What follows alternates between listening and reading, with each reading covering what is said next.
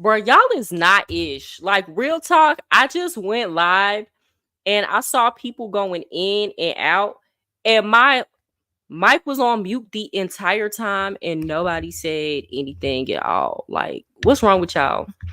Anyways, I'm back. Hopefully, y'all can hear me. Like I explained in my other live, guys, I am moving. So I sold my dining table and I don't really have a table to put my laptop on. Like, my laptop is on a chair right now. I would sit on my couch, but I don't have anything high enough to where I can access my laptop while I'm doing the live. So I hope that y'all are okay with us being kind of ghetto today.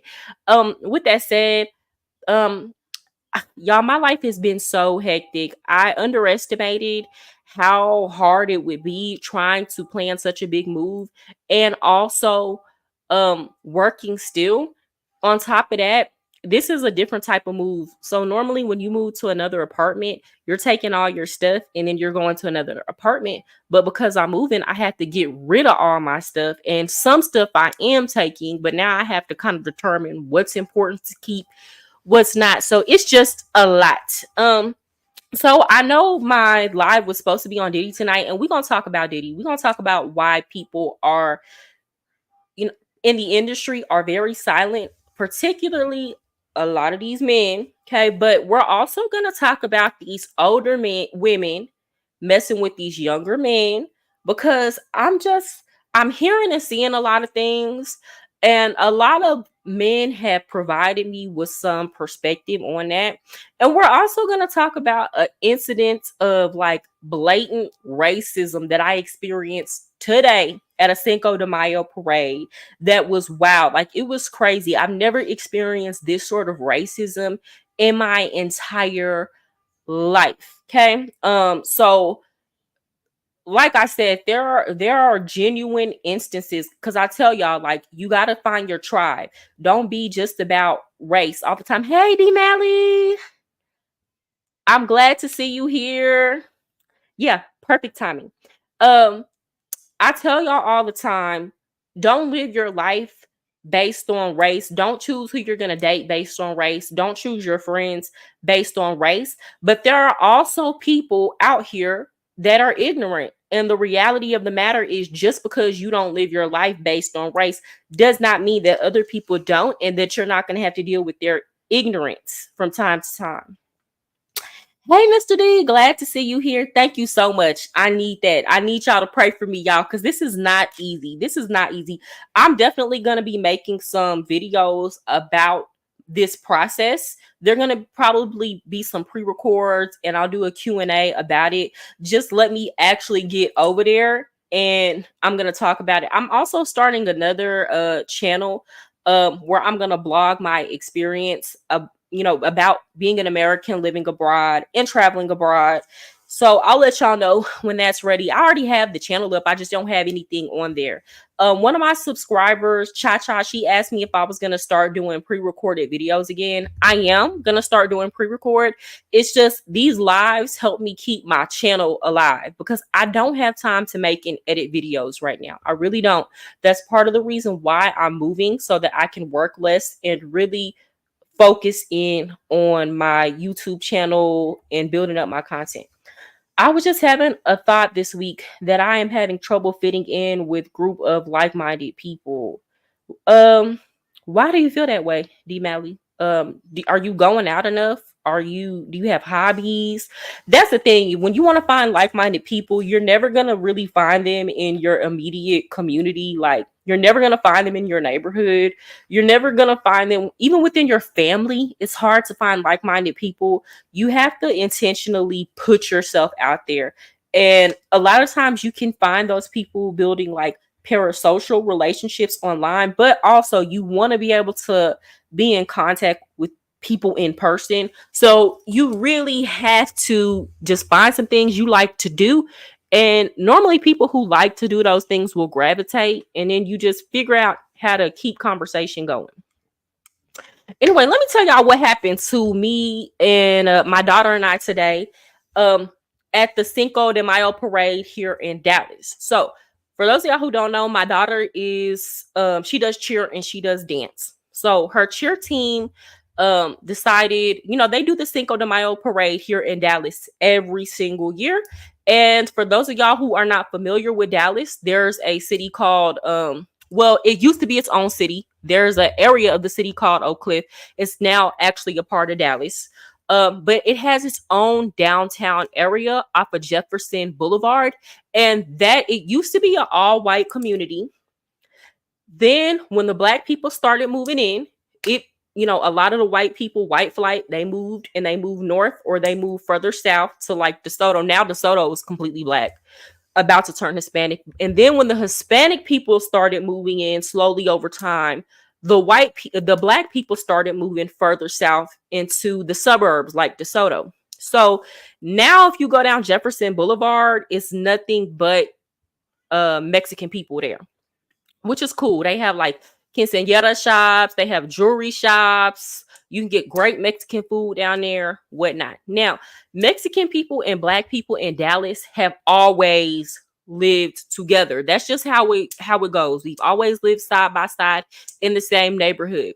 Has there been tension at times? Yes, but I will say this: a lot of the younger Mexican people, they don't care. A lot of the younger Mexican people and the younger black people, like, we don't care about that race stuff, because you got to understand, a lot of the older generations of Mexican people that were here at one point, they were considered white. You understand? Like, they lived in the same communities as the white people, especially if they were light, because this is Texas. A lot of the Mexican people that were here were here before Texas was even its own state. It used to be Mexico. So there are families of Mexican people who have been here for generations and generations, and they just kind of got absorbed into the white population. Well, then you have this phenomenon where you have these newer Mexicans moving here, so they just blend more, into the black community. We all live in the same neighborhoods. However, every now and then you get that one person who forget who they are, okay? Who feel like they are a white person.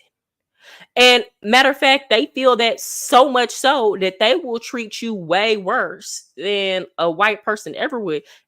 For a lot of the white people here in Dallas, they are not racist. Like, they be cool, not going out a lot these days. I'm being a bit of a hermit besides going to work. Well, you got to change that, D. Malley. If you want to find like-minded people, you got to figure out how to fit that into your schedule. And you can do that freely. Me, I go to the lake all the time. It's people that are running and into health, and it's free. It's free. So you got to find free ways to do that, because you working a lot. Sound like you're trying to get your money up and keep your money. But anyway, so my daughter and her team, we registered to go to this Cinco de Mayo parade. So as I'm walking, we had to come an hour before and line up for the parade. And as I'm walking and we turn the corner, there's this Mexican lady there, and she looks at us and she smacks her lips at us. But I'm thinking she's just a regular person, that she's there for the parade. Maybe she just came early. So my daughter and the other little girls, mind you, these are young girls. These are girls who are 7, 8, 9, okay? And their parents were lining up. They see us getting ready for the parade. We're there a whole hour. This lady looking at us, whatnot.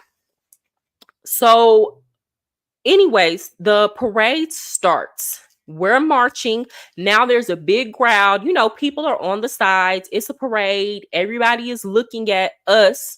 She intentionally waits until we start marching to pull us out of the parade. She was like, hey, y'all need to come to the side. This part of the parade is only for our sponsors, so y'all need to stand right here. So, ma'am, you saw us getting ready for an entire hour, and you didn't think to say anything like, hey, come introduce yourself, tell us who you are, direct us to the right place. You wanted to try to embarrass us in front of everybody, because at this point, everybody's looking.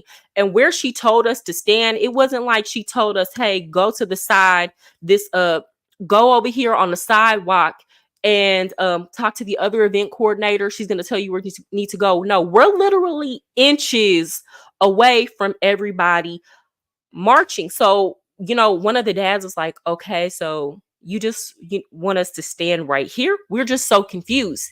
So then they're marching, and she was like, can y'all get out the way? Ma'am, this is where you told us to stand. And we don't want to stand here because everybody's looking at us. It's embarrassing. Everybody sees us standing. Everybody sees we got put out the parade. We look like we did something wrong. So we were like, she was like, man, she was like, I don't even know who y'all are. Who are y'all? Mind you, we had a sign of who we were, and we were like, "Hey, we're a part of the Elevated Elites dance company. Who were you? She was like, well, I'm the event coordinator. We were like, okay, well, where, can you tell us where we're supposed to go or where we're supposed to stand? And she was just treating us like we weren't even supposed to be a part of the parade. So I told her, I was like, ma'am, we actually like paid to be in the parade. We're supposed to be in the parade. She took that as me trying to tell her like, oh, you're supposed to do what we said because we paid to be in this. And it's like, no, I'm just trying to explain to you we're actually a part of the program, that we didn't just aren't some randoms that just walked up. So she was like, I don't care. It's people that paid $10,000, $20,000 to be in this parade. And we were like, ma'am, that's not what we're saying. So she was like, I can't believe y'all acting like this. Y'all are acting belligerent in front of y'all kids. And we were like, what? She called the police over there. Mind you, I would be 1000% truthful if we were, had an attitude with her, we're getting loud with her. But I was literally talking to her the way that I'm talking to y'all on this live. Like, y'all know me. I don't, if you see me get rah-rah, I deserve to get rah-rah. You deserve for me to get rah-rah with you. But even then, I understood what she was trying to do. When I see somebody is intentionally trying to get me at a character to make me look a certain way, I'm chill. Like, you're not gonna run that game on me. So she called the police over there, and she was like, oh, they're being belligerent and can get these people out of here. And the police saw what was going on. So I was like, we're not being belligerent. We're just trying to figure out where we're supposed to go. And she's being racist. Because she was. Like, and I'm not quick to use the race card, but it was clear she did not like us because we was black. We was the only black team for a minute. Hey, GMS, good to see you here. So yeah, it was clear she did not like us because we were black. So I was explaining to the police, like, yeah, she's being really racist. And the police, it was a Mexican lady and a black guy. And the Mexican lady was like, no, yeah, we understand. Hey, how about this? How about y'all just, go talk to this other event coordinator? So she kind of got an attitude because the police were not trying to arrest us or treating us like we were in the wrong. But the fact of the matter is, everybody standing here watching what's going on. Everybody watched you pull us out of the parade, and everybody is watching you being the one with the attitude and getting crunk, and us just looking clueless and asking you questions. So no, the police are not going to arrest us. And the great thing about Dallas PD, it's a very diverse police department, and they don't really, they don't want no problems. Like, they're not racist at all. So she pulled us, the police was like, hey, y'all go to the other event planner over here. And she got upset because the police didn't do anything to us. And she was like, well, I don't need y'all. I only need y'all if they start getting belligerent again. It was so rude. So we went and talked to the event coordinator, and she was the other one, and she was a Mexican lady too. And she was like, I'm so sorry. Like, I'm sorry y'all experienced this. She's normally not like that. And, I want y'all to know that I want y'all to be here. Right. And, we were so upset. Me and one of the other moms was like, we could really just leave. But the girls wanted to do the parade. But I'm glad we stayed, because as we were in the parade, everybody was cheering us on. Again, this is a crowd of mostly Mexican people. So I don't want to try to make it seem like all Mexican people are racist, because the majority of the crowd was Mexican, and everybody was, taking pictures of us, happy to see us there, cheering us on, all of that. But that lady, like, something was really wrong. Like, some of these Hispanic people, and again, it's a very small minority, they be forgetting that you are a group that is discriminated against as well. Okay. And just racist for no reason. And again, it's interesting being biracial, because people treat me a lot of people who are racist, like they'll treat you a certain way depending on who you're with. So for example, if I pull up somewhere and I'm with Hispanic people, I get treated different. People assume I'm Hispanic. If I pull up with black people, people assume that I'm black. If I pull up with if I'm in Dallas, so Dallas has a huge Ethiopian community. If I go somewhere with Ethiopian people, they assume I'm Ethiopian. So it's just weird. I remember even one time, if you don't know about Dallas, in downtown Dallas, a lot of the parking lots are owned by Ethiopian people. So they own them, they take the payments, all of that. So I remember when I was 18 years old, I went out with my friend and her cousins, and they were all black. You know, I was the only biracial person. And so I had a lot of Ethiopian friends. So I don't speak on my heart or anything like that, but I kind of know what's up. So we pulled up and I asked the Ethiopian attendant, like, "Oh, can I have a discount? I'm Ethiopian." And he gave me like half off. You know, they call it like Habesha discount. He gave me half off. And I was like, "Oh, why? Why not the whole thing?" And he said, "Because you came with ninjas." And he said it with a hard ER. And I was like, what? It was so confusing to me because he was dressed in, he had on some Jabot jeans, he had on a tall tee. He had on a chain. Like he was dressed like, you know, African American would be dressed at that time. And you upset because I pulled up with, you know, black people, and then you calling them the N word with the hard ER. Not only that, you darker than all of us, sir. So again, I done heard some stuff like, again, people again, they assume, "Hey, skinny boy, how are you?" People assume, you know, when you're biracial, you hear a lot of stuff from a lot of people from Austin. Like people will start talking how they really feel depending on the environment that you're in. They don't hold their tongue as much because they just assume that you think like them, or they might not even know that they might not know that you're black. Like I remember one time, this was a while ago. I used to do Uber, and there was this white guy in the car, and he had a Mexican girlfriend or whatever. And mind you, the girl, she was built like a refrigerator. And I guess the white guy was still sad because he was married to a black woman, but she divorced him. I don't know why. So they were talking about it in the car. And I guess the white guy was not taking the Mexican girl seriously. It's like, you just for now. So she's drunk and she gets mad. So she was like, "Yeah, you don't want me because you like dark meat. Like you like monkeys." Like this is how she's talking. And he was like, "Yeah, she's talking to me now. Yeah, he like dark meat." Like I don't think she knew that I was black. That's why she was saying that. So I stopped the car and was like, "Girl, you gotta get out of my car because you cannot be in my car talking about black women." I'm like, "Do you know I'm black?" And so she was looking so surprised. And I'm like, "See, this why I understand why a lot of black people feel like people are being racist towards them, because you do have people that in the privacy of their homes, or when other people are not around and they think black people are not around, this is how they talk." And here's the thing, the wife has to, you know, you can't get no lower than you, sis. You the bottom of the barrel. So you talking about this black woman and you just jealous, and she probably look better than you, and you mad because this man don't want you. Yeah, it was bad.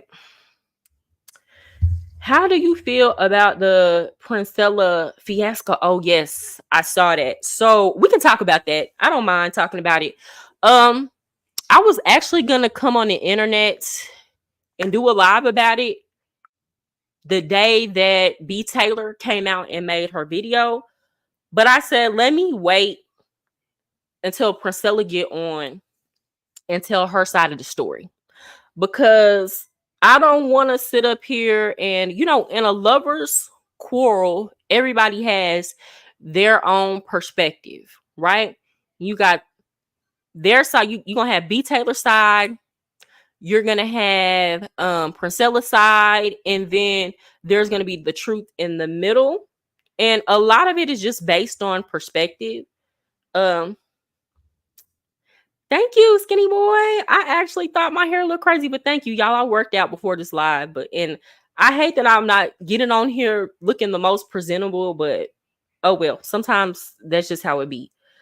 Why speak always of color? It's too much. It creates differences always. So I don't know who you are. So I don't know how to pronounce your name. I'm sorry. Maybe you're new here. And I always talk about choosing your tribe not based on race. Okay.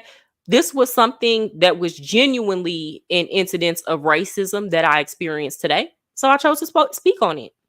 And, it is what it is. Do I always try to make it a race issue? No. But today it was.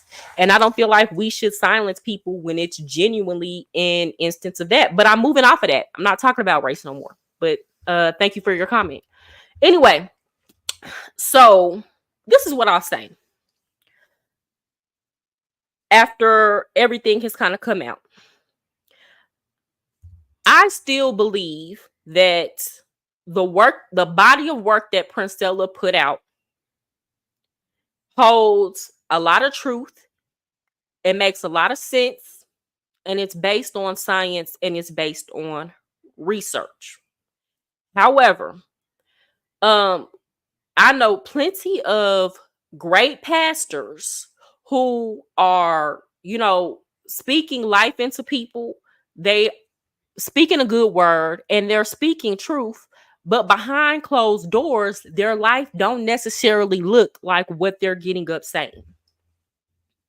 Another thing too, one thing I noticed about Princella is a lot of men, a lot of women that listen to Priscilla, I think a lot of men started being like, oh, she finna turn everybody a part of that, the alphabet community. I'm trying to keep it, guideline friendly here, a part of the alphabet community. And I'm not gonna lie, when I would read Princella's comments, it would be a lot of women who were acting thirsty, right? So when she's telling women, okay, maybe y'all shouldn't deal with men if you're not going to be able to handle how they are, because that's just how they are and they're not going to change what you're looking for in a man. These are actually qualities of a woman.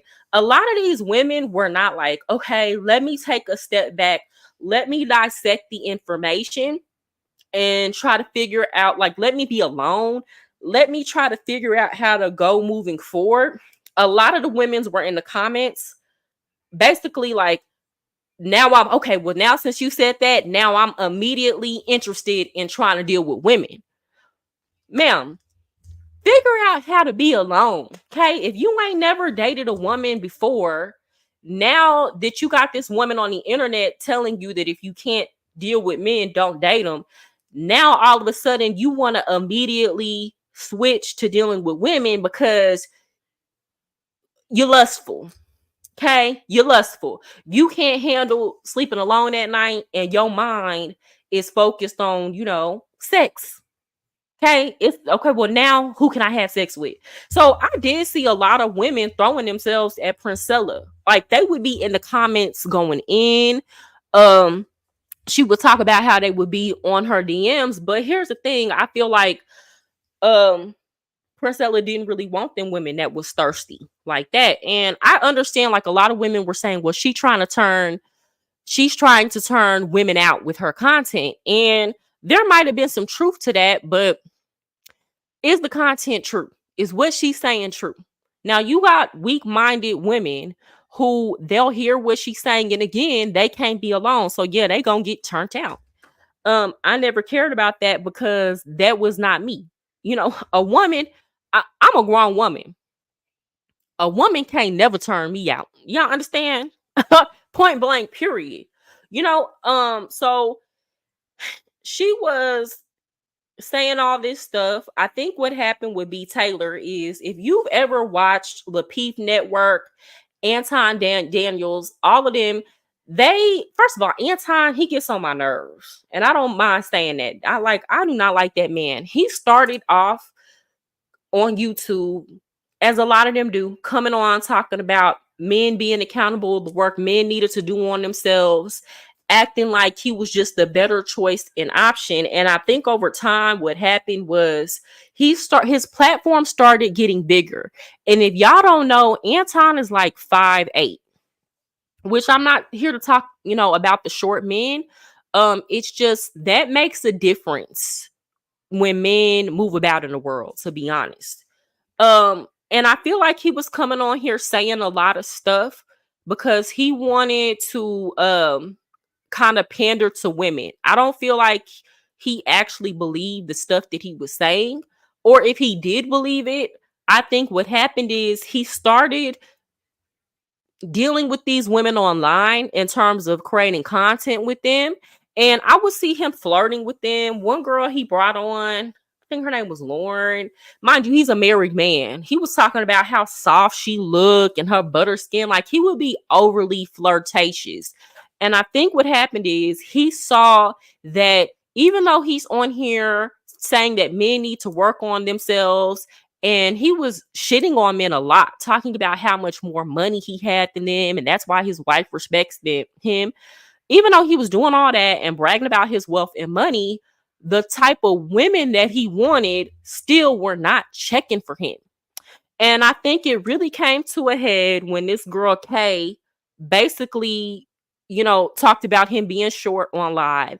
And then Six the Goddess, I don't know if y'all watch her, but she makes like femininity content. She publicly dissociated herself from Anton. And if y'all don't know, he seemed like he really loves Six. Even with a wife, he got on the internet basically begging for her forgiveness. And I think what happened is it just had made Anton bitter. So now he's on some he's like Kevin Samuels times 1000. It's just crazy how much he's done a complete change just because he's been rejected by women. So then him and Lapeef would have these women like B. Taylor online and just completely be so like use these women to get the viewers. Because let's be clear, nobody's showing up to these panels just to watch these men talk. Like, honestly and truly, everybody's coming for the women. Everybody's coming for the banter and the back and forth between the men and the women. Everybody's coming from the drama of it all. And the men are the ones who are making the money, but it's like y'all basically using these women for content and then mistreating them. So they fall out with every single woman that they bring on that panel. It never fails. And it's always the women who start off like, oh, women need to be more feminine and submissive. And these women are trying so hard to placate to these men, but eventually they get done dirty. They start doing these women in. B. Taylor was a straight hyena on Lapeef. I can't stand Anton. Explain that to me, Skinny Boy. Why you say she was a hyena? I love Six. Yeah, I do watch some of Six's content. I have to kind of like take her in small doses because, to be honest, I don't really like how she talks to some of the women. You feel me? I don't like that. It's a lot. It's a lot. I think Six does say a lot of truth. And of course, Six, and this is not talk bad about her. This is well-known information, and I don't feel any differently because of that. But Six has worked in a barbershop, and she's also worked at the strip club. So I say this all the time: don't nobody know men better than women who have worked in the strip club. Like, women who work in the strip club know the truth. So again, a lot of the information that she says is correct. I just wish that, I don't want to say I wish she was sugarcoated, but sometimes I don't like I've seen her, like, a lady call and ask for help. And yes, the lady was a little bit defensive or she didn't agree, but she was still polite.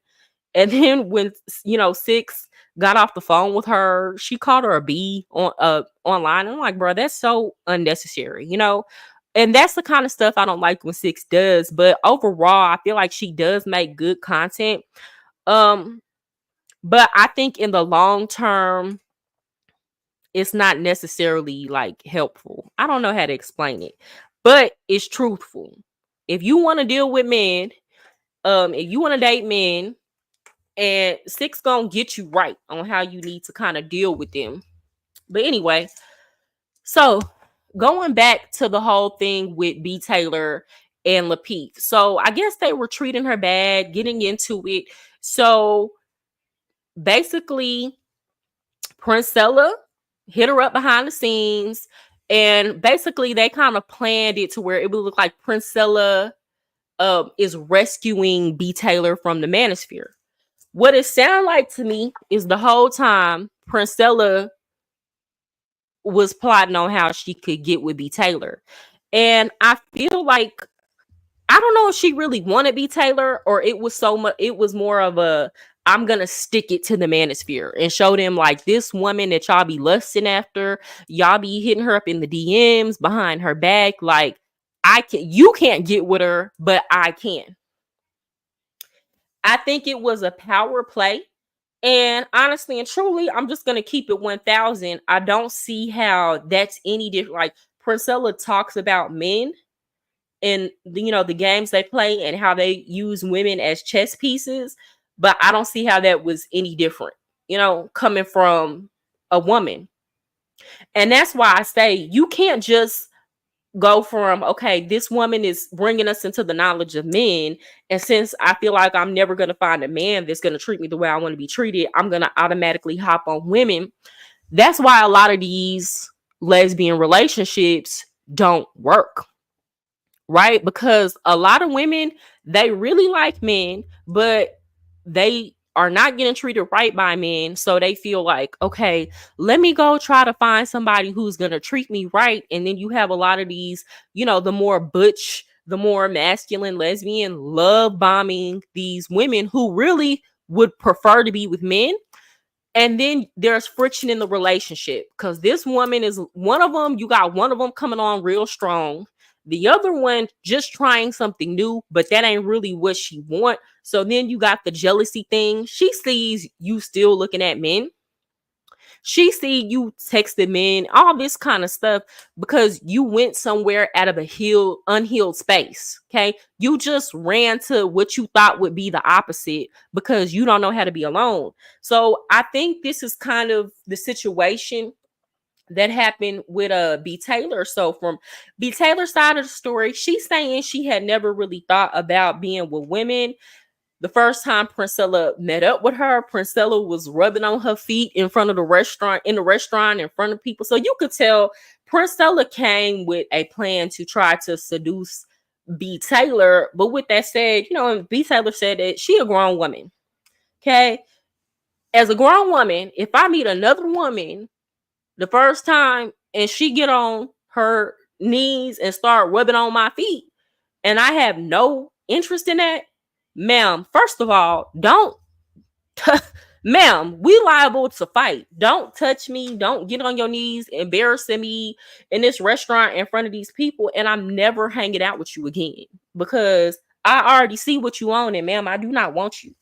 Women should follow women like you who have discernment. It's a shame you don't have more traffic on your channel. It's coming, skinny boy. It's coming. It's coming. And that's what I'm saying. Like, everybody, you gotta chew the bones and spit out the meat. Okay. Chew the meat and spit out the bones. So yeah, you wouldn't have been, and I definitely would not hang out with you again because I know you own that. So, but B. Taylor was like, okay, I was still trying to have this friendly relationship with her. Now, I don't know, B. Taylor is saying she didn't get with Princella for the clout, or she didn't get with Princella, for her following. I'm not so sure about that. Like, and if she did, again, it seems like Princella came to her with an agenda. If B. Taylor was like, okay, this might be a good look for me to at least be friends with this person because, you're a YouTuber. The point is to build your channel. It's okay to want to be friends with people who add value.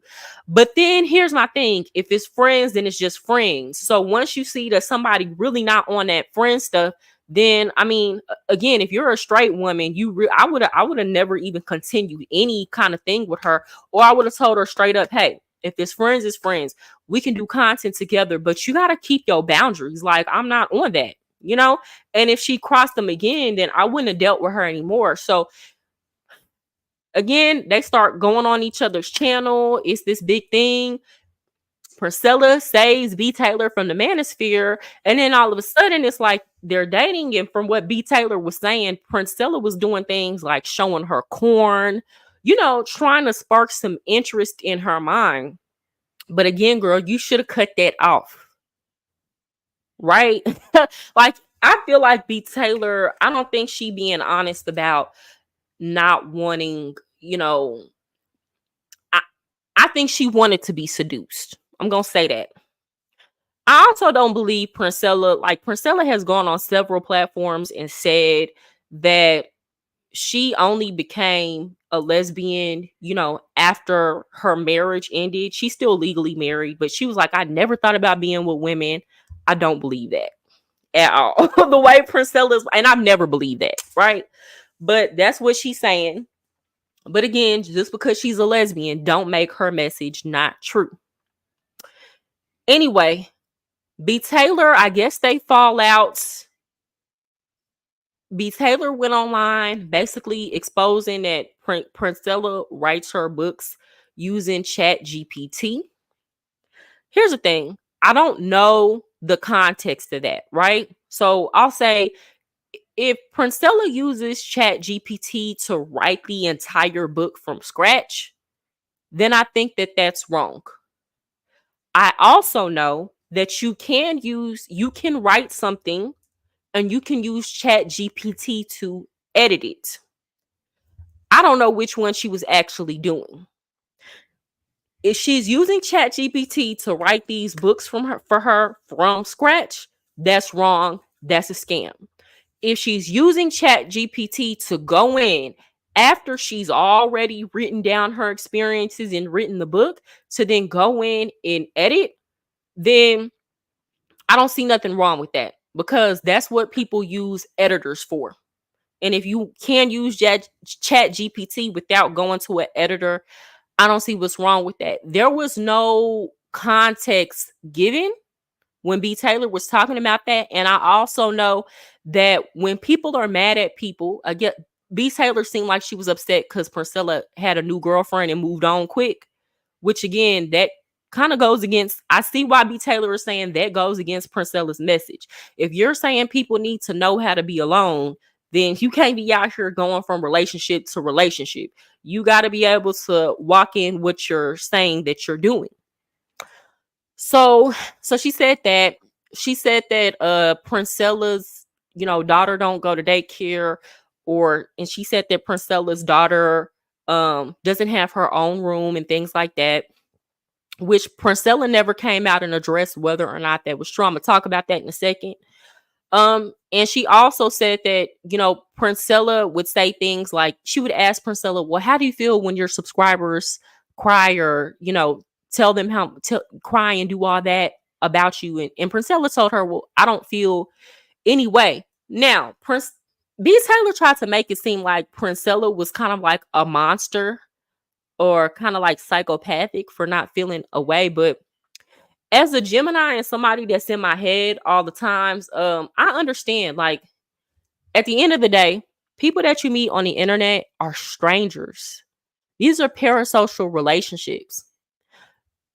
That's not tea that somebody is unmoved by somebody crying that's a complete stranger to them. Now, there are some people who will also feel emotional and honored and things like that, but you can't try to make somebody out to be a bad person because they're not easily moved. She never came off as somebody who was easily moved to me. Okay. So to me, that wasn't tea. And then she talked about how Princella would keep her on the phone all day and night, kind of like this codependent relationship, and how Princella would yell at her and be abusive.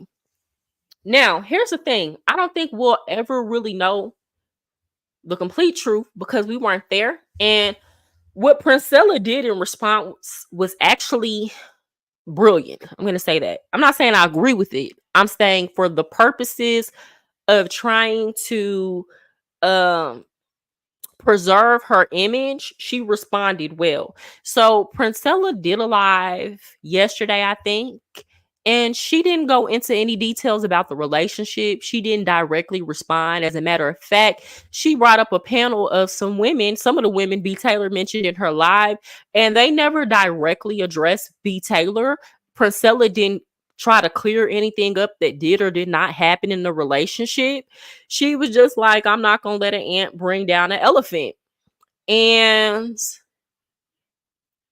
we'll never know. It's like with that, you just kind of stop the drama. She basically let it be known, I don't got to explain nothing to y'all. So all we have is B. Taylor's word to go off of. And here's the thing. The ladies, I clicked off the live. I'm not gonna lie, because then the ladies just started throwing shots the rest of the time. You could tell they was kind of throwing some little bitty shots at B. Taylor, and I didn't really like that. But from a viewer perspective and from a YouTuber perspective, I think that was a brilliant move for her to not directly address anything because again, you can't, it it's kind of like you just stop the drama. I was vetting a woman who lives in South Africa. She follows Princella and I cut her off. Was I wrong? I mean, you cut her off just because she followed Princella. Why did you cut her off because she followed Princella? What's wrong with her following Princella? Um So, I mean, I'm not going to say you're wrong. You just need to explain it more. So anyway, um, do I think that some of the things that B. Taylor said, or even a lot of the things that B. Taylor said was true? Yes, I think that there is some truth to it. And I'm going to say this. I don't support any type of abuse in a relationship. I feel like if you're going to get her on here on the internet with a message, then even though we're human and we all make mistakes, you need to try as best as you can to walk in what you're getting on here saying. And if you go off the path, you need to do your best to course correct. Okay. Um, and that's really all I have to say about that. I mean, do I still support Princella? I mean, I treat her like I treat anybody. Again, I think her message for the most part is correct, but I wouldn't have considered myself like a super fan. If it's truth, then it's truth. And I'm gonna support that. I still think that women, a lot of women who don't know any better, should still go check out her content. But again, I don't want to be with her. I don't want to be in a relationship with her. What happens in her personal life um don't affect me. And I feel like if she was abusive towards B. Taylor, then she needs to apologize. And you can't be out here telling women to avoid abusive men and you're being mentally abusive in a relationship, because then what's the difference? And I think, she has said this. She has said that if you she said this herself, if you go from toxicity with a woman, it's going to a man, it will translate into relationships with women too. But then it's like you out here having toxic relationships. And again, I feel like it's some truth to what B. Taylor was saying, because we saw Princella have a girlfriend that lived 1,000 miles away, and then all of a sudden she was going with B. Taylor, and now you got another girlfriend. That's 3 relationships in under a year. So how you talking against codependency and you done had 3 relationships in under a year? And then on top of that, the girlfriend that she had initially lived 1,000 miles away. And she got online one day talking about she needed some friends because her girlfriend lives 1,000 miles away. If you're a person who is not codependent, me, for example, I can do a long distance relationship because I'm not focused on sex. It genuinely be about the person. So you can't get on here talking about, codependency and people need to learn to be alone. But, just because your girlfriend live 1,000 miles away, now you want to get somebody to date that's here and that you can access immediately. I'm just saying. She told me I was incapable of love, which Princella teaches. I mean, Skinny Boy, maybe she witnessed some things about you that showed you that, to her that you were incapable of love. I don't think all men are incapable of love. Let me be clear. I think the vast majority of men And hold on, and a lot of women. This is evident too by this situation going on between B Taylor and Princella. I think a lot of women are incapable of love too. For example, you can't convince me that you're capable of love. And I'm not talking about you, skinny boy, because I don't know what you do with your private time. But you can't convince me that you're capable of love and you're dating women and your main focus is on sex. You can't convince me. You can't convince me that you're capable of love and you out here whoremongering. Like a lot of these passport bros will try to tell you, oh, they looking for love, but you're going every night to having a different woman every night when you go to these countries. And again, I'm not trying to police what people do with your body. Well, if you like it, I love it. If that's what you want to do, then go do that. Okay. And a fair exchange is no robbery, you know, but you can't convince me that you're capable of love because your mind is so focused on things that are just at a base level. And when you're just going from woman to woman, just sticking your stuff in her, you just see them as objects. And people say, oh, I see this one as an object, but my brain switches when I'm dealing with another one. And that's not how life works.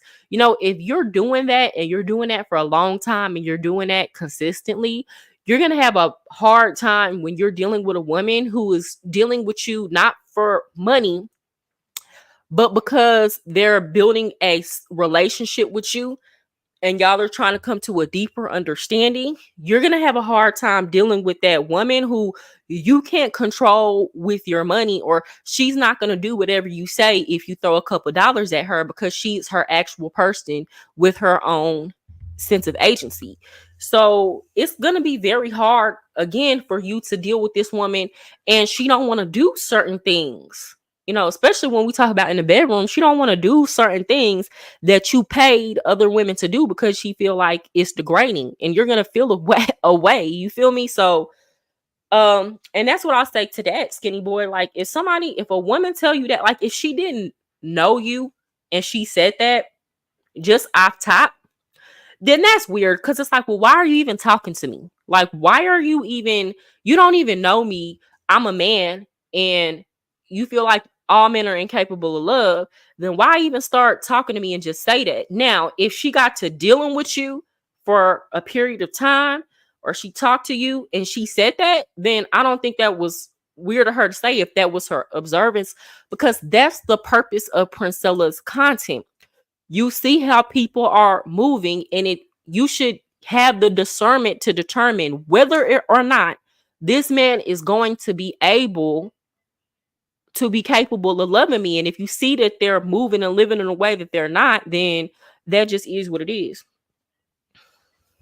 I only knew her for 10 months. I listened to her problems, didn't criticize her for being a baby mama. I mean, why would you criticize her for that? And sent her money for readings. What kind of reading? Like readings with a psychic?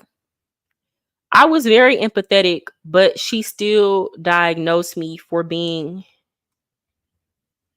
incapable for love. Dang. And again, I don't know the whole ins and outs of your relationship. This is what I say.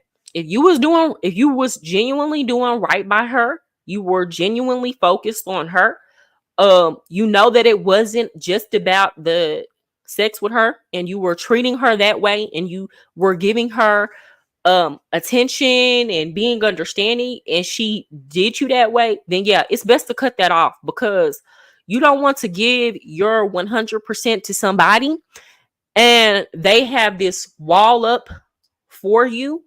It's okay to be protective of yourself and start off with a wall, but if you're being consistent, a person should soften up over time and just be like, okay, let me wait and see.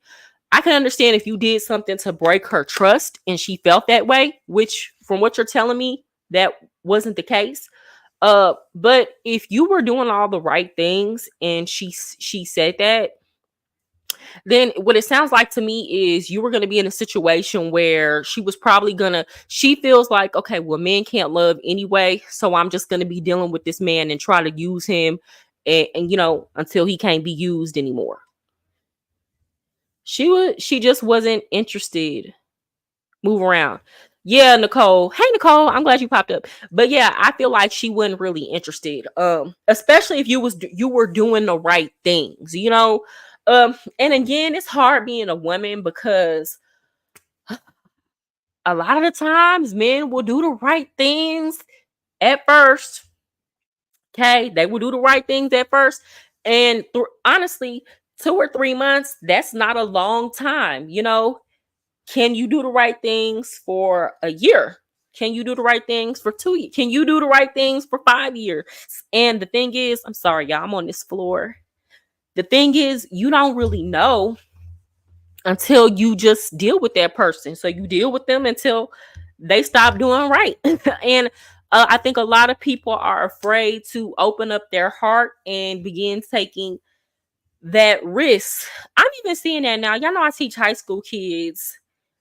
And baby, these new girls, these new young ladies coming up, they are not like we were in high school at all.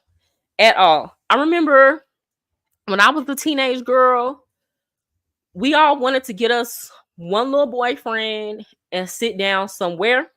And the boys were the ones doing all the cheating and running the game.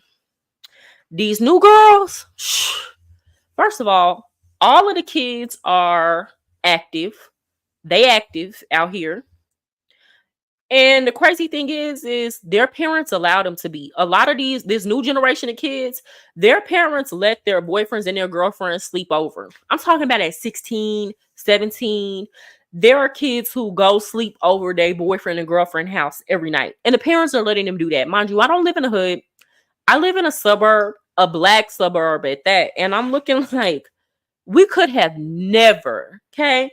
And so they're active. A lot of the girls are messing with multiple young men at the same time. And I'm kind of seeing where the boys are like I got one student, he's a good boy. He's smart. He watches anime. I wouldn't say he's like a square because he still got his swag. He a handsome young boy. And these little girls be doing him dirty. And he be like, he was saying, I was listening to him in class one day. He was like, I don't understand what the F they want from a ninja. Okay. I go to work, I come home, and I don't be outside. 16 years old talking like this. He was like, now they say they want a good man, but every time I try to deal with these little girls, they do me dirty. And I'm just like, dang, y'all really going through it. She wanted me to help her get a green card in under which race was she? Oh, you said she was South African. In under 2 months. I liked her, but I had to cut her off. I don't ignore red flags. Oh, skinny boy, she was using you. She was using you for the green card. She was using you straight up. She ain't like you. She want that green card. Okay. She was going for that. She had no intentions of being in a relationship with you. And that's why I tell a lot of these men who are like, go overseas and find women is better over there. You gotta be willing to, and I'm not saying there's nothing wrong with that, but if you're gonna be dealing with women overseas, you need to understand that if they could find what they were looking for in their own demographic of men, in their own culture, they would much rather prefer that. Okay. But for whatever reason, maybe it's the men, maybe it's them, maybe it's a combination of both. They cannot find what they're looking for in their own community, or maybe the men in their own community simply don't have the resources to get them what they want. So you have to go into it with these foreign women, understanding I serve a purpose and you need to be willing to be useful. And I know a lot of men don't want to hear that. Okay. They want to feel like they're going overseas and these women are going to love them. And I'm not saying it can't happen, but it needs to, if it is going to happen, it needs to be that end, right? And most of the time, if the girl is already mistreating you or steadily asking you for something, it's not going to be love at all, okay? The tables have turned between the sexes. It's reflected in the music. Yeah, because the young man that I'm talking about, Like if this would have been in my generation, he would have had his pick. You understand? He would have had his pick. He would have already been had him a girlfriend that was lovey-dovey with him. He would have already been, but no. Okay. A lot of these girls, they say the same things these boys say. They say one is too, I've heard the girl say one is too close to none. And that's so wild to me. Like these kids can't even be alone at all. I don't agree with Passport Bros. Travel time with Paul is putting they ass on black. Oh, he is. I like travel time with Paul because he be keeping it real. Like but here's the thing, he's saying things we already knew. Like I look at some of these videos and I be like, now I know that's a pro. Like again, when Austin would go on when I first saw Austin do that video with that girl, I guess she was biracial or she's South African, but she was working in Pattaya. I hope I said that right. Um, I knew when I first seen him doing that video with her on her birthday that she was a pro. He was trying to convince us that was his girlfriend and he was so in love, but I could tell by the way she was acting, she didn't want to be on camera. It was giving you scaring the hoes. That's what it was giving. So I already knew then. But Travel Time with Paul came out and confirmed, like, nah, this is actually a working girl. We know dudes that, have been clients. So he putting him on blast, right? I feel like with the Passport Bros, it's like they giving, I hate to say it this way, but I've talked about this before. Anti-blackness is universal, right? And because anti-blackness is universal, I don't care how you feel about it. You cannot conduct yourself in the same way other people conduct it. So you hear conduct themselves. So you hear Passport Bros come on here and be like, okay, well, white men have been doing this for years, and when we do it, it's a problem. Okay, you cannot change the fact that to other people it is a problem when you do it. You're never gonna change their mind about that, right? And sometimes, so there's no point in trying to convince them. They don't care that white men been doing it forever. Then you add to the fact that, okay, anti-blackness is just universal. Okay. Then you add to the fact that a lot of them are going over there conducting themselves in ways that are off-putting. Okay. For example, a lot of the Passport Bros in Colombia.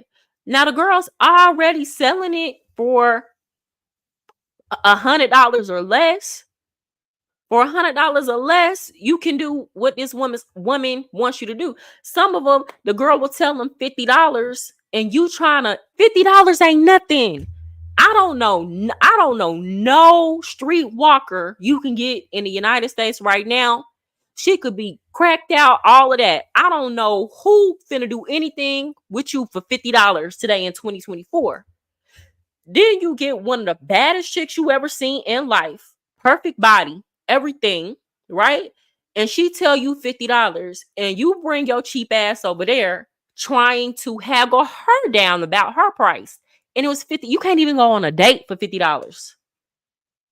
And they literally be over there haggling them women down for their prices, trying to like lowball them women. So it's like, y'all go down there. And then here's the thing. Y'all think, okay, these women like y'all just because they're in these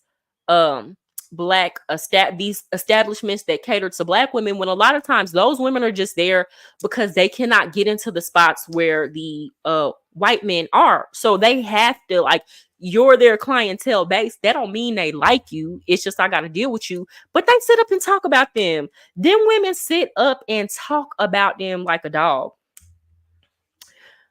I've had my passport since I was 15. I traveled to learn other cultures, not to find women.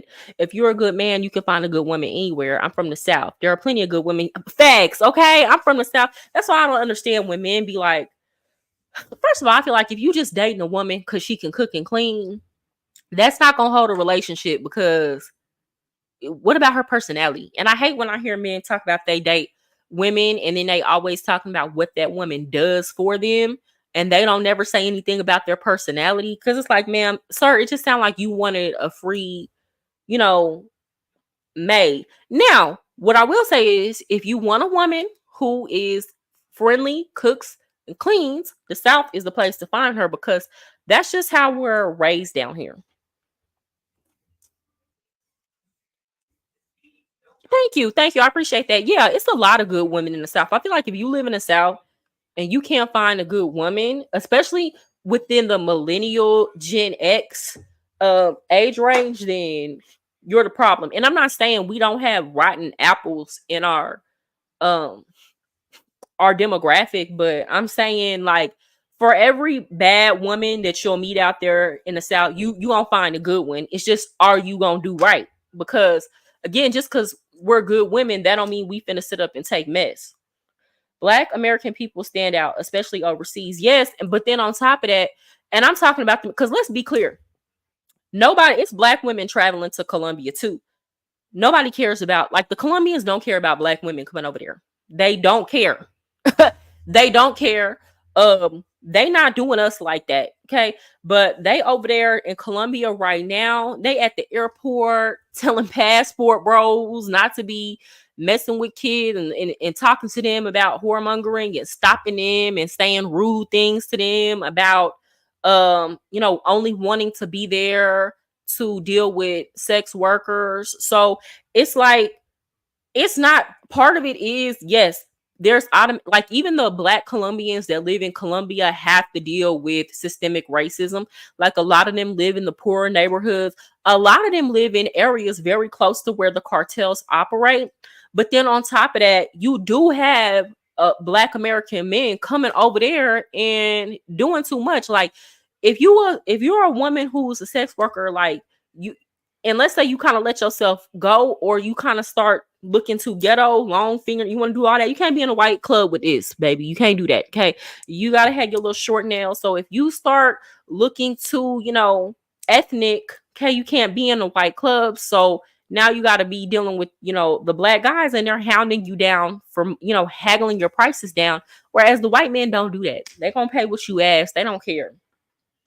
Another thing they do, go there, chains, throwing money, basically trying to live a lifestyle, trying to stun on them, trying to live a lifestyle that a lot of them can't live in the United States, and it's doing too much.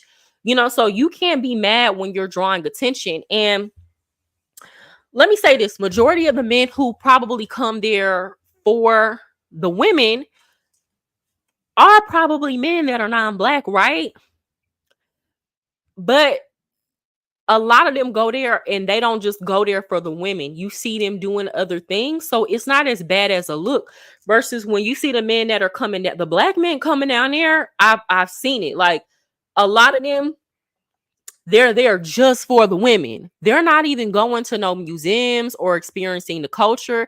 So it's like, and they're coming there in droves. Like, when I went to Colombia, y'all, the line at immigration was full of black men who you can tell, like, that's what they were there for. That's what they were on. And a lot of them are just, that's what. So it's like, if you are developing a reputation of, this is the only thing I'm coming for, and you and a group of men are only going to those spots at night, you can't be mad when you get a reputation of only being whoremongers. You just can't.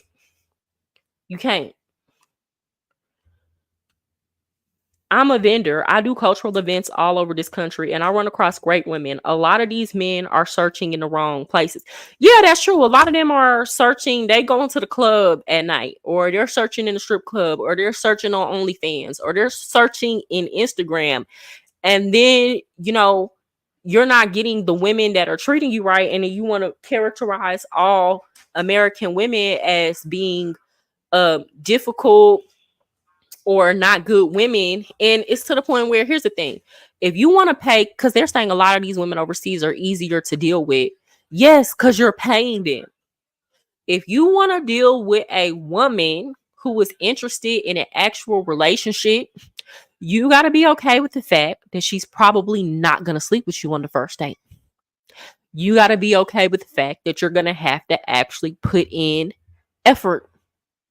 You're gonna have to be okay with the fact that American women, we don't live in an economy where you can't have your own goals and dreams and aspirations, and that you can't go get a degree, or that you can't be educated. We don't live in that reality. So you're gonna have to be okay with dealing with women who are educated. You can't demonize women for being educated and making their own money, and then talk about we don't care about their degrees, but then be upset when you deal with poor women who are only using you for your money. It's you got to live in the real world here. And I feel like a lot of men don't want to accept those realities, because what I'm noticing is it's all about being able to have control in a relationship. A lot of men want the women to be as poor as possible and as uneducated as possible so that they can maintain control in relationships. But for the most part, those type of relationships don't work out for the long run. That woman, as soon as she figure out how to, find a man that have more money than you, that she likes more, she gonna leave you for him. Or as soon as she figure out a way to start making her own money, she's gonna get up under him because she don't like to be controlled. Or as soon as she get educated, she's gonna leave. Women don't want to be controlled, y'all. And honestly and truly, as a man, you will get far more benefits from a woman encouraging her to love herself, grow herself, be educated, make the money that she wants to make. You will get far more benefits from a woman being that kind of man, and also holding your own. Let's be clear, because a lot of men do that, but that's because they the dudes that stay at home and they're on the couch and they're benefiting from this woman being the breadwinner. That don't work long term either. You'll be much better off being secure in yourself and letting that woman grow to her, expand to her greatest potential, and being supportive. I promise you, you only gonna win. You only gonna win. Hey, Ariel, how are you, girl?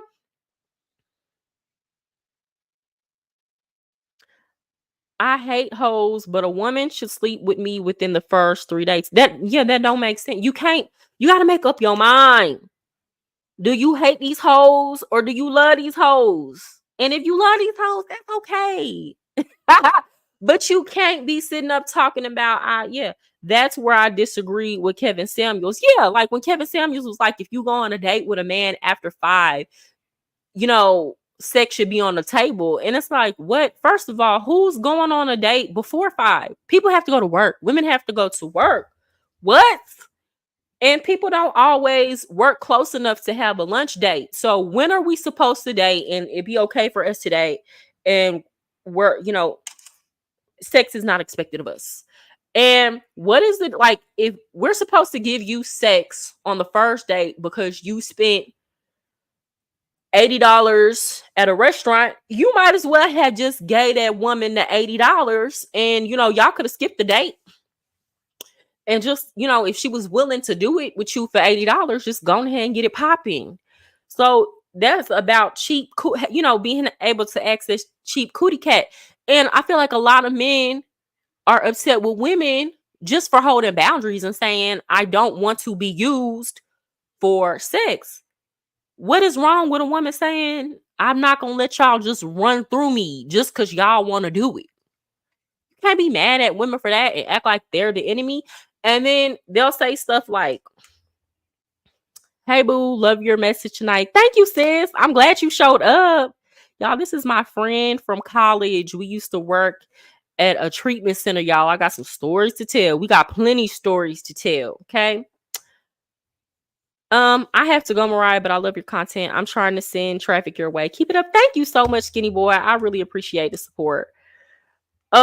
But yeah, I just think that's really crazy that again, and I'm seeing that I was even watching Austin Holloman, and again, I think his channel is interesting, and he talks about how difficult it is dating American women, and I'm like, Austin, you're literally traveling around the world just sleeping with women. Like, are you mad because these women are smart enough? I'm sorry, I have food that I really want to eat, but I'm not gonna eat it here on camera, but I'm messing with it. Are you mad because these women are smart enough to not let you bust them down for nothing? no commitment, no nothing. You're gonna be moving around, and then on top of that, you want to put every girl that you date on camera. So now she's gonna be out here looking stupid. Come on now. I would hope I can hang with her without having to feel sex is expected. That's what I'm saying. Like, if you're with a woman and you're so focused, like, and you feel like the best thing that you're gonna get out of this encounter with her is the sex, like that's the thing you're the most interested in, I would just advise that you leave that where it's at. Because clearly there's nothing else about this woman that intrigues you enough to even care about anything outside of sex. She's not for you. Either she's not for you, or you're so focused on sex that you can't even see all the other qualities she brings to the table. And then that's a you problem. Either one, you shouldn't be dealing with a woman. Plenty stories, lol. But yeah, it's the entitlement for me. Men really chase control and get upset when they don't get their way. Like, gone with that. No, for real. And again, you can't be mad at people for not playing the fool when you just trying to get them. When you're just trying to get what you want without giving anything, when you're trying to get what you want and go, you can't be upset with somebody for seeing the game and being like, nah, I'm not gonna let you handle me that way. Okay, go on and try to find you another victim. Last message before I go. I practice semen retention. It's helped me tremendously. Yeah, I think I've heard a lot of men saying that they benefit from that, and I feel like if you benefited from that, and that's a practice you might want to keep up. I feel like a lot of things, people just in general, like anything you feel like you have an addiction to or too much attachment to, whether it's eating too much, drinking too much, smoking too much, having too much sex, like you should go through a period of time of trying to abstain from that to give yourself some mental clarity. That's why Muslim people have Ramadan. That's why Christian people have Lent. Like, that's why in all religions you will find people having a period of abstaining from something, because it's for you to gain mental clarity. It's for you to be able to see things clearly and focus on other things. And if you never cut yourself off intentionally and develop the discipline, then that thing will control you. For real. For real. That's why you see like a lot of men saying like, I remember I was doing a live and I was talking about um fidelity in a relationship. And I was saying like, I don't want to be with a man. If a man cheats on me, I don't care how long we were together. I don't care if we have kids, a dog, a house. Like, I don't see me staying. I'm kind of like a man with that. I'm one of those people who, once you betray my trust, I've never retrusted somebody. And I've never been one of those women who were like, oh, he's gonna try. Well, just with anything, it don't even have to be cheating. Any type of like betrayal, I just never get over it.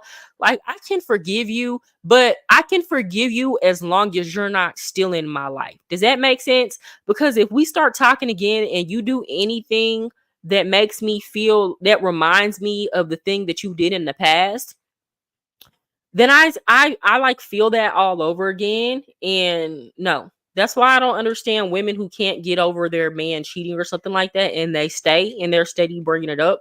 Girl, I would just be too disgusted. I would leave. And my healing happens when you're no longer in my life. And then like, though that wound has time to heal, but you can't like come back in my life and then I see, like, if I see you on the same stuff, I don't know. That's why I can't see myself forgiving somebody for cheating. And I don't feel like, I understand that a lot of men have a hard time because they've never abstained from women.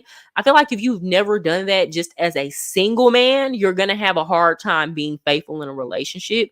So once I see somebody has signs of not being able to control themselves, and I just know you're not ever going to be faithful because you've never done the work. And to me, it's not, when you really love and value somebody, and not just value somebody, it starts with like valuing yourself and your body as well.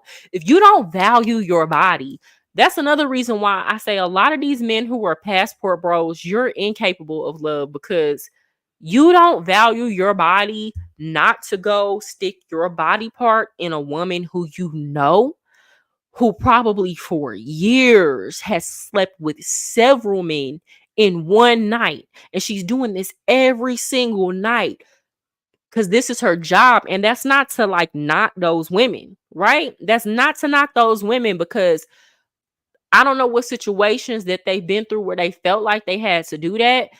A lot of these, I don't understand the level of poverty in a lot of these countries. So I'm not saying these women will never be worthy of love, but it's like, right now in this moment, this is what this chick is doing, and she's gonna go do it tomorrow night.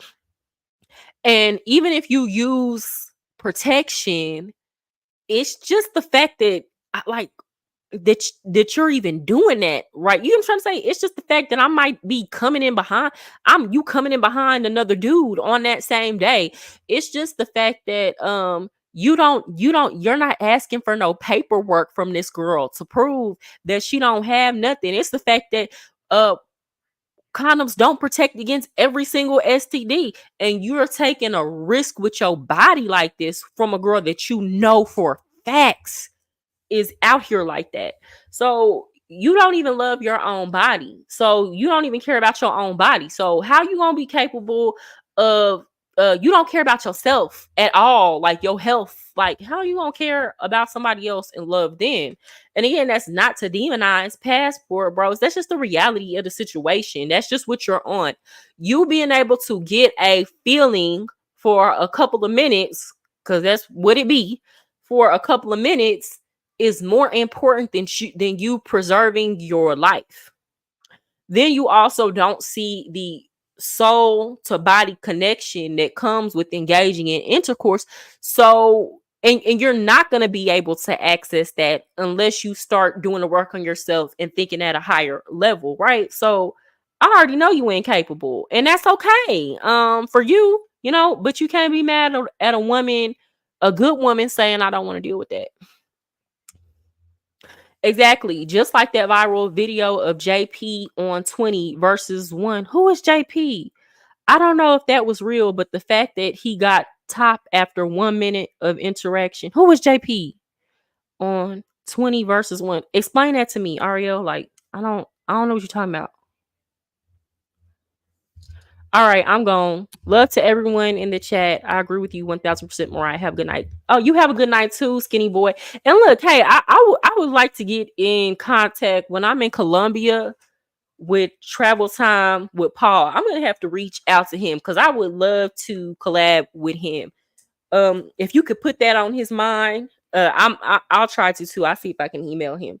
But you have a good night. Yeah. Explain that to me, Ariel. Yeah, they don't be caring. They be out here being nasty. And that's what I'm saying. I see a lot of these passport bros. You're literally like documenting you going from city to city and country to country, sleeping with all these women, and then complaining that women, American women, don't want to sleep with you. And it's like, hey, when you decide that you're gonna do certain things, you got to be willing to take what come with it, right? Just like, for example, I'm a single mom, right? Um, I understand it's certain men that don't want to date women that already have kids. Cool. I'm not going to go to these men and try to change their mind and explain to them why they should be dating single mothers. I don't care. That just means that we weren't for each other, because the man for me is either going to accept that I have a kid, or he's going to be helpful, or he's going to he's going to love both of us. So I don't care. I don't have any interest in trying to convince you to think any other way. And I knew what came with that when I had my daughter, right? So if you're gonna be out here portraying women as objects and letting people see that you're running through women, you gotta accept what comes with that. And one thing that comes with that is that women who are actually of quality are not gonna want to deal with you because they care about themselves. And you can't be mad at that. Okay, thank you. Thank you. Yes, y'all go ahead, hit the like button if you're in here. Girl, some unknown rapper. I don't know who he is, but there's a show on YouTube called 20 versus 1 where the lot being women on there to shoot their shot. Oh, I think I've seen that. The guy took one of the contestants into the bathroom. I saw that. I even saw a girl let this dude like put his hands in her. I'm trying to keep it PG-13. And it just blew me. Like it blew my whole entire mind. The mic in and in front of a crowd of dudes. These are the type Ariel girl. These are the type of women that these men are dealing with out here now. You remember when we was coming up as kids, and again, I'm not a prudish person. I'm not saying that, but there was still like shame. Like you still didn't want yourself to be out here looking a certain way. You cared about your image. But like these new girls coming up, they talk about girls that are not laying down with men for money, right? They call them squares and all. A square chick would never. They talk about you if you don't have are not sleeping with a whole bunch of men at one time. They don't care at all if you call them, like they don't care at all about having their business out there like that. And I'm not saying it's the whole of Gen Z. I'm not saying that, but it's a good amount to where you will drop your job because you remember when we was kids, and I don't know if you were in school during this time. The first time we ever saw a girl go viral in school for doing something at school, it was this girl called Amber Cole. She was out in the back of the high school giving top to a young boy, and she was being recorded, and she was on her knees, and she had Skechers on. And Beat King made a whole song about her called Amber Cole, and then he just kept saying in the entire song Skechers, and that was like, I know that was so embarrassing for her. It was such a big deal to us. Like we talked about that for such a long time, but now like those type of videos go viral all the time, and it's like nothing. People, a lot of these teenagers, you'd be surprised. A lot of these kids record themselves and it goes around the entire school, and people might talk about it for like a day or two, and then it's the next thing, and it's like it's just the wild wild west out here, and they're so desensitized to it that nobody cares. And the girls will own it. They'll be like, oh yeah, I did, and like they don't care. So their shame is gone. Okay, shame is gone. Okay, we can kiss them days goodbye. And I mean, I guess I can say it's made it. Hold on.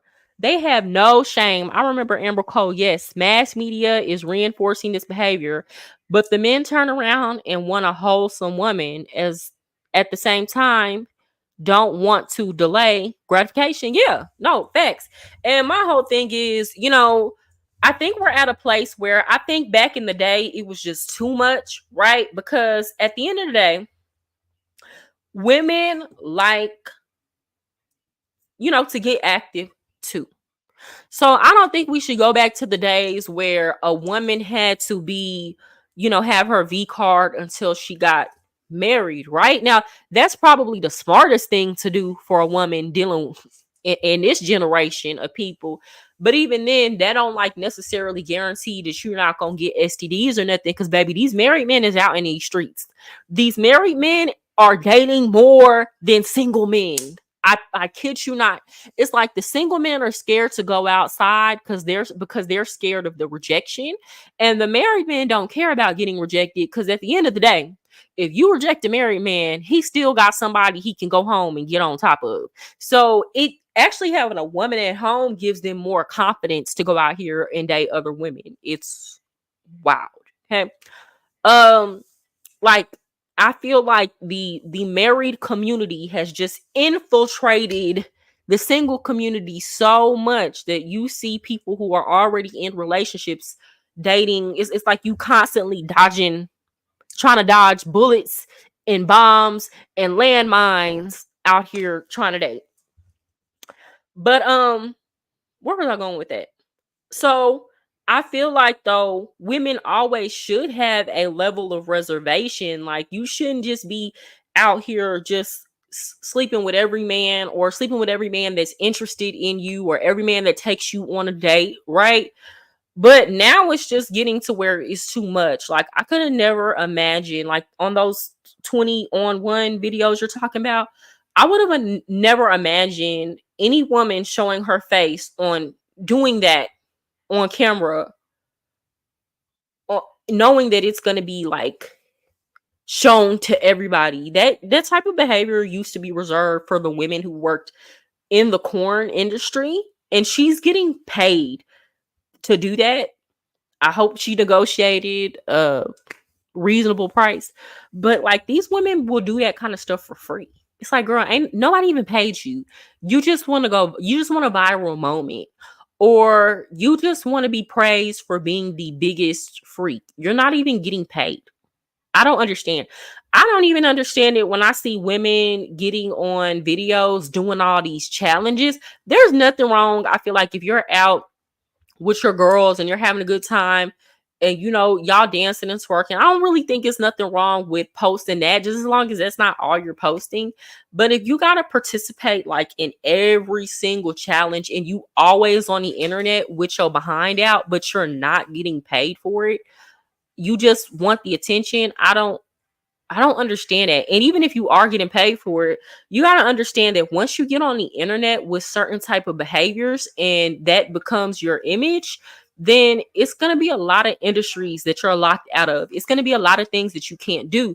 It's going to be people are going to forever look at you a certain way when you're behaving like that. And that's not to shame those women or say that they're wrong. That's just the reality of the situation. So all these girls going on the internet doing those 20 on one content that's letting these men publicly degrade them, um that's not gonna go away. Like you gonna forever have to deal with the fact that somebody can pull up a video of you letting a man who you literally just met and told him your name put his hand up your skirt and do all that to you, it, on camera in front of a group full of people. So I hope you about that life. There's something wrong with that, in my opinion. Something wrong with what? If you want a quality relationship. Okay. Hi, unfriendly stoic. I feel like this is the first time I've seen you in my chat. But thank you for popping in. Just explain that to me. I think you're referring to women twerking on the internet.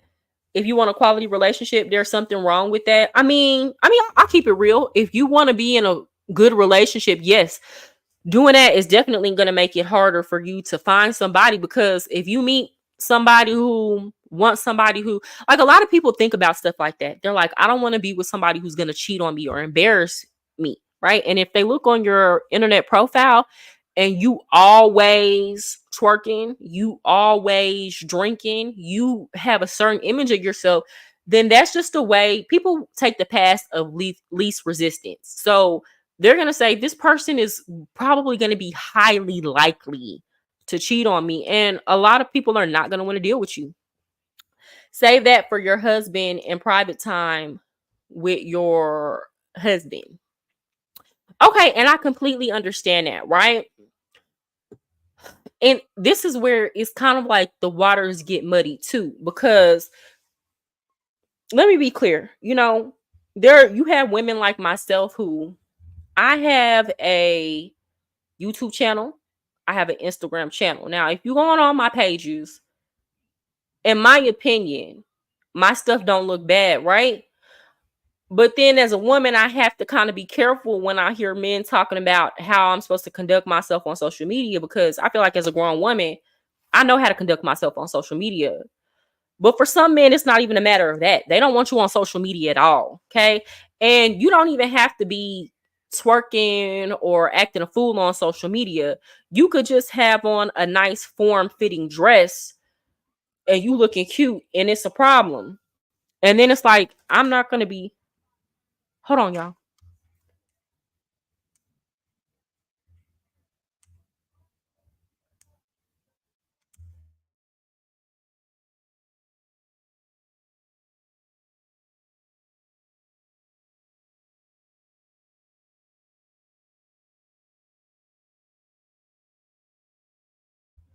I'm sorry, y'all. I thought I heard somebody screaming for help outside of my apartment. I thought I was gonna have to go out there and I don't know, do something. But anyway, so it's also that kind of thing. So it's like I want to agree with you, right? And for the most part, I agree with you. Like if you're doing too much on social media, that's gonna lessen your chance of finding a quality relationship. But I will say this: I know men whose girls don't cheat on them, and the girl don't even have a social media at all, like no social media presence at all, and the man is dogging her, cheating on her. Matter of fact, because she doesn't have a social media, he's on social media acting single. Don't even post his girl at all or nothing like that. You wouldn't even know that some of these men are in a relationship because they intentionally get with men that don't have any women that don't have any social media presence, and then they act single. So it's like you outside, but the girl got to be put up and put away. So I feel like as a woman, you should conduct your social media on how you would, not just like for relationships, but how you want to be seen, treated, and respected by the general public, if that makes sense. Like you shouldn't conduct your social media thinking, oh, I'm not gonna post certain things because I want to be in a relationship. It needs to be, nah, I'm not gonna post certain things because just in general, I want everybody to respect me at this level, or this ain't everybody business, or you have to think about it like that, not on some I'm not going to post certain things because I want to get a man. Because that's the wrong mentality to go into it with, because you can't control whether or not somebody's going to treat you right. And then you're going to feel like, let's say you get with a man and you stop posting on social media the things that you want to post and he still dogs you out. Then you're going to be feeling played and feeling like you should have posted what you wanted to anyway. When there needs to be a way that you conduct your social media that that you're comfortable with and stands whether or not you're in a relationship or you're out of a relationship. You need to conduct your social media in the way that you want to present yourself and in a way that you can live with. And for some women, they don't mind being naked all over the internet and they don't care how somebody feels about it. And I can't tell them how to do that. Is that how I'm going to have my social media? No. And those are the same men that like, follow, comment, and DM the same women twerking. Yes, I've seen that. I've literally seen men who have a girlfriend or a wife that don't have any social media, and they be liking, commenting, following the most bottom of the barrel, dusty, dirty, foot, ratchet, disgusting women doing the most on the internet. And y'all can say, oh, well, it's because we want to smash those women. We don't want to take them seriously. But the fact that you're smashing this dirty foot chick and then bringing that same part you used to smash on her back to your wife, that's just, it's subjugating her to that. That's just disgusting. And mean what you say. Conduct yourself how you think. If y'all want women to be out here being classy and conducting themselves in a classy manner, then that's what you need to give attention to. Okay. Now, if you like all that ratchet, dirty, dusty stuff, in private, then you don't got to be liking it and commenting in public. You can just in your mind like it in private. I don't understand why y'all give that so much attention publicly, but then want women to publicly conduct themselves in a way that y'all feel like is respectable, especially when that's your chick. Because women who are, I say this all the time, women who are heterosexual, a lot of the times, most people don't know who they are. And if you're dealing with people who want to be in a relationship and can't be alone, they're gonna want to start doing what they feel like the opposite sex likes. So, as men, as a collective, if y'all are telling women that y'all like that kind of behavior, then you can't be upset when they adapt and they're doing what y'all are giving attention to. Okay. I learned this a long time ago. You give attention to what you like and you ignore what you don't.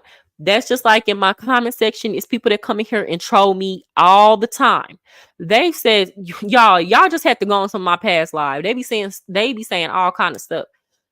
I interact with the people who are interacting with me positively.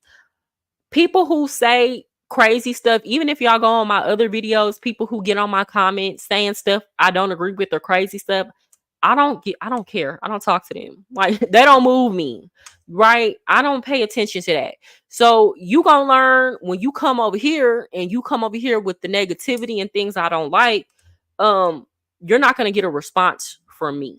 Or you're not gonna get the response that you want. So you can keep coming over here doing that. Eventually you're gonna stop because I'm not giving you what you want. Cause I don't care. I mean, when I say I don't care about none of that stuff. So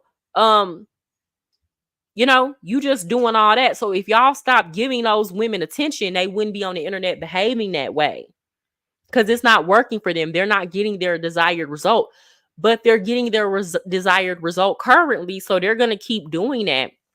I say that all the time. Like, I'm not I'm a shapely woman. My followers on YouTube, Instagram, everything would be through the roof if all I was willing to do was to turn around and bend over and put my butt on the internet every single day.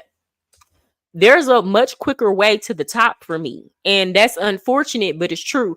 But the only reason why I don't do it is because, again, that's not what I want my image to be. And I'm not knocking the girls that do that because, again, it's working for them. The bar for sexual relations is much lower than the bar to find a wife.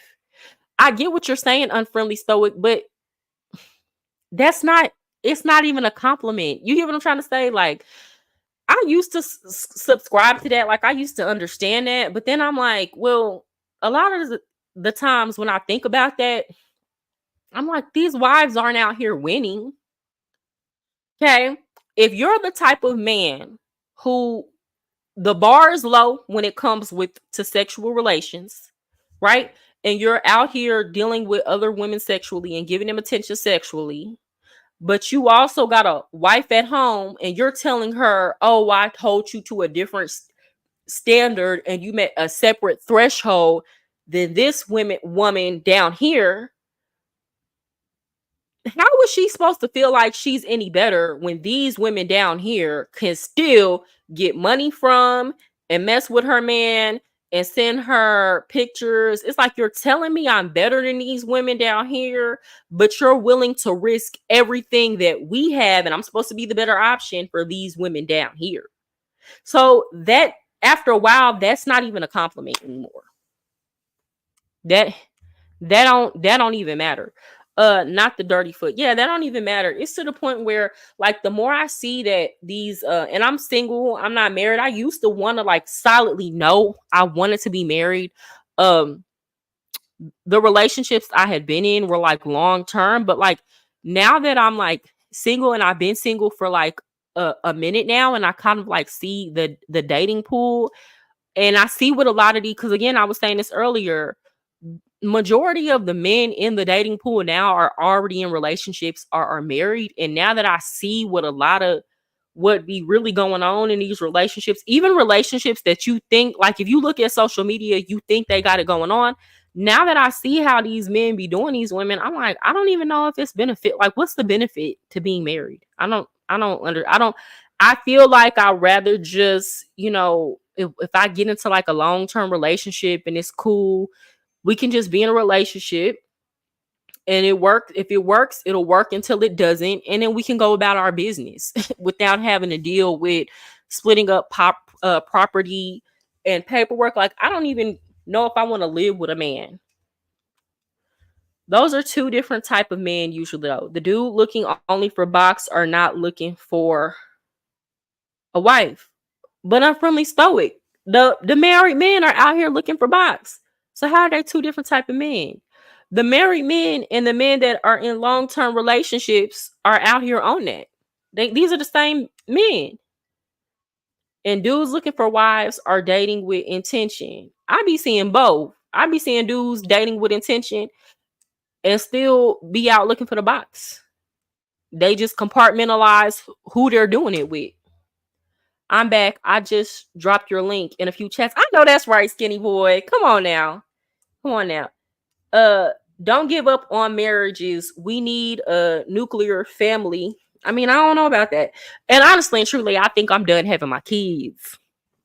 I have a daughter. That's the thing. Y'all gotta understand. I think about this differently, guys. I'm gonna drop a link in the chat in a second. Y'all tell me if y'all want to come on here, because I'm gonna drop a link in the chat. So I'm just not up here talking by myself. And we can chit chat, and you can ask me some questions and things if you want to, get up here and get on camera. Um, I think I'm done. Like, I already have a daughter, and the thing about me is, like, a thing about a lot of women that have kids. There's this movement called the one and done, and I feel like I'm like that.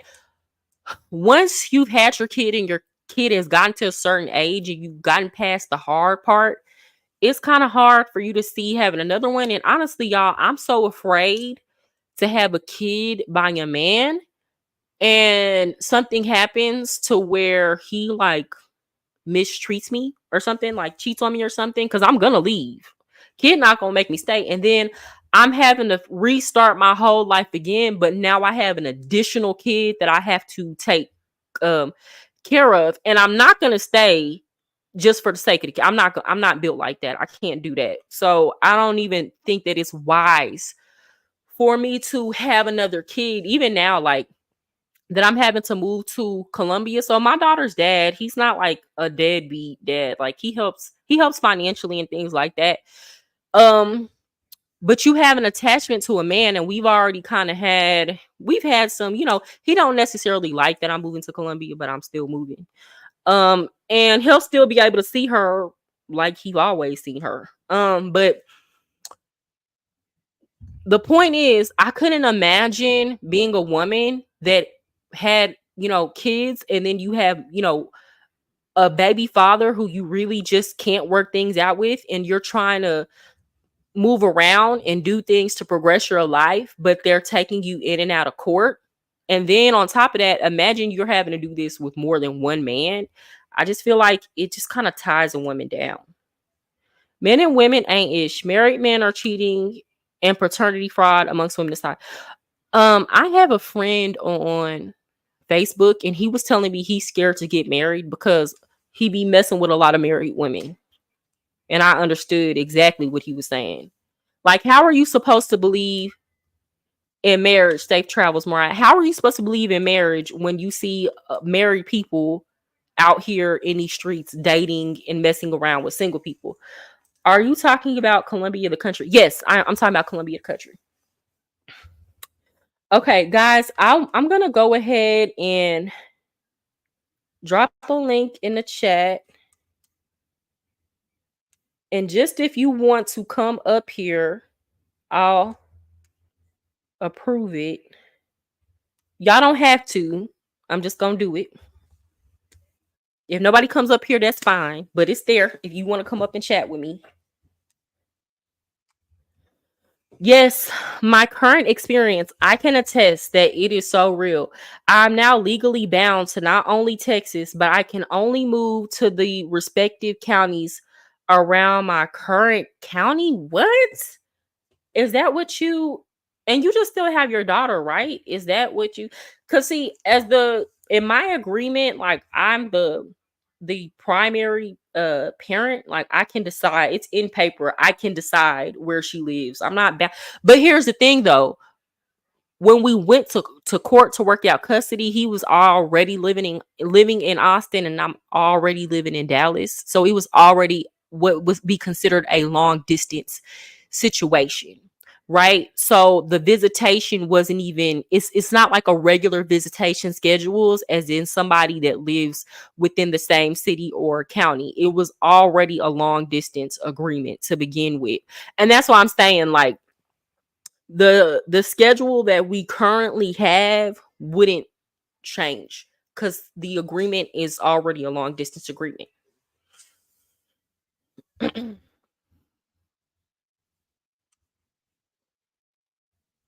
Oh, Skinny Boy, hold on. Skinny Boy, it's saying your device is not connected. So work that out, and then I'll bring you up. It said they will need to connect their mic and cam before you add them. So make sure you connect all your stuff, Skinny Boy, so I can add you up on here. A lot of single moms out here are divorced from a man that wouldn't stop cheating. Yeah. Like, so my whole thing is, And it's not just women. Like, people get mad at Princella saying that, all men are, gonna cheat, so you might as well not deal with them. But men are getting on the internet saying they can't stop cheating. I literally did a live where I said I expect a man not to abuse me, not to put his hands on me, not to call me out my name, and not to cheat on me. And there was a man in the comments saying, "Oh, so you expect perfection?" And I'm like, "That's perfect." Like, just that, to me, that's basic. Like, that's not hard to do. But I understand for a lot of people it's not. But if y'all are coming on the internet saying you expect to be able to cheat, and you can't make women be okay with cheating. You can't make women be okay with cheating. Just like I can't make a man who doesn't want a woman who cheats be okay with cheating. Like, you can't make people be okay with what they're not okay with.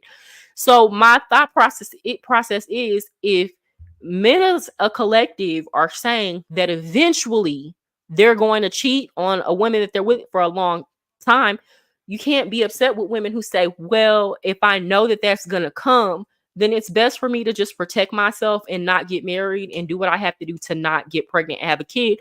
And just, maybe I choose to deal with these men at the capacity that I'm able to deal with them until they do something that I can't, and then I'll stop dealing with them. You can't be mad at that, because then you're going to have to deal, when you're trying to break that tie with somebody, you're going to have to deal with that extra. I don't want to say kids are baggage, but I mean, it can hold you back if you're dealing with a man who um is, men take women in and out of court too. Okay, it can hold you back. Girl, yes, I only have my daughter. I'm primary, but the judge didn't agree with Texas law. What do you mean he didn't agree with Texas law?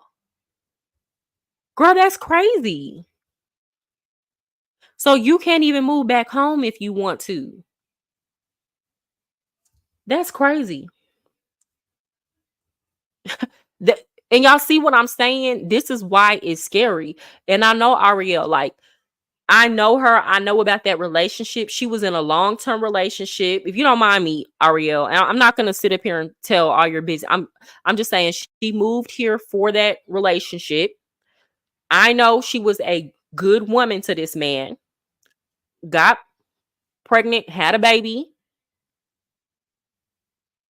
wasn't getting treated right, left the man, but now she has to stay in an area of Texas where, let's be clear, the economy is bad there. Everything's hell of expensive. Not as many job opportunities. She's bound to this area because she had a baby by a man. So you can't be upset. Y'all can't be upset with women who are saying, I don't know if I want to take those risks. Would you ladies consider working it out with your boyfriends? Working it out. Uh, what you mean working it out? Like, if they cheated? Hell no. Or wait, I'm thinking you're saying BF boyfriends, right? Working it out for what? Are you talking about working it out with our kids' dads? Or are you talking about just, working it out with a boyfriend if we hit some type of bump in the road? That would depend on what it is. You got to be specific. Skinny boy, you got to get your connection right and come back up, because it's saying your stuff is not connected. Um, Unfriendly stoic. I already tried, so it's being left where it's at. Yeah, I remember I was there during that time. Skinny boy. I mean, unfriendly stoic.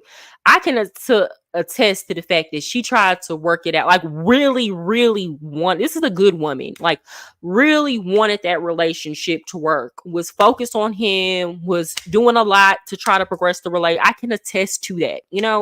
I'm not just saying that because this is a woman. Like, I know this woman. I'm not making assumptions. I would be doing myself a disservice, lowering my standards and setting a terrible example for my child. Yeah, because you don't want your daughter to watch you accepting that type of behavior from me. That's another thing. When you have a daughter, you really stop putting up with stuff because you're like, what I accept, she's gonna think is okay. So you can't just get into relationships and stay with people who are treating you wrong just because you want to do it. You got to think about your kid. Yes, ma'am. He almost didn't give me child support either because we make almost the same amount of money. That's crazy. Unfriendly stoic, I would never in this life or the next get back with my child's father. Like it when I decided to leave, it never crossed my mind. We've been broken up for a long time. We've been broken up. My daughter is 7, going on 8. She'll be 8 in July. Um, we broke up when she was like 5 months, and then I moved back to Dallas when she was, I want to say 10 months. I moved 10 months old. I moved back to Dallas. So that no, um, no, he's not a bad person. Like it's just I got with him at a time where I was young and I hadn't really seen what healthy relationships look like. Why can't you join? Okay. I want you to get on. I hadn't seen what healthy relationships look like, right? So, um, when I got with him, I didn't know myself. I didn't know what I wanted. Again, I was 18 years old. And as I got older, I realized he didn't like me as a person and I didn't like him as a person. So it was both ways. Like he did not like me. He was with me because he was codependent. Like again, it was one of those situations where I was the girl that was there, like consistent, and he felt more confident to go deal with other girls because I was there. And I didn't know, let's be clear. I didn't know. I had no clue because I'm not the type to go through people's phones and stuff like that or follow them everywhere and stuff like that. So the whole time we were together, he cheated on me with multiple girls and I had absolutely no clue. But it wasn't that made me leave him. It was the way that he treated me. Like he treated me like he did not like me and did not, and as I got older, it was like, why am I dealing? And then I had a daughter and it was like, oh, hell no. He didn't tell me about all the other women until a year after we broke up. I got a new man and he felt away, and then he just was trying to hurt my feelings and confessed about all the times he cheated on me with all the girls and all the little weird stuff that made me kind of think maybe he's cheating that I addressed with him. He explained the actual situation because he was just trying to get me to feel something. He was trying to get me to cry or act like I cared about us not being together anymore. But by that time I didn't care. I didn't feel no way. He couldn't. I was just like, oh, okay. Nice to know. Definitely never getting back with you. Okay, so nah. I'm a firm believer in, like, if it didn't work out with somebody, then you probably shouldn't double back. Probably shouldn't spin that block. And if you do spin the block, there needs to be evidence that you can see, patterns in their life that you can see to show you that things are going to be different. Not what they tell you, but how they've lived their life apart from you needs to speak for itself, that whatever the situation was before is going to be better this second time around because they've done the work. And if you have no evidence of that, then there's no reason to even try to delude yourself into thinking it's going to work out the second time around. Yeah, as we get older, we get wiser. And that's why, like, I see a lot of men on the Manosphere, and I'm seeing all these women dating these younger men because older people dating younger people because they want to control the situation. And I'm like, y'all do know that these young people grow up, that they mature, that their brains develop, they get wiser. They'll be able to see that you're trying to control them, and eventually they are going to leave you. That's just the reality of the situation. Like, once, especially if you're not doing right by them and you got with a younger person so that you can run game and have your way and be out here doing all kind of crazy stuff. Now, if you've done right by them and you've let them develop and flourish and been a good support system while they're doing that, they're far less likely to just walk away from that and leave that. But most of the time that's not the case. You got people getting with younger people to control the situation, and they might be submissive now while they're young and don't know any better, but eventually they get older, they get wiser, they get more mature, and they learn that they don't even like you as a person. Like, under different circumstances, or the person who they are now just don't like you. Y'all don't even go together like that. You're not their type no more. And that's just how it goes. Like, I feel like The best situation to be in is if you got two people who like genuinely at the core like each other as people, and then y'all just continue to grow and progress as people and you're really supportive. But that's very rare and hard to find because most people won't even be alone to even figure out who they are. You know, most people don't even know themselves. So they just getting into stuff because they don't want to be alone. And then that's why you're getting these trash relationships where people are just using each other and then using other people outside of a relationship to make them feel good because they weak. They weak as hell. And if you do that, you're weak whether you're a man or a woman. Like, and I don't respect it. I don't respect it at all. Like once I see somebody move like that, I get disgusted with them. I be turned off. I don't care. Like a lot of women will like see a man that has a whole bunch of women and think he's that dude. And I don't respect that. I respect the man, and I do know men like this. Very rare, but I do know them. I respect the man more who has all the like has a lot of options, but you choose not to even, you don't even care. There are men who don't care. There are men who they got all the options in the world and they just do not care. They are not even intrigued by none of that. And not just saying that they don't care, like you can tell they're not moved. And a lot of the times it's because they've already been there, done that. So I respect the man who have self-control versus a man who, you know, you got all these women. You know, to me, when I see a man with a lot of women, I just be like, oh, he weak, he can't be alone. What makes you want to move to Colombia? Okay, that's a great question. And I'm actually going to do a video about this and put this on my travel that I'm going to be doing, my channel that I'm going to be doing for women who want to be expats, cuz there are already a lot of channels that cater to men, but like there are women with children who want to move. So I am going to have a channel about that. But um number one reason, I'll just be honest about this. Number one reason is the cost of living. So here I live in Dallas, and if you're from the South, you know that prices have skyrocketed exponentially here. No lie. When I first got my first apartment in 2011, you could get a one bedroom apartment here in a decent area, with a low crime rate, a big one bedroom apartment with a big closet and all that for $500 a month.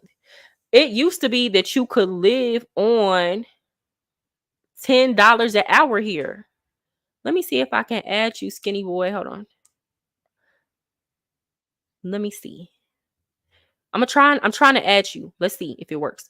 You used to be able to live on $10 an hour here, right? I was going to college, working a job, living on $10 an hour just before I went away to university, and I could live on that. Um, for whatever reason, you know, a lot of reasons, real estate skyrocketed in California, New York. People figured out the cost of living was so cheap down here. So everybody's moved down here, and it's taken the rent from the same place from $500 a month to $1,500 a month, sometimes to $2,000 a month for apartments complexes that are 50 years old. So I want to grow my YouTube channel, and I'm having to work so much. No lie, guys. I work so much because I'm a teacher, but I can't just teach and pay for all these expenses. That for me to be able to try to grow this channel and work, and on top of that, I'm a teacher dealing with people, bad kids all day. I'm just not gonna be able to do it. So I need to move somewhere where I can lower my expenses. And in Colombia, I can lower the exact same or even better quality of life that I have here in the United States. Okay, so because I'm not gonna go move to the hood with the rats and the roaches. I'm not doing that. Hey, skinny boy, can you go ahead and say something so I can know we can hear you? How you doing, sis? Can you hear me? Yes, I can hear you. I'm doing good. Thank you for pulling up. Listen, So what's up? I've been trying to find out how to get on for like the past 15 minutes, so I couldn't hear what you were saying. So what's the topic? Well, right now we're moving to, so at first I was just kind of talking about how um married people being in the dating pool have made just a lot of people in general not want to get married because we see how these married people are moving. I was even talking about how I had a homeboy. It's not just the women, like the men. I had a homeboy who was saying he don't really believe in marriage anymore because most of the women he messes with now are married. Did you So did you, go ahead. Go ahead. Hold on. Skinny boy. Okay. Skinny boy, make sure you have your mic turned on. Okay. Issa Travels is a female from the States living in Colombia. I'm gonna have to follow her. I'm gonna have to can you follow hear me? her. I can hear you now. Okay, you were asking me a question. Did you see that video with Slim Thug? What was it? What are you talking about? He was talking about how he was sleeping with all the married women in Texas. He probably is. So I'm quick disclaimer. I've met Slim Thug before. I don't know him like intimately. I've met him before because I was a part of an organization where we we hosted an event where he performed at, right? And some of the people that were in the organization went and hung out with him at his house and stuff.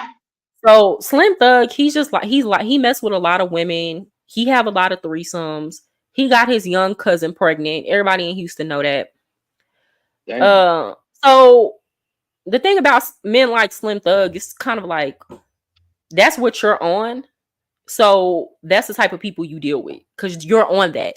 So he ain't got no business talking about the stuff that married women do because like nah, he's not married, but that's the lifestyle he's living. You understand? Right. Slim Thug ain't, if he was out here trying to find a good woman, he would have been Latoya Luckett want to be with that man. It's just he won't sit down somewhere and stop messing with all these women. So it's like she not gonna be with you. She not gonna stay with you because all you want to do is hope. So he ain't got no business sitting up talking about what married people or anybody is doing when he actually has a good option that if he was just do right, him and Latoya Luckett could have been back together. But she won't do it because he won't sit down somewhere. I agree. Okay. He won't sit down nowhere. That's the life he living. Y'all want to eat this so bad, but I ain't gonna do it. I don't want y'all hearing me smacking all on the camera. But yeah, so was there anything else you want to talk about, Skinny Boy? Nah, I was just tuning in. I just wanted to check in with you, Yeah, see what so the hold on. topic was. Yeah. Well, let me ask you, how do you feel? Because you asked me about the Princella situation earlier. What are your thoughts on that? Um, she does make good points, Uh-huh. but I feel like women gravitate towards people like her to trauma bond. I don't think that's healthy. No, you right. And you know what? She's actually said that. Like she tells them, like, quit coming on here trauma bonding with me. Cause I'm just, and that's another reason why she's actually lost a lot of subscribers, even before the whole B Taylor thing, because the women are saying she's too mean. She talks to him too mean. But I think she's just kind of at the point where she's like, look, I'm giving you the information and I don't really care about these sob stories because what is the point in me telling you the information and you still coming on here with these sob stories or you still dealing with the same situation? It's clear you don't want to move. It's clear you love where you're at. So quit coming on here talking to me about that. And you That's why can't I'm get, trying to. I'm go sorry. ahead. Go ahead. Well, No, that's you why I'm can't. trying to bring. Go ahead. I'm sorry. No, it's okay. So you can't get mad at a person for saying that or be like they don't care about you. Because if they didn't care, they wouldn't give you the information to begin with. It takes a lot of work to pop on YouTube. And yeah, she making a lot of money now. But honestly and truly, there are other ways to make money off of women on YouTube. She can just get on here and say it's women on here saying all type of stuff that don't make sense. And honestly and truly, somebody giving you that level of game, the game is meant to be sold, not told. You feel me? So I don't really feel no way about her making money now because the things that she tells women, imagine you got a woman in a situation where she's dealing with a man who's only there using her for her money. Okay, let's say you pay Princella $30 for her book to learn this game, right?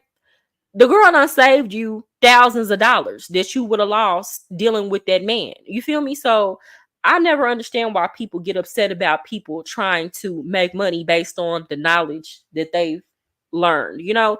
So, but they're saying, Princella trying to pimp them. Can't nobody pimp you unless you allow them to, pimp you. And, but if you just spending some money for knowledge that you wouldn't have otherwise been able to get on your own, I don't see what's wrong with that. I feel like if you're blindly giving to somebody and you're not getting anything in return, that's when somebody is pimping you. Go ahead. Right. And see, that's why I'm trying to bring more attention to your channel, because I believe you're so well rounded. You know what I'm saying? So I see a Thank lot you. of women. I see a lot of women following the wrong content creators, and it's so sad. So I'm just trying to bring more women to content creators like you, because I feel your content. I don't know if you remember Hmm. a couple lives ago, I jumped in your chat, and Hmm. I was bringing a little bit of smoke to you, Yeah. but I liked the way that you handled my comments, and I was like, okay, that's why I started following you.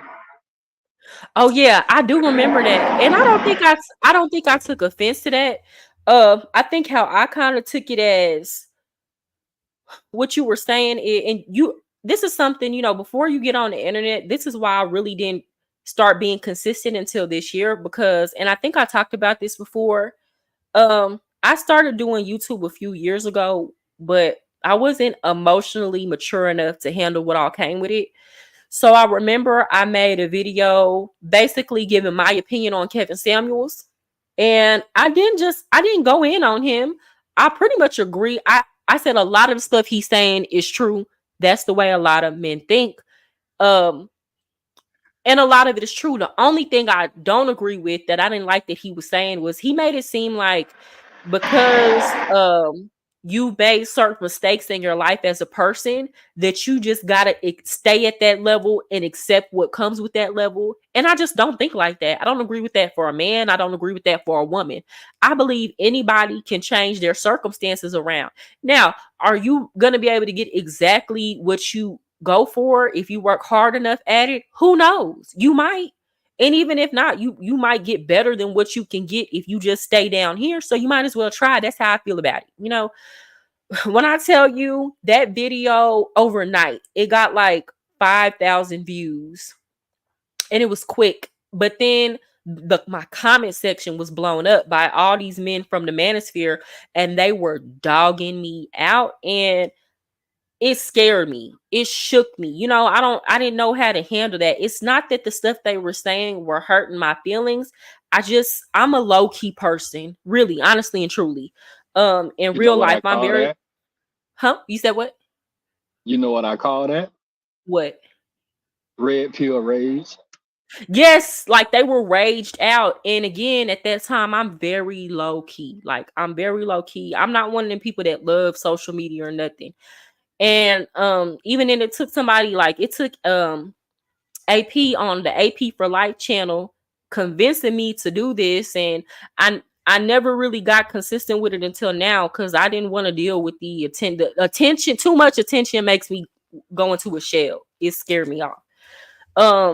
So after that, my channel stagnated, and now though, because I understood that and I took time to work on myself in other areas, now that I'm back, that kind of stuff don't bother me. You get what I'm trying to say? So people can come say all kind of crazy stuff, and I know a lot of times people are already coming with their preconceived notions. They're already coming thinking that you're saying talking points that everybody else is saying, so they've already got their responses. They already think they know what you're going to say or how you think, so people are coming on the defense.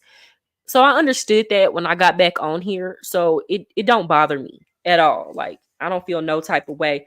You just have to, I say this, I want them people to know me is to love me. Like you just gotta know me, and you just gotta talk. I'm one of them people you're gonna have to talk to me to know how I think. And most of the time when you talk to me, you're not bothered.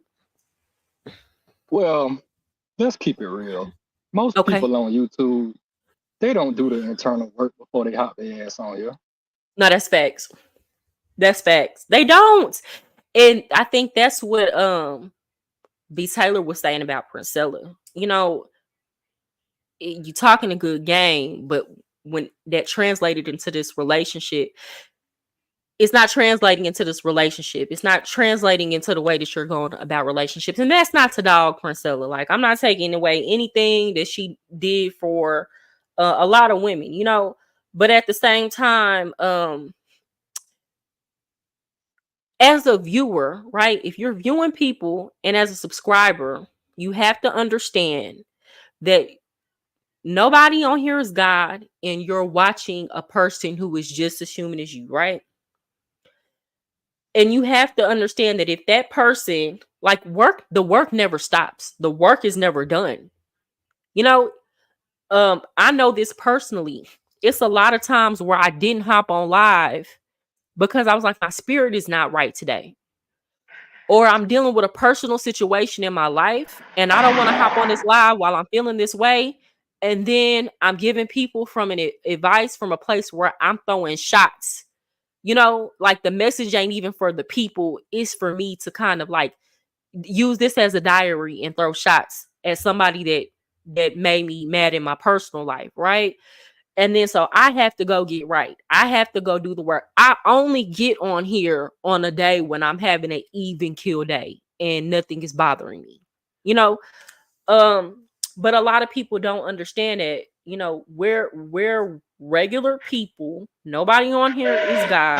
We've all gone through experiences just like you all, and the work is constant and continuous. And somebody could be doing the work at one point in their life, but then they stop doing the work and they still getting on here talking to y'all, and they ain't had the discipline to do the work that they need to be doing for the past 6 months. So now the message begins to change, or their personal business start getting brought to life because they're not being disciplined in their personal life. So we have to consider all that. And that can be very dangerous to spread narratives from people who are not self-aware, introspective, or actively working on their trauma. Yeah, you got to do that at all times. And a lot of the times, I think a lot of content creators need to learn, let the message simmer for a while. You know what I'm saying? Like, if you freshly gone through a situation or freshly learned something, give yourself some time to let the message simmer. Give yourself some time to apply the learning and then get on here and teach it to the people. Sometimes things need time to kind of settle down versus, you might get a good idea in the moment and be like, oh, I need to get on live right now with this. And it's like, no, no, no, no. Work that out, apply it, see how that turns out when you actually apply it. And a lot of people are getting on here, giving out advice that they ain't even actually applied to their real life. So you don't even know how that works in practice. For example, a lot of these older men saying get with these younger women, and they're not actively in a long-term committed relationship with a younger woman. You're just telling men to go do that, but I'm not talking about going and paying to mess with younger women. I'm talking about actually living with a younger woman, married to a younger woman, and have let that relationship play out to then get on here and give advice. Because most of the time when you let that stuff play out, you realize it sound good, but it's not really working out the way it sounds. You feel me? Man, these folks on the internet be single. They don't be having no damn So life. single. They be so single. And that's okay. It's nothing wrong with being single. But that's like I say all the time. I can't get on here and tell nobody how to get a long-term relationship. Have I been in a longest relationship I've been in was when I was young, from 18 to 23. So that's 5 years with my daughter's dad, right? Um, But even then, I can't really give a lot of a lot of advice. Even now, I can't give you advice on how to maintain a 5-year relationship because I'm at a different age. I didn't do that successfully. And the only reason why that relationship lasted as long as it did was because I was putting up with a lot. So I can't tell nobody. I can tell you how to avoid, because I'm good at that. Like, I'm good at not staying too long where I see it's not gonna work out, and I think that's a lot of people's problems. I can tell you how to dodge that, but even then, I don't get in enough relationships, you know what I'm trying to say, to even tell you how to try to navigate one. What kind of work will you do overseas? So I am a teacher. Currently I'm a teacher and I got a certification to teach English as a foreign language. So I'll start off teaching kids in China and Japan online because they'll be paying me in American dollars. If I just have to get a job teaching, Colombian kids for the purposes of a visa, I will. But I don't want to do that. The goal is to work less when I go over there. And I can do that online. I can work like 4 hours a day and be good. And work on this. Like, I'm not going over there to be lazy and to chill and to just live easier. The point is I'm going over there to have the opportunity to grind it out and build other platforms. Yes, I've noticed some of the YouTube couples low key be some of the biggest frauds. Yes, they be together for the money. And then when it all falls apart, then they're on the internet. Everybody got their side of the story to tell. That's why I don't necessarily agree with couples channels. Like, if I trust me, when y'all see me in a relationship, first of all, it would take a very long time for me to post that I'm in a relationship, but I don't think I would ever. I know I would never have a couples channel or anything like that. I don't even think I do anything like, y'all know how y'all see a person, they might have a channel and they bring their partner up for a Q&A. I wouldn't do that either. I feel like people should just, you don't have to have a secret relationship. People can know you're in a relationship, but the contents of your relationship needs to be private because people will tear it apart. Can I name drop a couple that I follow on YouTube? Ooh. Mr. He Said and Mrs. She Said. That's a great channel. Mr. He Said, let me write it down. Mr. He Said and Mrs. She Said. What do they be on there talking about? They talk about a lot. They talk about a lot. They talk about marriage. They talk about how to keep marriage alive.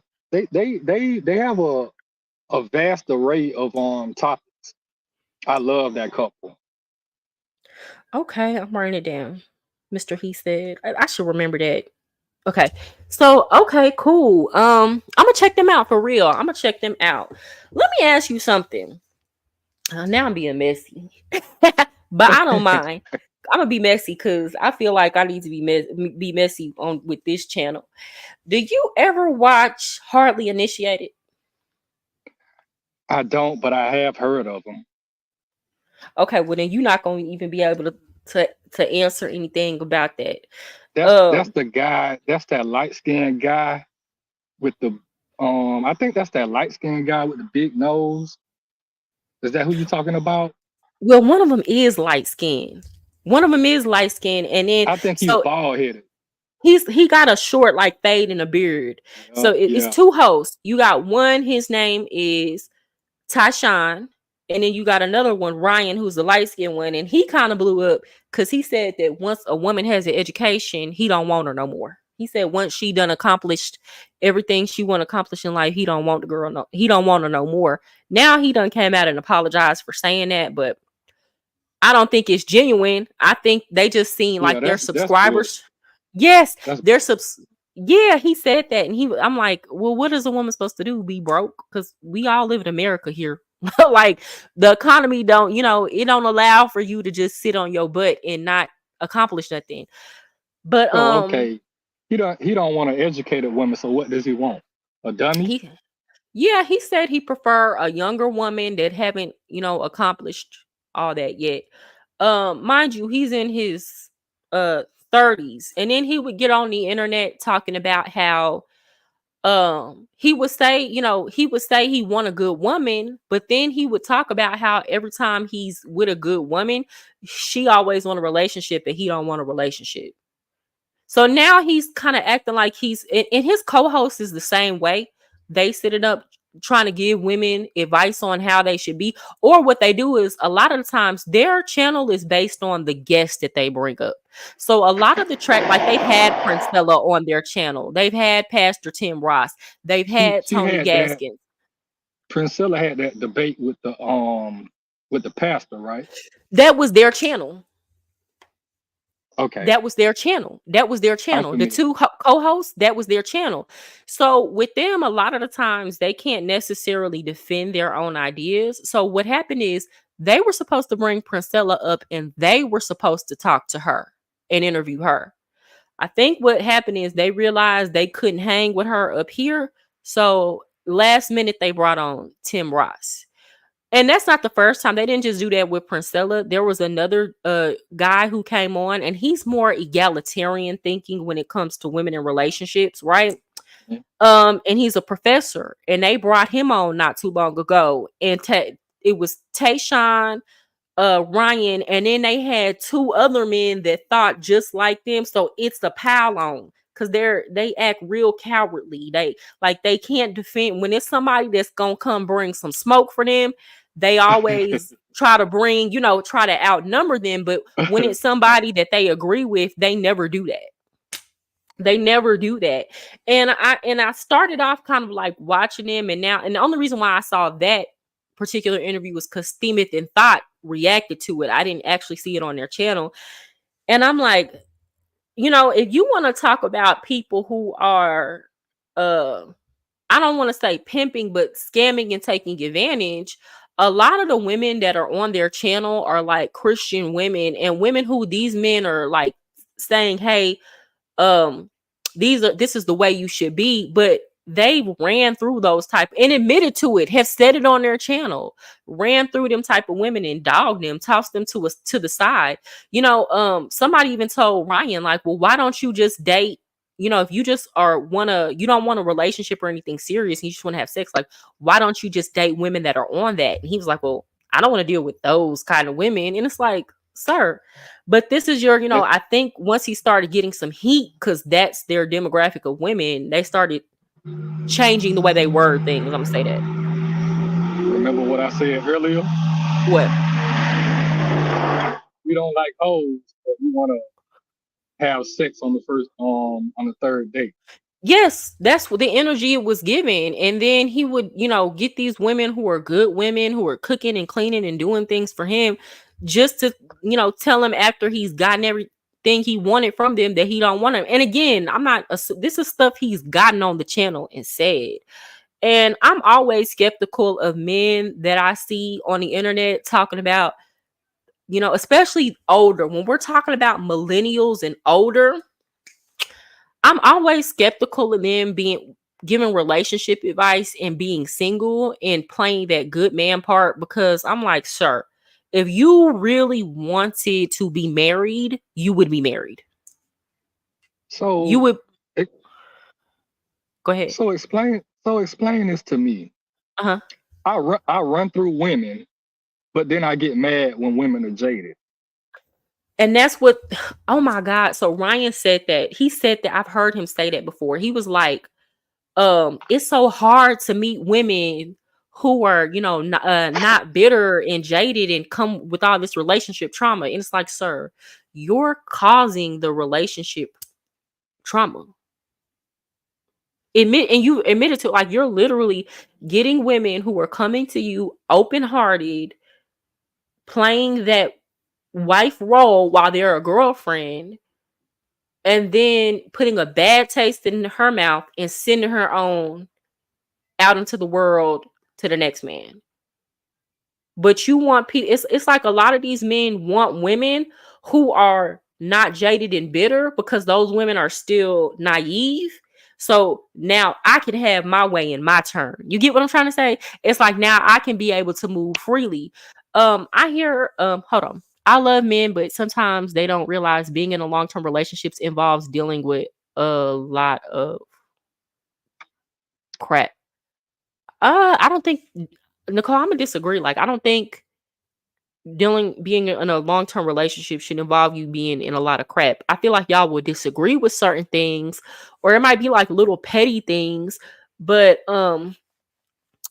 I don't know. I don't feel like you should just hate or feel like, this just sucks. I think maybe, I don't know, maybe it does, involve dealing with a lot of crap, and I'm tripping. But what was I saying? A lot of these men, for example, I've learned that a lot of men that say, oh, you chose wrong, what they really mean is you didn't choose me. Right? Because the message went from women need to choose better to now women need to settle and their standards are too high. So which one is it? Which one is it? Is it choose better or choose you? And if it's choose you, that's okay. Just say that. Advocate for yourself, sir. I'm not talking about you, skinny boy. I'm talking about all these men. It's like you can't have it both ways. You can't tell women they need to choose better and that they need to close their legs. But then when you meet these women that you're saying that to and she's doing that with you, you have a problem with it. It don't work that way. You know, women are either doing better, choosing better, and making better decisions, or they're not. You know, and if they're not, you can't get mad. If they're not making better decisions, choosing better, you can't get mad and call them hoes when they out here having babies by men who ain't ish, because now the message is settle and just pick the first man that wants you. You know, I don't understand. It's like it's like you can't satisfy nobody, so you might as well do what's right for you and what's going to put you in the best position. I'll say that. I agree. When a man says he doesn't want a relationship with a good woman, that's code for she wasn't fine enough. I don't think that either, Nicole. Pretty women get done dirty too. Would you say that, skinny boy? I agree. Yeah, I don't think they don't. I see more women who are I want to say like average looking. I see those women in relationships, long-term relationships, way and married way more than I see women who are pretty or real fine. Would you disagree or agree with that, skinny boy? I agree.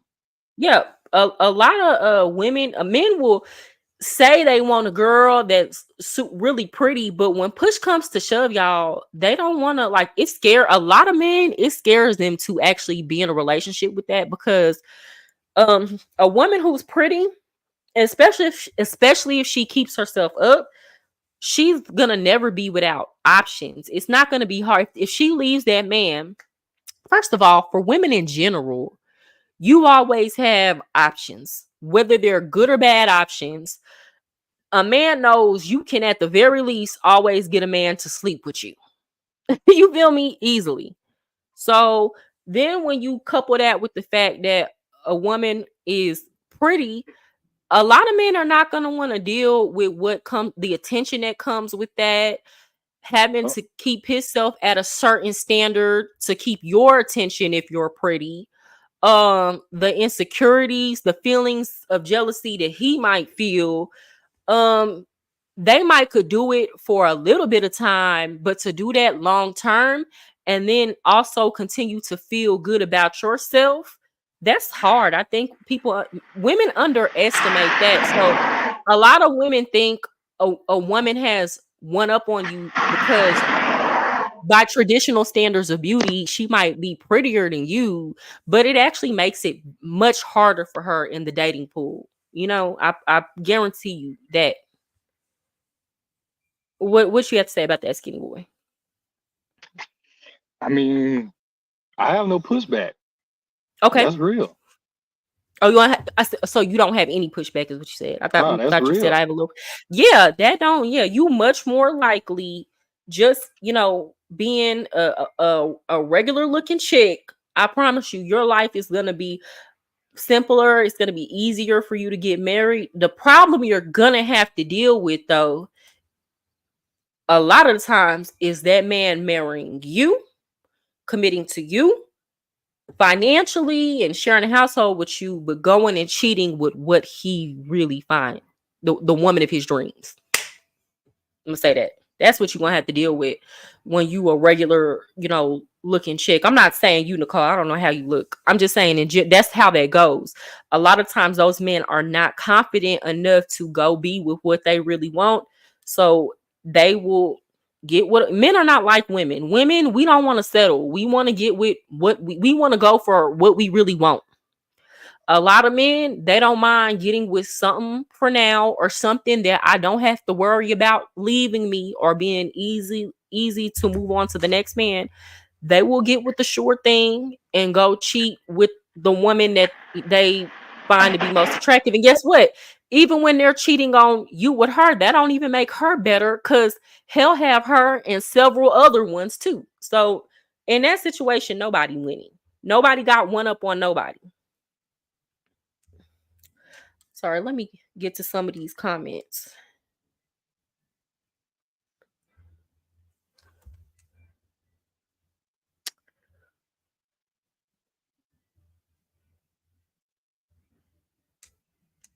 Okay.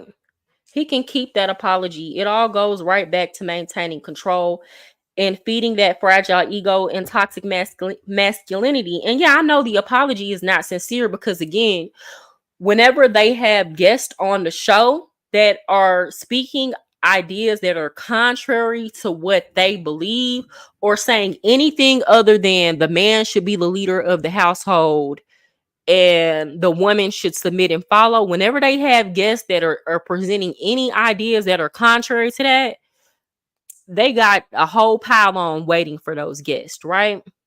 And to be clear, I'll give my opinion on that. And I said this on that video, like, should a you remember when I did that live skinny boy, should a man lead a woman?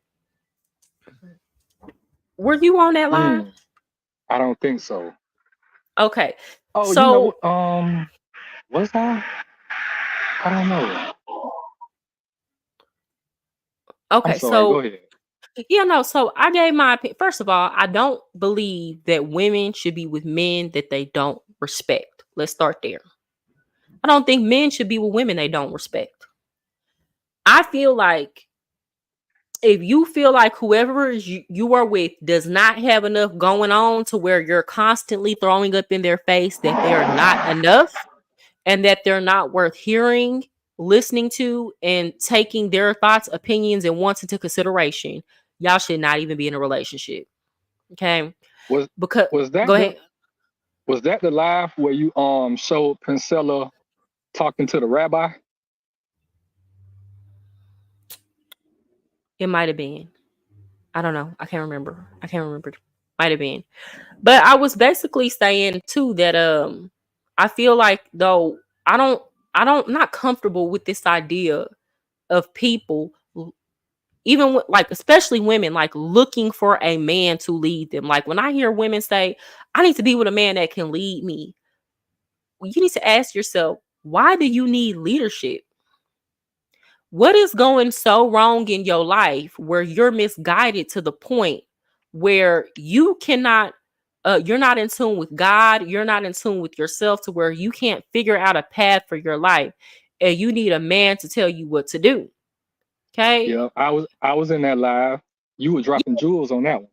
Yeah, like that to me. Now, don't get me wrong, everybody at some point needs some guidance and some leadership, especially when you're talking about specific things like measurable things. Like I need leadership on how to handle my finances, you feel me? Like, but the goal is to go seek that leadership so that I can be able to manage that the best on my own.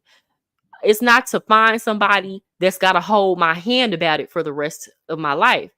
And a lot of women want a man to be responsible for their life, and I don't think that's healthy.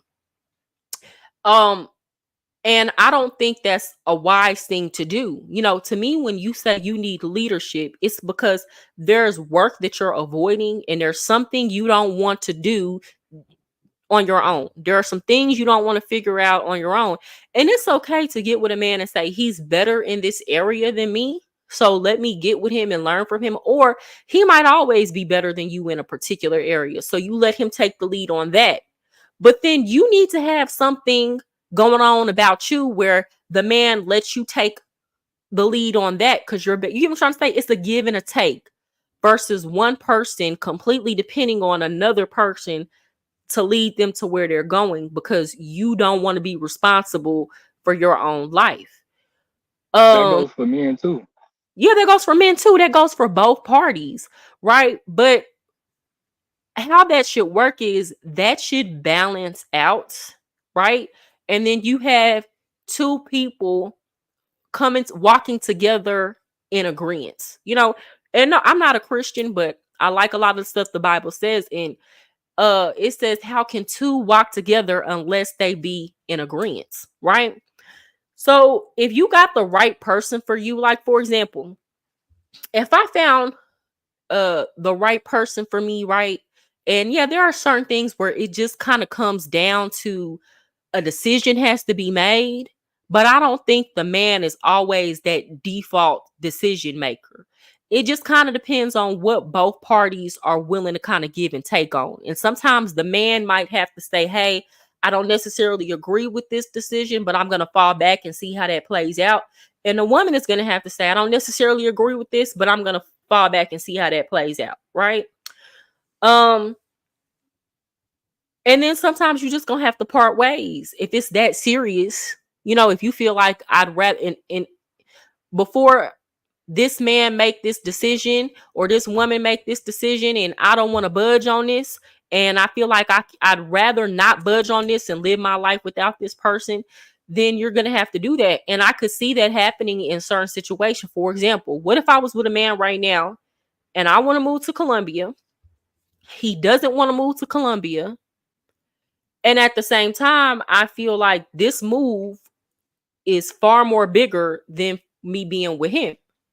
Well, then we have to part ways.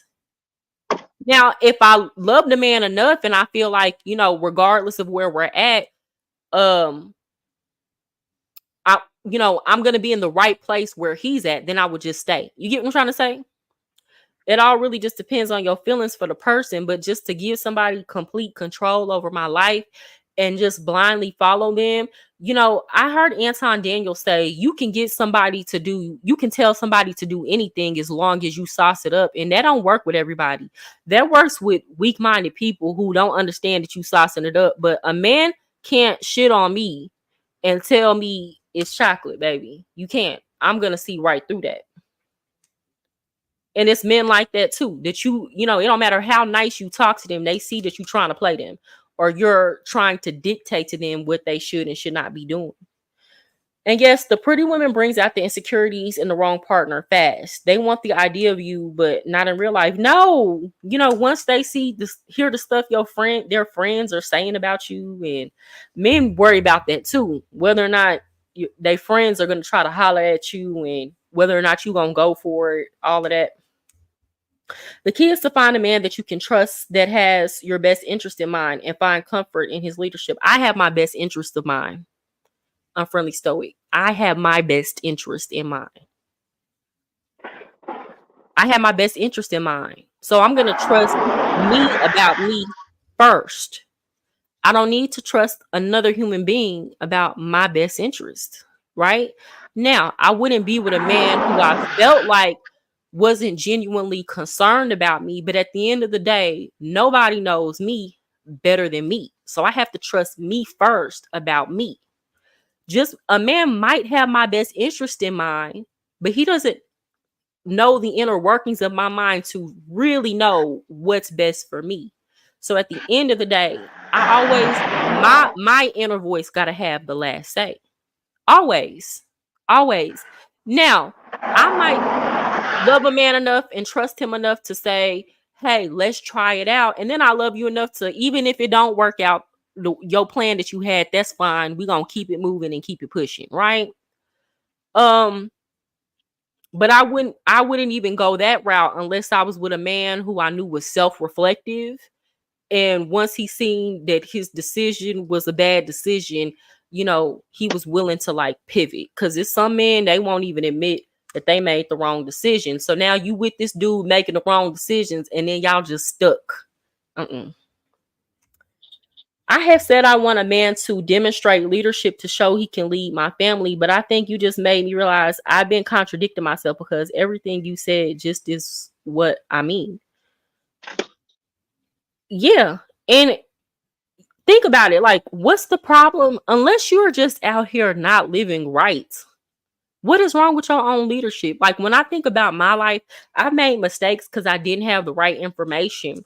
But when I think about the relationships that I have been in, I don't feel like those men could have made a better decision for me at the time. You feel me?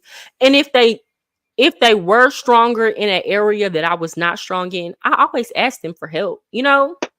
So, and there's nothing wrong with that. There's nothing wrong with asking a man for help. There's nothing wrong with asking of his opinion. Again, there's nothing wrong with even saying, okay, I'm going to let you make the decision on this particular issue. But if a man is making the final decision on every single thing you got going in your life, I don't think that's right. And a lot of men, again, stuff sounds good in theory, but in practice, you get tired of that. Hell, men don't even like the fact that women don't know what they want to eat. Okay, imagine if you gotta make every major decision, you got to try to figure out what's gonna be the right decision, and it not only affects your life, but it affects your wife's life and your kids' life, and that always falls on you. That's a lot of pressure to put on one person. A family unit requires leadership, or there will always be fights. I'm not saying a family unit does not require whether or not you have leadership or not, there are going to be arguments. Whether or not you give one person the final say, there are going to be arguments. And a lot of the times the person who feels like they never get the opportunity to make any decisions over time, I don't care what nobody say, you're going to build resentment towards the person who was always making decisions. Because now you feel like you don't have no people don't like having no control over their life. You got to give the other person the opportunity to make some decisions. You got to have the opportunity to make some decisions. Y'all got to be able to communicate and try to come to the best decisions together. And you know, that's not always fun, but that is what it is. In any relationship, you're gonna have arguments. I don't care if one person the leader or not. You can't avoid an argument. If you're not ready to make those major decisions, you are not a leader. I would argue that if you're not ready to make major decisions about your life, you should not be in a relationship. Exactly. Your mind ain't even built for it. All you gonna be is a burden to somebody. All you're gonna be is, when I think of people who can't make relationships, make decisions for themselves, I think of somebody that just drains the life out of somebody that don't got nothing going on for themselves. Y'all ever see them women who they just super clingy? They calling, texting a man all day. Where you at? What you doing? She ain't got no friends because she don't even know how to decide what's a good friend and what's not a good friend. She don't have no discernment. So she don't have a friend. She don't have no life. She don't hang out with her family members.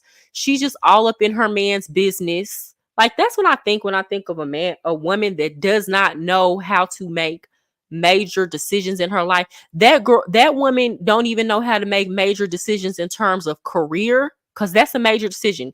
Going to school or going to trade school or building a career out and then learning how to navigate that. Those are major life decisions, right? So a lot of times that woman's not going to have anything going on. She just going to be dependent upon a man.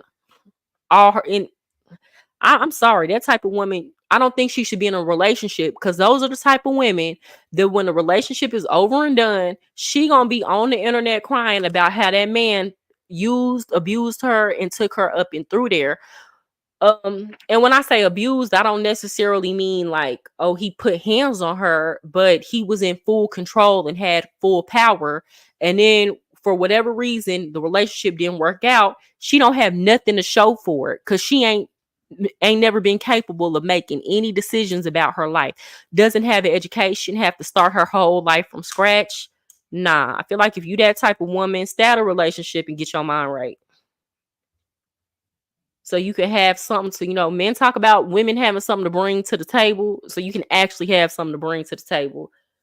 I don't even know why, as a man, you would want to date a woman who's not capable of making decisions for her life. That just sounds like a problem waiting to happen. That sounds like a woman that just do dumb stuff. Both parties need to make decisions for it to be a partnership.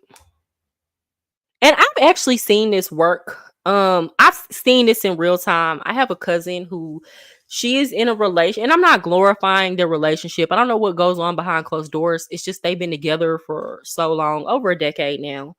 Um, and she's in a relationship with a man, and it's very egalitarian. Like, I don't feel like one person controls the other. She's far more talkative than him. She has a master's degree and all that, but she does listen to him. He has a degree too, and he works with kids.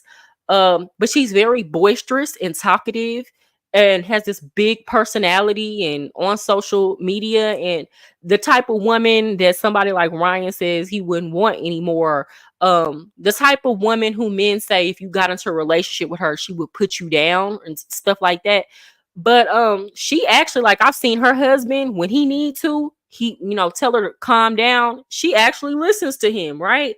But at the same time, they make decisions together. He's not necessarily like the leader, or she respects his opinion, he respects her opinion. They just had a big move to Connecticut for his job. She moved, she works online, they were able to go do that. But it's very egalitarian. So I've seen this work, and most of the time what's going to allow this to work is the man being secure in himself, and her husband is very secure, very pro women's rights. And that just is what it, and a good dude. The whole family loves him. Like, I can't hear you, skinny boy. You sound muffled. You still sound muffled.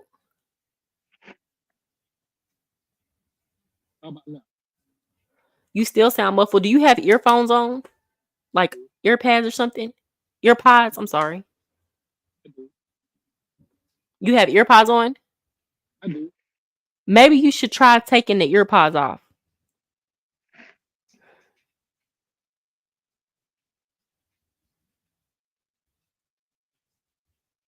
Okay, I'm gonna read some comments while you're doing that. When you guys hear the word leadership, what you are actually describing is a dictatorship. Can you hear me? I can hear you now, skinny boy.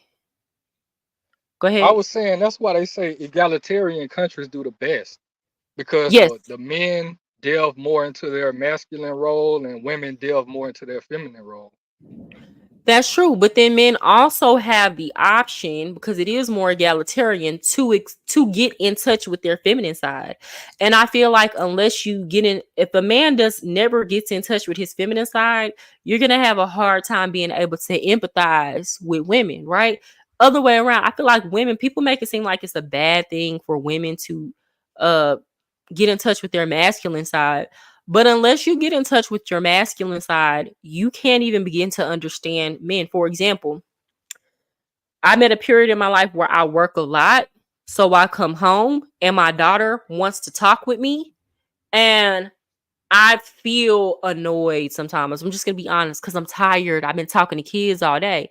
Now, I still put forth an effort because this is my daughter and she needs my attention. I put forth an effort to give her attention and spend time with her, but it takes a lot of effort. And it helped me understand why, because I work hard. It helped me understand why some men come home and a woman thinks the man don't like her, but he tired as hell and he don't want to talk to you. He just want to sit in front of the TV and just don't talk. And women take that as he does not like me. And it's like, no, he's tired. You know what I'm saying? So now I'm not saying he shouldn't put forth the effort to still try to talk to you and plan dates with you. Now, if you have a man that's just not putting forth no effort, then hey, you're eventually going to be unhappy. But delving into my masculine side helped me understand, okay, this is why men do certain things, and I understand that, and it's not always personal.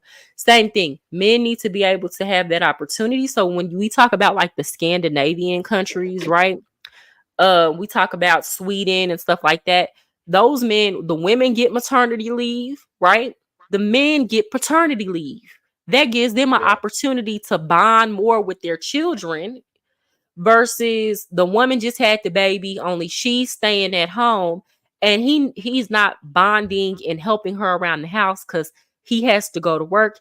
And men take longer to bond with their children because they didn't carry the kid for 9 months, and then now it Right. gives them time to do that, you know.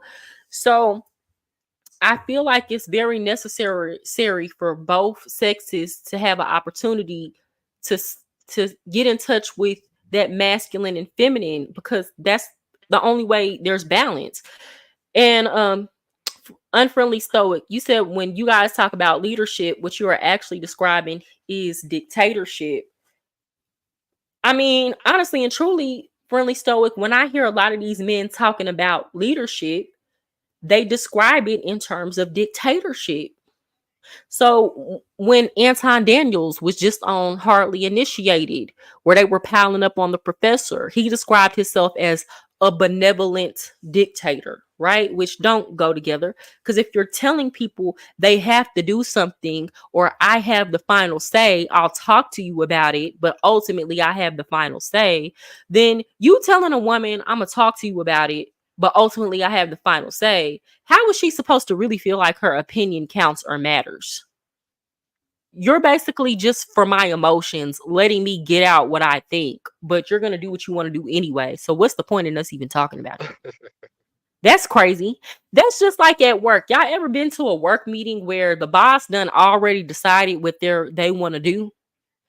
They let the workers kind of voice their opinions, or put some suggestions in the suggestion box, but ultimately that shit don't matter. They already know what they want to do. Are you going to be happy at that job? Nope. Are you going to feel hurt, skinny boy? Exactly. No. Eventually you're just going to stop talking and communicating, and you going to be making your plans to leave that job. All Okay, right. you going to be making your plans to leave that job. Now, if a man is truly a leader, and I'm gonna say this because I heard Anton Daniels say, men just off of the strength of being men, being born a man, you automatically a leader. Which that's crazy. Even if you're a man, certain men that you would never take any advice from. That as a man, that there are men that you look at in your community and be like, I never want him to be in charge of nothing, right? But if you're truly a leader, you don't have to force people to follow you. You don't have to tell them my say is the final say. If you're truly a leader, the person will willingly just follow what you say. Or the person will willingly say, or if your ideas genuinely are better than the other person's, like, and the person is a logical thinker, they'll just go along with it. So I don't even think that's nothing. That if a person is genuinely a good leader, then there's no friction when it comes to that leadership, because leadership is something that inspires people to follow. It's not telling people I have the final say. And the best leaders, they only want people to make decisions for themselves and go along with what they say if they feel like that's the best thing for them. The best leaders lead free of ego. Gotta realize being a leader is tough, because if she is not happy, you are not being a good leader. The problem is, though, unfriendly stoic, a lot of people won't even recognize that the people that are following them are not happy, nor do they care.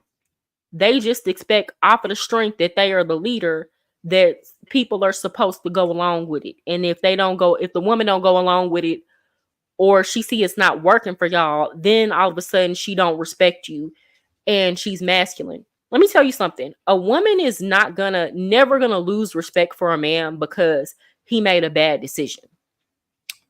Women lose respect for men when you keep making bad decisions and you don't see that you're making bad decisions. When you leading her to hell. Okay. Um a lot of men don't like admitting when they're wrong because they don't like looking weak. But you'd be very surprised how much a woman respect you more when you can just admit, I didn't do good at this. I need Exactly. help. I didn't do that correctly. I promise you, women are not going to look at you like you're a weak person. Like, women have the capacity to feel far more empathy than what y'all give us credit for.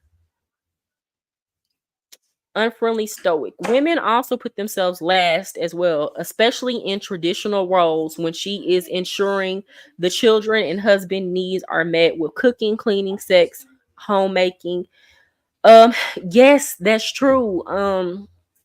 I've been thinking about this too, Ariel. So again, if you're a woman who like you have to work, that's another thing about my cousin's relationship. They both clean the house. Like she's not the only one to clean the house. They both clean the house. They both take turns cooking because they're in a 50-50 relationship. And again, I ain't nothing wrong with a 50-50 relationship as long as it's working for y'all and you feel like you're being treated right.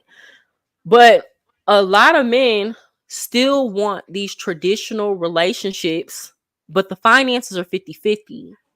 But the woman is still doing the majority of the housework.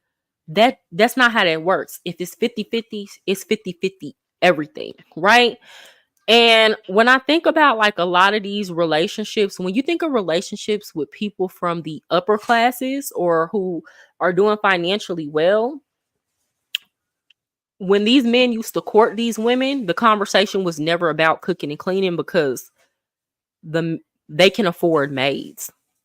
You know what I'm saying? Like when you go back and watch Downtown Abbey or something like that, you don't see any of those rich women cooking or cleaning. They have maids and all kind of stuff to do that. Now, we don't live in an economy where people can afford that, and that's fine. I'm not by any stretch of the imagination saying you shouldn't be with a man if he can't afford a maid, but I feel like if as a man you have a problem with paying 100% of the bills, then you need to be 50-50 with everything, or else you're just going to drain that woman who also has to go to work just like you.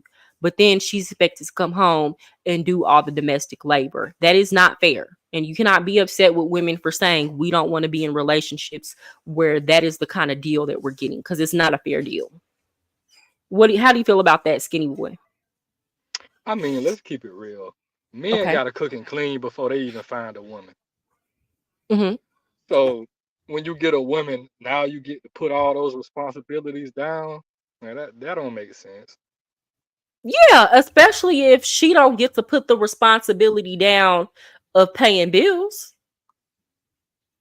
Like before she met that man, she was paying all her own bills, right?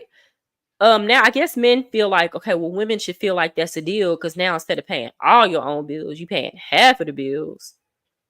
Yeah, but you're still doing all the domestic work, and now you have more domestic work to do because you have another human being to clean up after. And then on And top of kids. that, kids. Now you gotta. This is why I say a lot of the times, and I understand why there are women who say men should automatically pay all of the bills because gender is not fair just off of the strength that women have to birth the babies, right? So I get that. Like there's some burden and load to carry that women have that biologically men will just never have that burden. I don't care how much society shifts. I don't care if you got women in men not in the work field as much as women are in the work field. I don't care if women get more education than men. I don't care if life just in general is easier for women and harder for men. I don't care how the dynamics shift in the world. You will never be able to change the fact that women have to birth the babies and men don't. So off top, it's starting off with women carrying the larger load. And men have to understand that in order for these relationships to be beneficial to women, women have to feel like whatever efforts the man is putting in, it offsets that load. You understand what I'm saying, skinny boy? I Women agree. have to feel like I'm not coming out of this getting a raw deal and that I don't feel like I'm getting played, used, and doing more than this man. That don't necessarily mean that you got to pay 100% of the bills. You just got to figure out a way. And if this is going to vary from woman to woman, you got to figure out a way to make that woman feel like we're equal and everything ain't on me. Okay. If men can do that alone, I promise you, the dynamics of relationships would improve tenfold. You'd see a whole different conversation being had on the internet. So, how are both parties not operating in a leadership role at that point, especially if we also work? Yeah, and that's what I'm saying. In relationships, I feel like the leadership is not delegated to one person. The partner who can do it better or is available to take the lead on whatever the issue is at the time should do that. But that position changes depending on the issue and the decision being made. And a lot of times, if y'all both already can agree on something, then it's not even an issue anyway. You feel me? That's why they Exactly. say it's best to try to get with somebody you're equally yoked with, because most of the time when it does come to those major decisions, y'all will already be in agreement, right? It won't be too much friction. And then if y'all do have something, because again, people don't perfectly fit together perfectly. Even if you find somebody that's the best person for you, then a lot of the times, if you build trust with somebody, you will defer to the person who on this particular topic is the best at making that decision. um that don't require the man being the consistent person that is the leader and the figurehead of the family at all times. That just requires being equally yoked and both people trusting and respecting each other. And a lot of people will never understand that because they think of relationships as power dynamics. Who has Right. the upper hand in a relationship? And that's not working anymore. It's not. And women aren't happy with it. If they were happy with it, we would have never had the first wave of feminism. If women were happy with being in a subjugated role where the man is making all the decisions, then we wouldn't even be talking about this. But because women were not happy about that, we're talking about this. And a lot of men are uncomfortable with it, right? Because men are not used to being in this position. Also, a lot of women don't know how to act because they're not used to having so much freedom. So they doing the damn most. Ooh-wee.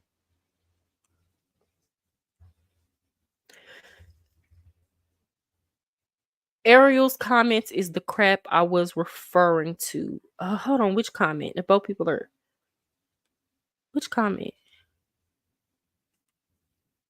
Which comment are you referring to? Maybe it's this one. Oh, okay. About the cooking and the clean, all of that, Nicole. Yeah, but see, it don't have to be that way. I promise you, it don't have to be that way. You just gotta be able to get with a man that's empathetic and it respects you and your opinion as a person. If you get with a man who automatically feels like, you the head and he's the tail, then you're gonna always feel like you're getting a raw deal. The work that I feel like men have to do is being secure in themselves enough to know that if I put in the work in this relationship, and if I, first of all, you got to choose right. Let's start there.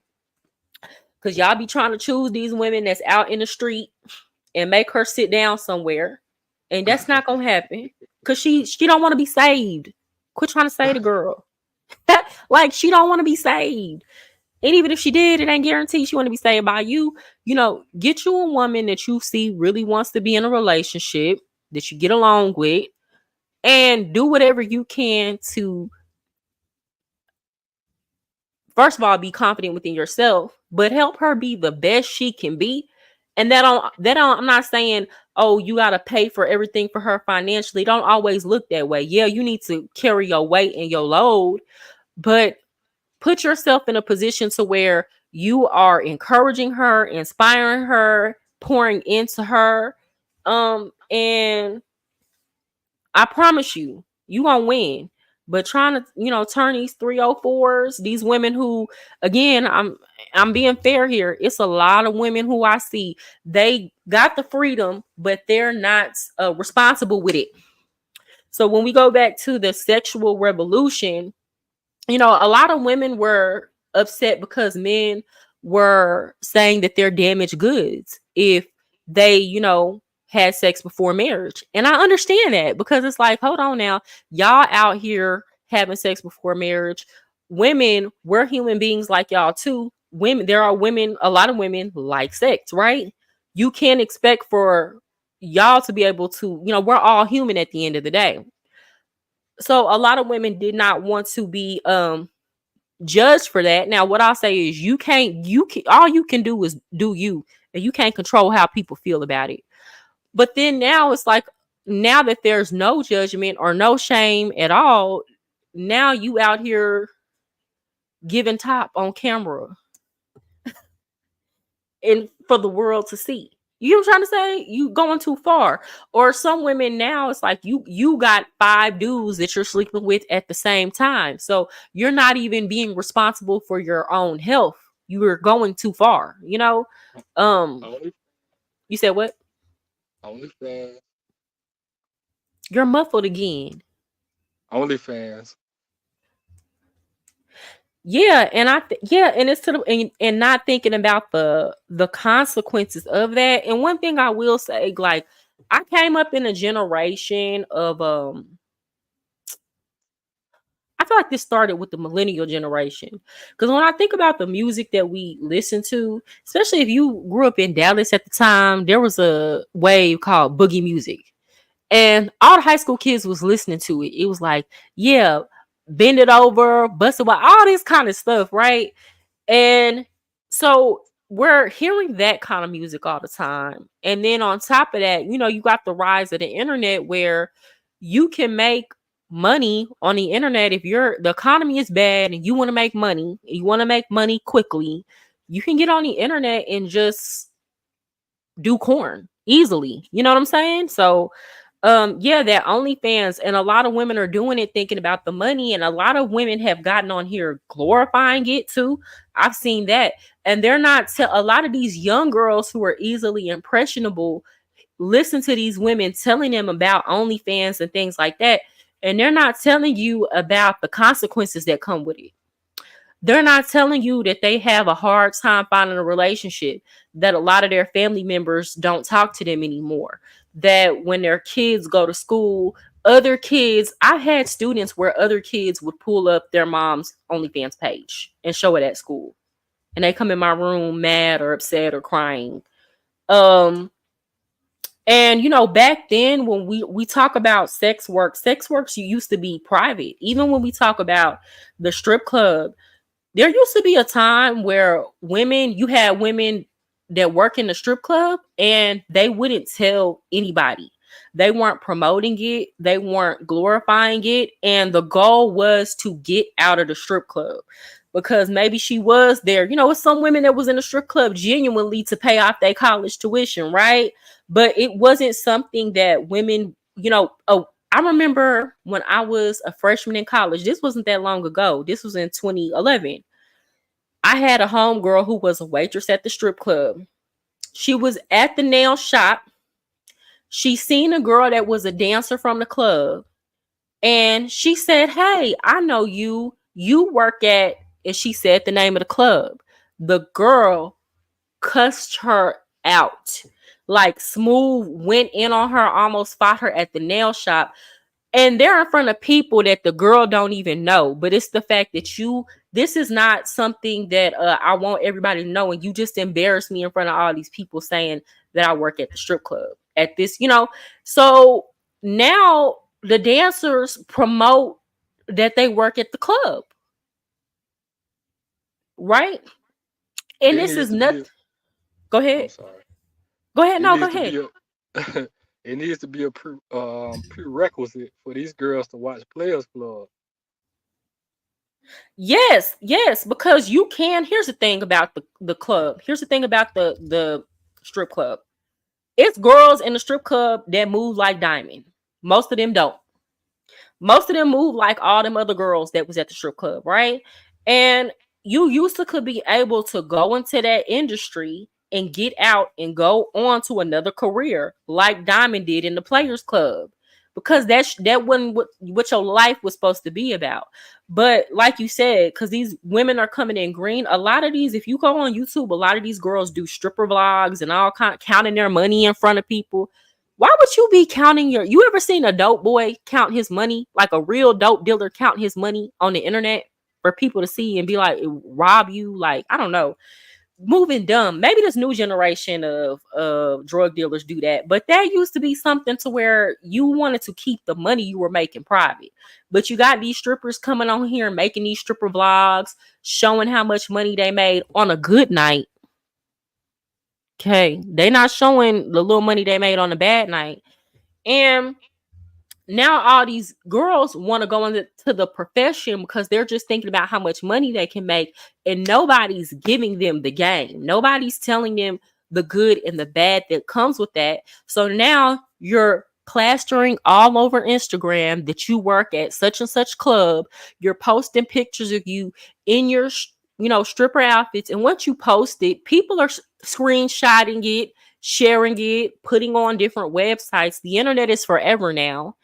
And now you're forever tied to this profession in some type of way. Because if you wanted to go get another professional job and they did enough digging, or you didn't take that stuff off of your profile, people don't have to hire you.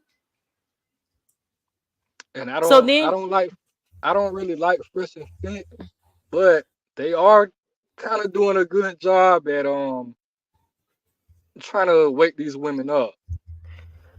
okay, explain why you think they're doing a good job at that. Well, they're kind of demonizing that OnlyFans and stripping and sex work.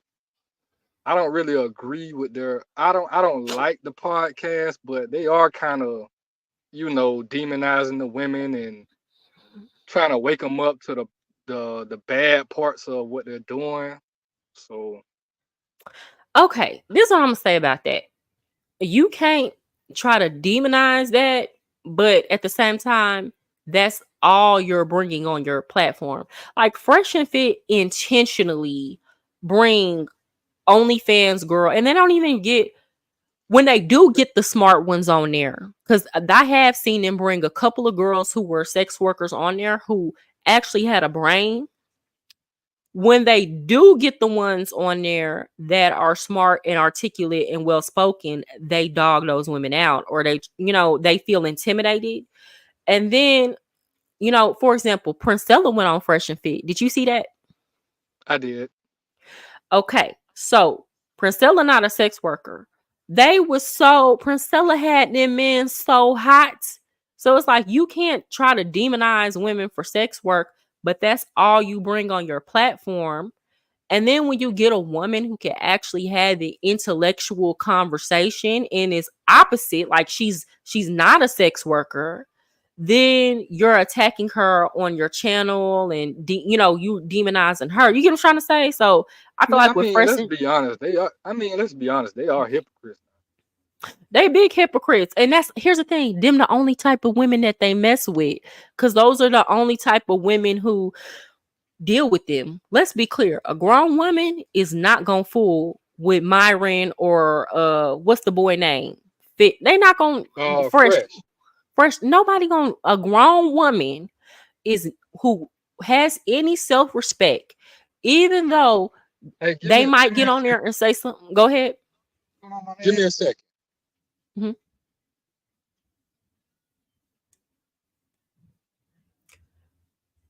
Well, it's good that you cook. What you be cooking? Ariel's comment is the crap I was referring to. I think I showed that.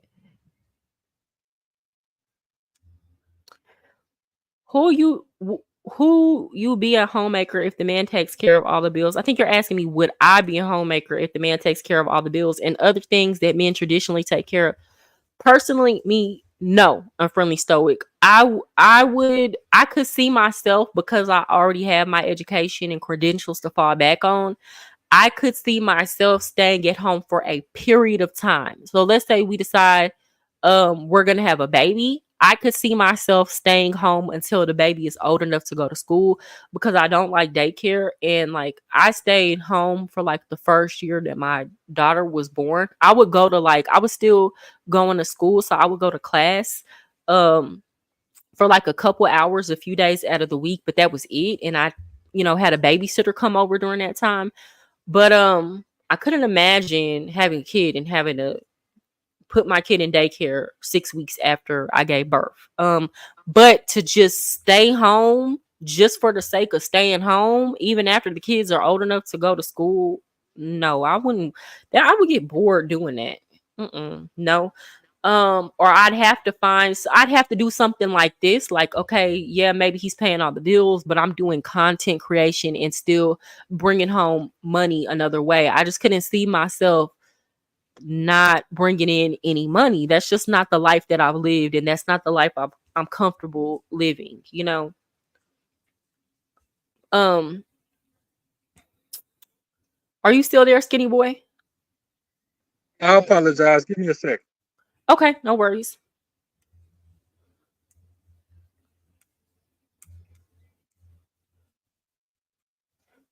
You are talking about the workload, not leadership. Well, unfriendly stoic. A lot of women are not going to respect a man if she's pulling most of the workload. They're not going to respect if he does want to be the leader. They're not going to respect his leadership.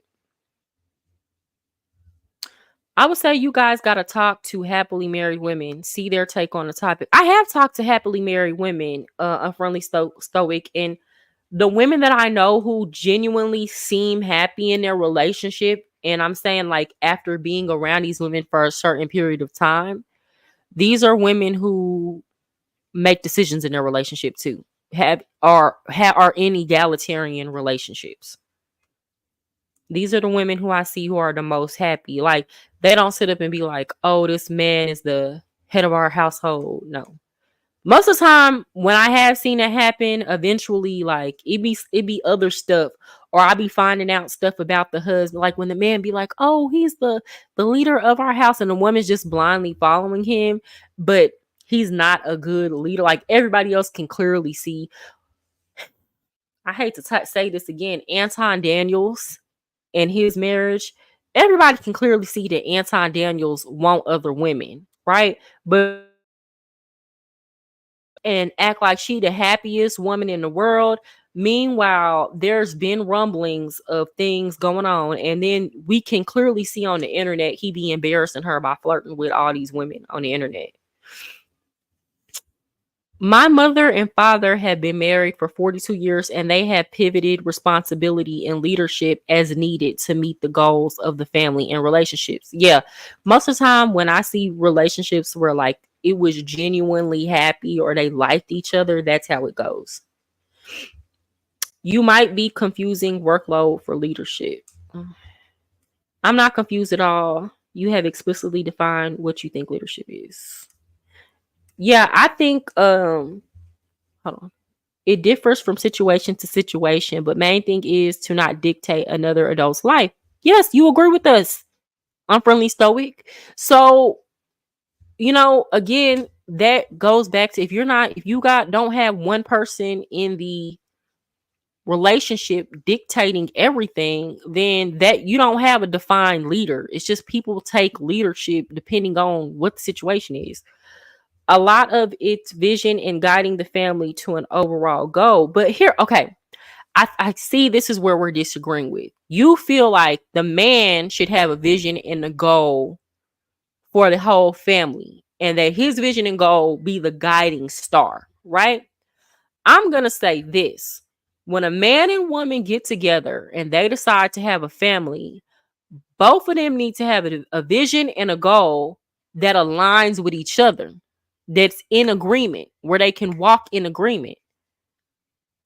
So if the woman's vision and goal of where they should go is conflicting with the man's vision and goal, and the man's vision and goal is conflicting with what that woman believes, they shouldn't even be together.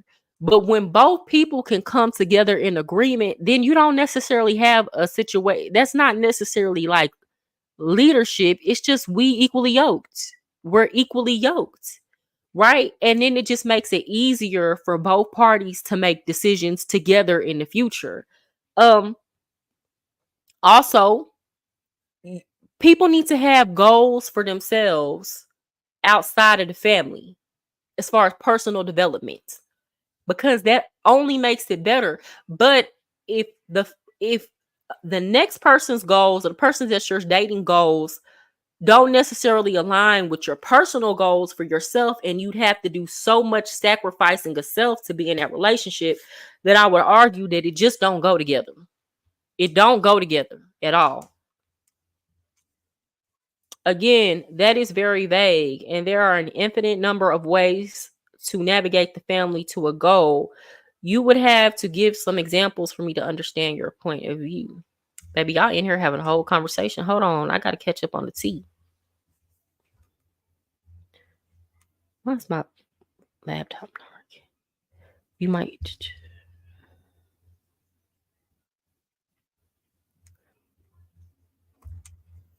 What do you do for a living? What does my job profession have to do with your point? Yeah, I don't see how her job have to do. We're yes, we have a vision and goal. Stoic, I don't understand why y'all are arguing.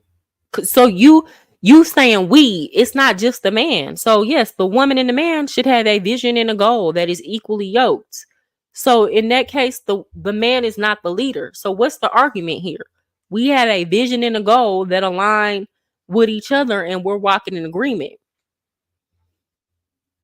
But the leader keeps the family unit on track. No, I'm going to disagree with that, unfriendly stoic. If you are with a woman and you constantly, like, she not focused on the goal, she steady getting off track, she don't, y'all goals didn't really align with to begin with, you gonna get tired of having to keep her focused because she always going off track. Now, I do understand that in any relationship, you're gonna have points where the man might not be focused on the goal and the woman is not. Like, that's not how life works. You're never 1000% for the rest of your life 100% locked in on your goals. It's not linear like that. Okay, it's dynamic. You might have times where you're fully 100% locked in and able to have that discipline, but then you kind of falling off a little bit and you need to get on track. And that's where, when you have partners where y'all are equally aligned, y'all can keep each other on track. But I don't think it should be the sole responsibility of the man to keep everything on track, and if he don't keep it on track, the whole thing falls apart. What the hell are you with that woman for then? Okay, what the hell? If she can't if she also can't help you keep things together, or when you're having your moments where you can't, you're having a hard time keep it together, if she can't keep it together, then that sounds like a burden to me. That sounds like you dealing with somebody that don't know what they want. That sounds like you're dealing with somebody who constantly needs guidance. That is exhausting. I'm a teacher. Okay, I would say I'm the leader in my classroom. If I have students that I constantly, every single day, I got to remind you what you're supposed to be doing and help keep you motivated to learn, which that is the case a lot of time, that is exhausting. It is exhausting. It make you like, it's overwhelming. It makes you feel like, as a leader, you're not making any progress because this person can't make decisions for themselves and they can't be self-motivated with their own academia. Nobody wants to babysit anybody. Again, that's one of those things. It sounds good until you have to do it. Right. I'm not understanding. That sounds like a man handling an immature woman like a child who needs constant guidance. Yeah, like, don't nobody want to deal with that. It should be two grown people supporting each other and playing on strengths. Exactly. And then ideally, what you would be doing is learning from the person that is stronger than you, so that you're being strengthened in the areas that you lack in. You shouldn't want to, for the rest of your life, depend on them to fill in those gaps, because anything could happen. It's not even about whether or not the man leave you or the woman leave you. What if one of y'all die? What you gonna do if they not there to tell you what to do and guide you and lead you? Are you gonna fall apart? I'm a licensed mental health professional, and she is. Oh, I didn't want to say that because you asked that question to her, and that's her life. But yeah, she's very good at what she does. In Big Fat Greek Wedding, there is a saying in that movie: the man is the head, but the woman is the neck. No, okay, I ain't the neck. Okay, first of all, I have my own goals, dreams, and aspirations. Let's start there. Um, so I have that going for me, and my sole purpose in life is not to help a man in his goals, dreams, and aspirations. Now, I'm not saying that I can't be a support system to a man. I'm not saying that I can't be support, but it can't be at the expense of me. It just can't. And I can't come second to you. Go ahead. I was just telling you that I was at a public park and the police. Hold on, you still kind of muffled, skinny boy. Can you hear me? Yeah, hold on real quick. Remember, the neck turns the head in any direction it desires. Y'all can stop. Here's the thing, unfriendly stoic. They can sauce it up, make it sound good, make it seem like the woman have more power playing second to the man. I don't go for that. You feel me?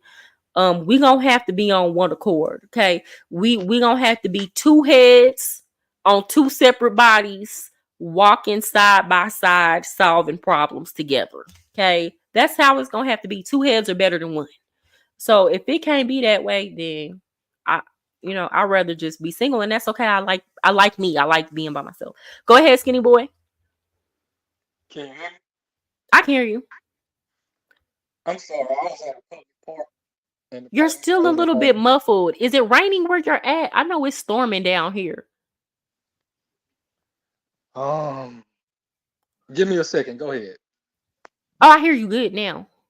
Okay. I was at a public park and the police rolled up on me. My bad. Oh yeah, yeah. You had to move around. But what were you gonna Yeah, say? I had to move around. I'm back at the crib. Yeah, y'all make sure as y'all are coming in. Hi, Thomas Anderson. Time tells the tale. Okay, welcome to the chat. This is my first time seeing you tonight. Y'all make sure that y'all are hitting that like button as y'all are coming in. Please, that helps a lot. Okay, so we're still on this thing. Unfriendly stoic. We're still on this thing about leadership. So he was saying Okay. that the woman is supposed to be the neck moving the head. The neck moves the head. And then also unfriendly stoic, that don't make sense. So if the neck is what's really moving the head, then who is the real leader? Come on now. Think about that. Think about what you're saying. If the neck is controlling where the head is going and the woman is supposed to be the neck, then who is the real leader in the relationship? So you got to decide what you want it to be. You got to decide, you got to pick a side and stay there now. If you're saying the man should be the leader, then don't use analogies where the woman is really controlling things, okay? If he the leader, then he got to be the leader. If you feel like the woman should be the leader, then say that. And if you feel like it should be egalitarian, if that's really what you think, it's okay to say leadership requires both parties being able to make decisions. Oh, I see this conversation got deep. Yeah, it's getting deep. A bad leader gets overthrown. Not necessarily. Who Yeah, I don't the agree with that. I don't agree with that. The people under that leadership gotta be tired enough and courageous enough to do something about it. Cause I know plenty of countries right now where they sit up and complain about the leader or the person that's in power and they don't do anything about it. Okay. Matter of fact, they sit up and wait till the next election and hope and pray and march, and they ain't overthrowing nothing. I, I was just Okay. about to say, Joe Biden. Yeah. Come on now. Who doing anything about that? Ain't nobody overthrowing, ain't nobody marching to the White House. Gas going up. Okay. Gas going up, groceries going up, oil going up. Joe Biden done openly said he not doing nothing about it. He's gonna let the Federal Reserve handle it. And ain't nobody doing nothing about it. Ain't nobody Illegal overthrowing him. immigration. Yeah, ain't nobody doing it. We talking about it, but ain't nobody going to throwing Joe Biden. We're hoping, people are hoping during the next election that he's, not going to be president anymore. But even then, some people, they don't like the other option, that they willing to deal with Joe Biden. You get what I'm trying to say? So, because, the Republican nominee is going to be Donald Trump. So it's this or that. Which one you want? Okay. And even then, if Donald Trump gets reelected and he in office, I doubt people gonna do it. And he's not doing a good job. I doubt people are gonna do anything about it. Or they find other leadership. Yeah, that's true. I'm just waiting on the point of me disclosing my professional background. Yeah, Unfriendly Stoic. Can you explain that? Can you explain? I want to understand that too. When in terms of talking about this conversation of leadership, can you explain why it was important for you to ask Ariel what she does for a living? Like, I do want to know, why was that relevant? Hey, Mariah, Uh-huh. I don't want to derail the conversation, No, but come on, come on. we were talking about Fresh and Fit, and I didn't get to hear your closing thoughts. Oh, yes, we were. No, it's okay. We can go back there. So with Fresh and Fit, I feel like it's all about the money to them. Like, they sit up and they say they're helping men, but I feel like if they were really, really helping men, then they would try to show examples of women that they should be dating. Like, every show, they post pictures of women in naked, half naked women, these Instagram girls that they bring up, that they pay to bring up, right? The women go on there because they want the clout, which I don't, again, they're not self-respecting, because any self-respecting woman that watch Fresh and Fit, they've been on the internet so long, you would not even put yourself in a position to play yourself like that. So you got these girls who are of a particular mindset going on Fresh and Fit, getting dogged out for being OnlyFans models. Behind the scenes, Fresh and Fit are sleeping with these girls. Behind the scenes, Fresh and Fit are paying these girls. We see what's going on with Fresh and the Chinese girl that's pregnant by him. You talking against men, women being single mothers, but you getting women pregnant and then telling them to get an abortion, then coming saying you're a good man. So that's what kills me about a lot of these men that get on here talking about, I ain't got no kids. They ain't coming on here telling you how many women they made get an abortion. Because that's the thing. They want to sit up and talk about the men with kids and call the men with kids Pookie and Ray Rays. Which I don't think just because you have a kid in a relationship that didn't work out, if you're a man, that you necessarily Pookie. I don't think that. But they want to get up here, get mad at the, talk down on the men with kids, talk down on the single mothers, but they not coming on here telling how many abortions they paid for. Oh, you cutting deep now. Come on now. They not talking. It's so many men walking around here with no kids who done had a couple of trips to the clinic with a chick. Let's stop playing. All it take, and now we got this Chinese girl who she refused to get an abortion and she want to expose him, but who's to say that's the first one? So I feel like for them, they tapped into a demographic of men who are angry and want to blame women. I'm not saying that they haven't said things that were true. I'm not saying that they haven't given advice that's helpful, because I think that's great advice to tell men to get in the gym and get their money up. You can never go wrong telling anybody to do that. That's only gonna help you in the long run. Right. But the way that they treat women and objectify women and dog them out, that's not doing anything to be a guiding compass for the morality of these men.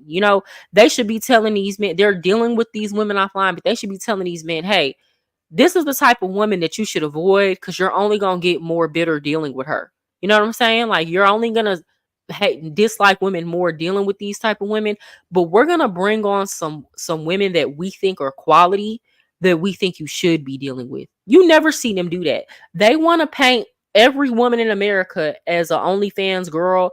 They want to paint every girl in America with the same mentality that these girls who are running the streets in Miami and LA are doing. And that's just not the reality. That's not real life.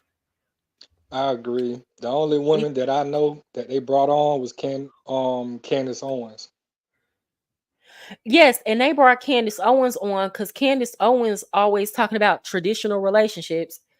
And I agree with some things that Candace Owens said. So I'm not one of the people that just hate Candace Owens, right? I can agree with some points that she makes, right? But Candace Owens is not in a traditional relationship. And I don't know why she keep on getting on the internet with that. She works. Candace Owens is Right. plastered all over social media, giving her opinion about things. Do you think Candace Owens' husband is genuinely and truly telling a woman that opinionated what to do and she not give her opinion? Do people really Yeah, think that's no. what's going on? Hell no. She in that relationship giving her opinion that, deciding she already had her own life and career before she got married to that man. So she, And a what lot of does these. what Go does ahead. Myron preach? We don't like boss chicks. Women all on social media, all that. No, he talk about that. So then you have a woman on the internet who is diametrically, her career, the way she lives her life is diametrically opposed to what you're preaching. But because she's saying all the things that are in agreement with what you preaching, then it's acceptable for her to come on when she is a boss babe. You feel me? And she can Yeah. try to say that she's not, but she is. Like, there's not a person in America who don't know who Candace Owens is at this point, and she's been consistent. She's good at what she does and is effective at marketing herself to her audience. You doing it, sis. Whether I agree with everything she says or not, she's doing her big one in this field. So you can't sit up here though and talk about women being in the home and traditional. As much as she works, I know Candace Owens don't go home and cook every day. Can't. You flying all across the country. You on from podcast to podcast, meeting to meeting. You are not at home cooking and cleaning all day every day. You're not doing it, sis. You're I just not. agree. It's impossible. And that's okay that you're not doing it. It's okay if you get some help. It's okay if your man do it some of the times. We don't got to sit on this internet and lie. A man in a relationship as a bad leader opens his relationship up to other men to take their role. Maybe it depends on how much mind control he have over the woman. I know some men who are terrible husbands and terrible leaders, and you couldn't pay that woman to cheat on him. It don't always work that way. I'm talking my grandmother. You couldn't pay my grandmother to cheat on my grandfather, and he was terrible.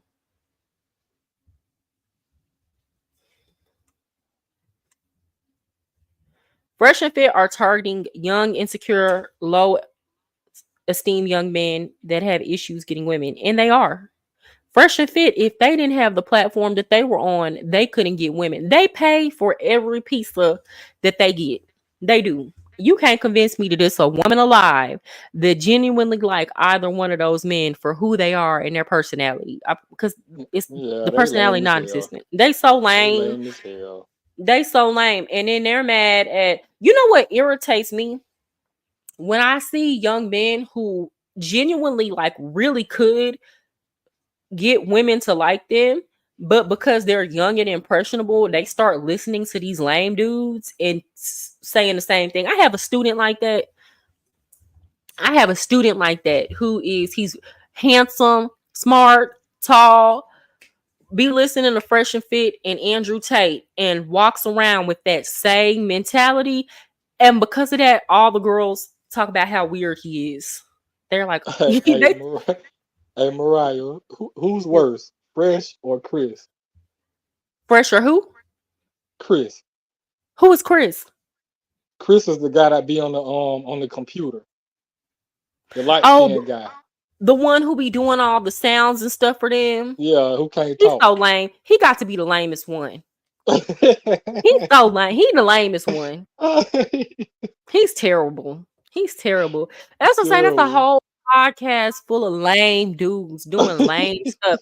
And then you got dudes who actually like, this is not your position in life. You just got your feelings hurt by one girl and now you watching Fresh and Fit when really all you had to do is pretend like she don't exist no more and go get you another one. Right. You are not the same. And now you listening to this, and then now you're trying to deal with other young women, and they're like, "Oh, he's weird, or he's controlling, or he's insecure." And I'm like, sir, turn the dang podcast off. Like, I see that with boys in high school now. I'm like, this shouldn't even be your plight in life. Okay? You creating your own problems.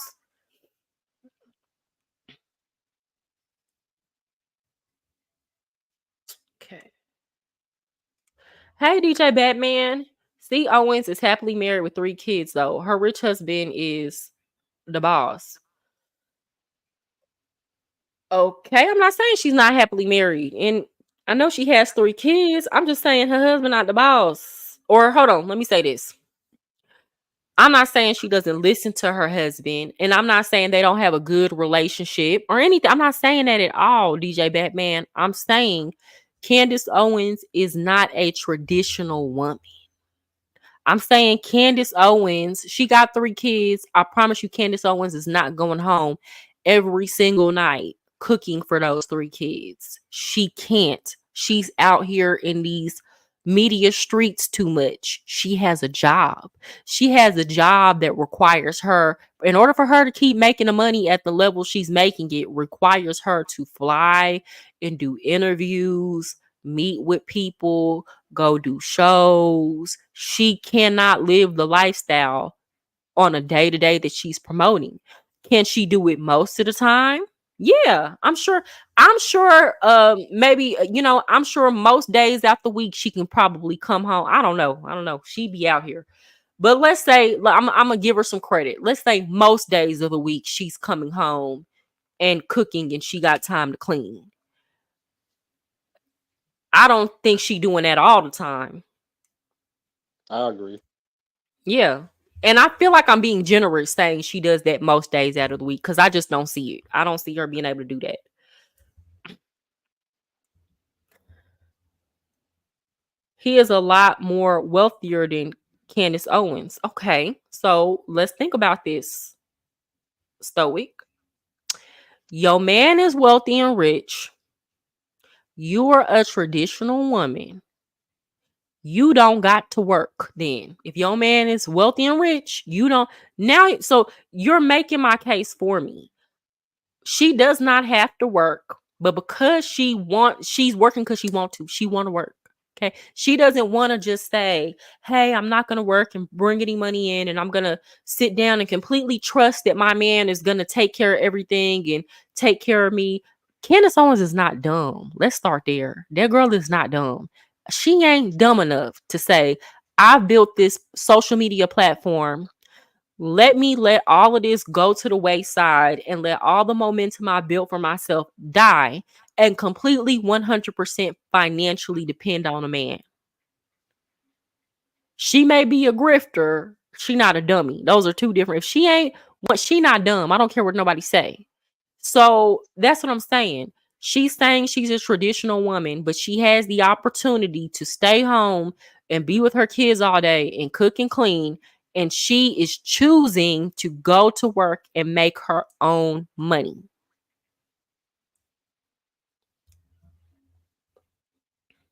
No argument here. Yeah. I mean, that I don't see what's traditional about that. Candace Owen works because she wants, not because she needs to. I never said she worked because she needed to. That's my point. It'd be different if she needed to work. She's not traditional. She wants to work. She likes working. She likes people hearing her opinions. She likes being somebody that people look to for their opinion. She likes the fact that people want to know what she has to say. She's not hiding behind her rich man, letting him just lead the way. No, she had her own plans before she got with that man, and she's continuing to follow through with her plans for her life. Now, as okay, where they're gonna live or like the day-to-day things, I'm not sure who makes those decisions, but Candace Owens doesn't come off to me as the woman who just passively sits by while somebody is making all the decisions in her life. I just don't see any evidence of that for me to believe that. Candace Owens has a mouthpiece. Ain't no way she isn't making decisions for herself or her family, especially if she's bringing in money. Exactly. I'm not saying she's making all the decisions. I'm not even saying she's making the majority of decisions. Could be a situation where her husband is making majority of the decisions. I just don't see her going along with stuff that she doesn't like. That's not her personality. Yeah, it seems like they're having more of a egalitarian marriage. It has to. It has to be. But she's preaching traditionalism. I think with women like Candace Owens, they feel like as long as you're married, they wanna, you gotta understand, these women have an agenda because they're being paid by very powerful people. The Yeah. US population is declining. It is mostly declining. We can blame it on the gender war, but let's be honest. If the economy was going a lot better, women would be a lot more willing to take the risk to have children by men, even if they weren't acting right. The way the economy is going and the fact that people can barely even afford one child is making women say, then you couple that with the gender war and women saying, this just not smart for me to have kids by, men who aren't treating me right. Well, now you have us on a path of a continual decline in birth rate. But the economy is the main driver. Rich people, I know we keep talking about robots and AI, but they don't, I don't think it'll be a long time if we do move toward a completely AI economy.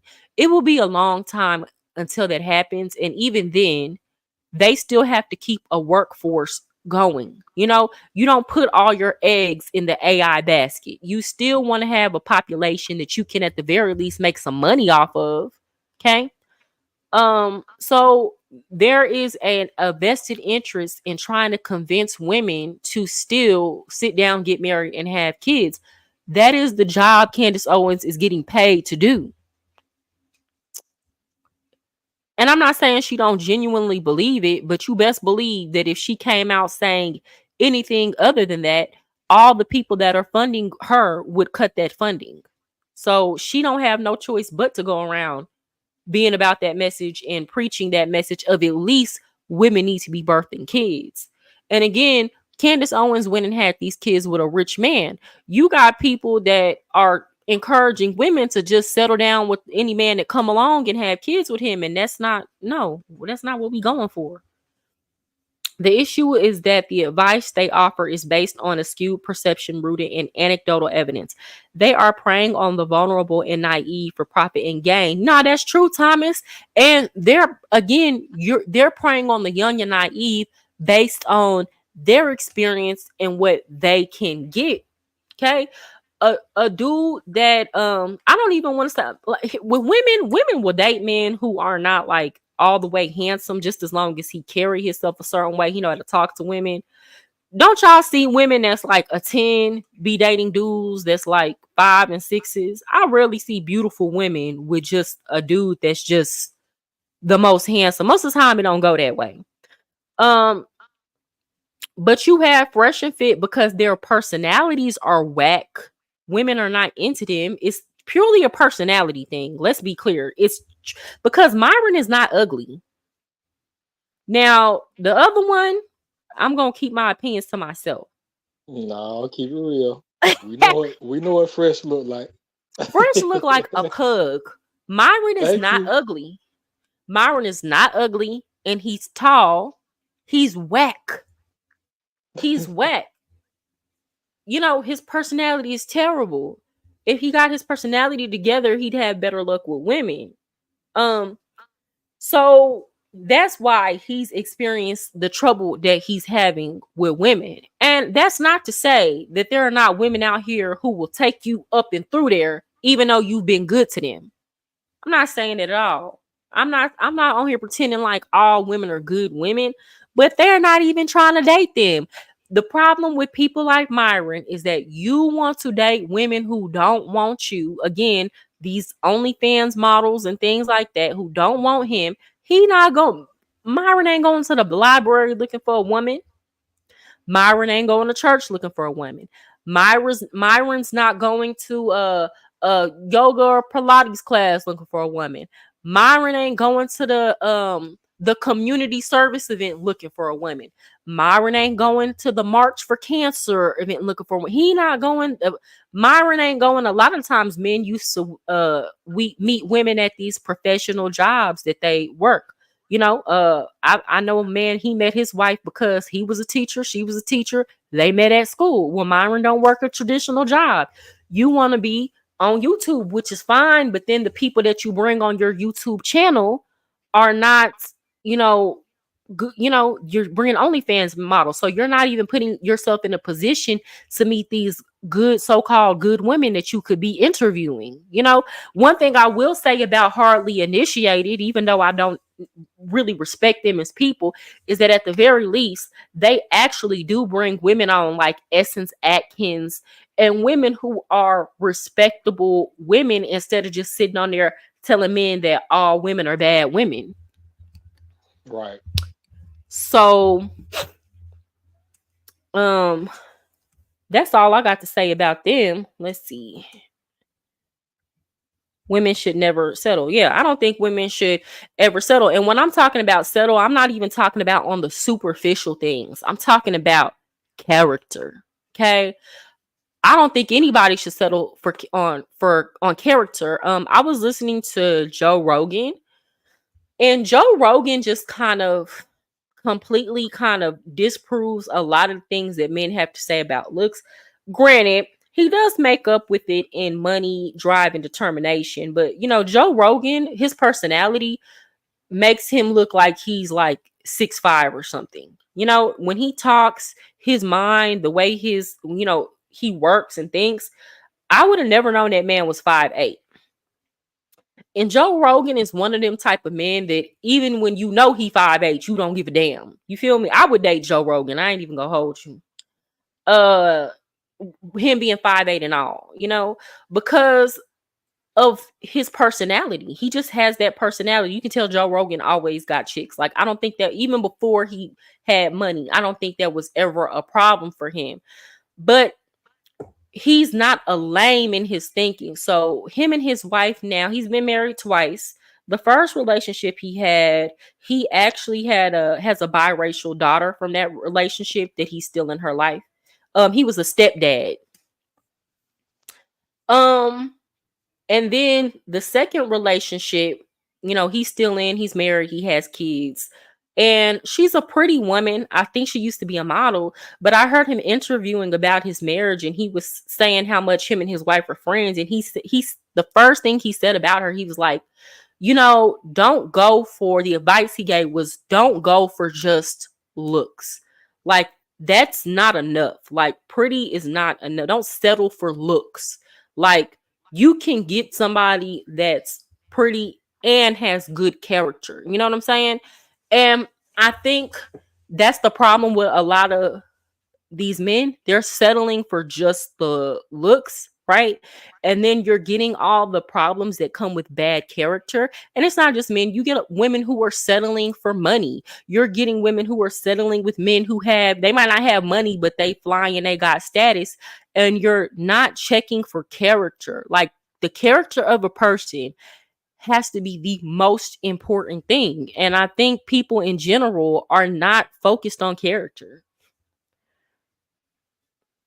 They should get the best men they can possibly get. Yeah, but I think women need to be careful in what they define as best, because the richest man that you can get might not be the best man that you can get. Now, I ain't never gonna tell women to go mess with a man that don't got anything going for himself. But if you get with it's plenty of rich men that was on that plane and on that island with Jeffrey Epstein.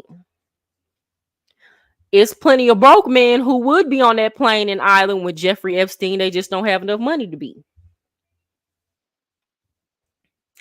Owens is trying to be an example for the modern day 304. Well, hold on. You have to explain that to me, because I wouldn't put Candace Owens and 304 in the same category. What would you say you learned from your last relationships, and how would you apply that to your next? Unfriendly Stoic, it sounds like you interested. Right. Do you want her social media? Do you want her Instagram? Because at this point you were interviewing. Okay, so it sounds like you interested. You want to get to know sis a little bit more. I'm with it. Are we making love connections here on the Mariah Sincere channel? Let me find out. Maybe that's my calling. Okay, maybe I'm really supposed to Yo, be a matchmaker. I don't know. We gonna see. Okay, hold on. Let Mariah me the new find date. out. You hear me? Okay. Now I don't know if I should be the one matchmaking y'all because I ain't got no man. But hey, some people they better at putting it together than they actually are at walking in it. Ariel, come on now. He don't seem like a bad dude, okay? He just trying to get to know you, girl. He trying to get to know you. Don't be that way. Ariel dropped that Instagram. She seems like a strong, powerful black woman. She is, and that's awesome. That's awesome. She an asset, not a liability, baby. What you mean? She is. And again, I know her personally. She's a funnest, one of the funnest people you'll ever be around. Okay. That's what I'm saying. Y'all got to get to know people outside of the internet. You the light skinned Kendra G. That's what it is. For real. I'm gonna start doing y'all like Kendra be doing y'all. Kendra be look, pay $100. I'm gonna put you on here. And then did y'all see how Kendra did Austin Holloman? Oh, I was just about to bring that up. What you think about Man, okay. I told y'all I watch Austin. it? And I watched Austin. I You said what? don't like. He funny. You don't think I think he funny because I think he's funny because of the way he talked to people. Like he be very blunt. And he's not trying to be funny. It's just the way he says it is like, well, damn. Austin talks like somebody who was in the military for a very long time. You ever met them no nonsense military men who Yep. just, yeah, they just say it how they want to say it, and it's just very they don't think about feelings or nothing, you know. And again, I kind of when I watch his stuff, I think of him differently because he's 24 years old. Like I'm not taking too much he say seriously. What I will say is, I'm sorry, something's in my. I understand why he messed with the type of chicks that he messed with because he played too much, and he I thought he was gonna appreciate get, it too, Ariel. huh? No, I was telling Ariel I appreciate her too. Oh yeah. He plays too much, so he thought he was gonna get on Kendra G show playing and being childish, and his followers was gonna be on there being childish, and she cut that off. And that's what I'm saying. Men like Austin, they get on there and they make their followers think, oh, I'm getting chicks, I'm getting this baddie and whoopty woo. But when you got to talk to grown women, you don't know how to talk to them. You don't know how to deal with them. You don't have charisma. You don't have enough charm. You don't have enough sazon about yourself to get on a platform with a woman like Kendra G and impress. You gonna annoy a woman like that, you know?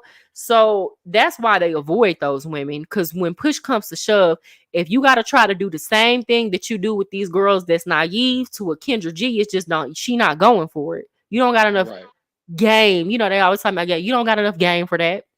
right. Okay. You gotta be at a whole nother level to be able to run that on somebody like Kendra G. And he in the amateurs. He ain't ready for the big leagues yet. And that's okay. Austin talks so matter of fact. He does. And it's entertaining. Like, if you don't get in your feelings about what he says, it's very entertaining. And I'll say this. It's not that like he says a lot of stuff that is true. It's not like he just straight up get on here all the time lying. A lot of things he says, I can see his point of view. And that's why I say, if you want to be a very well-rounded person, you got to learn to listen to people who trigger you until you're not triggered. That doesn't mean that you agree with what they're saying. That doesn't mean that you're going to live your life by what they're saying. It just means that you can listen to somebody's perspective, take into consideration their background and their walk in life. Look around in your day to day and see, well, is there some truth to what they're saying? Have I seen any instances of this? Um, you know, or are they just making this up? Like, you got to be able to try to see stuff from other people's perspective. If you can do that, guys, that will take you so much further in life than getting offended every time somebody says something that you don't agree with, or when they have a philosophy that is completely antithetical to your uh, opinion, if you can, trigger your way through listening to people that disagree with you, then you will be able to learn how to navigate this life much more effectively, because the fact of the matter is everybody's different, and you're never going to be in a space where people 1000% agree with you. That's just not how it goes. I think that's why this gender war is so strong on the internet. Everybody coming with their own view. They don't want to be open minded. I think that's the problem. That's true. And I'm gonna say this on top of that, what we talked about earlier, people are getting on here and they're talking from an unhealed space too.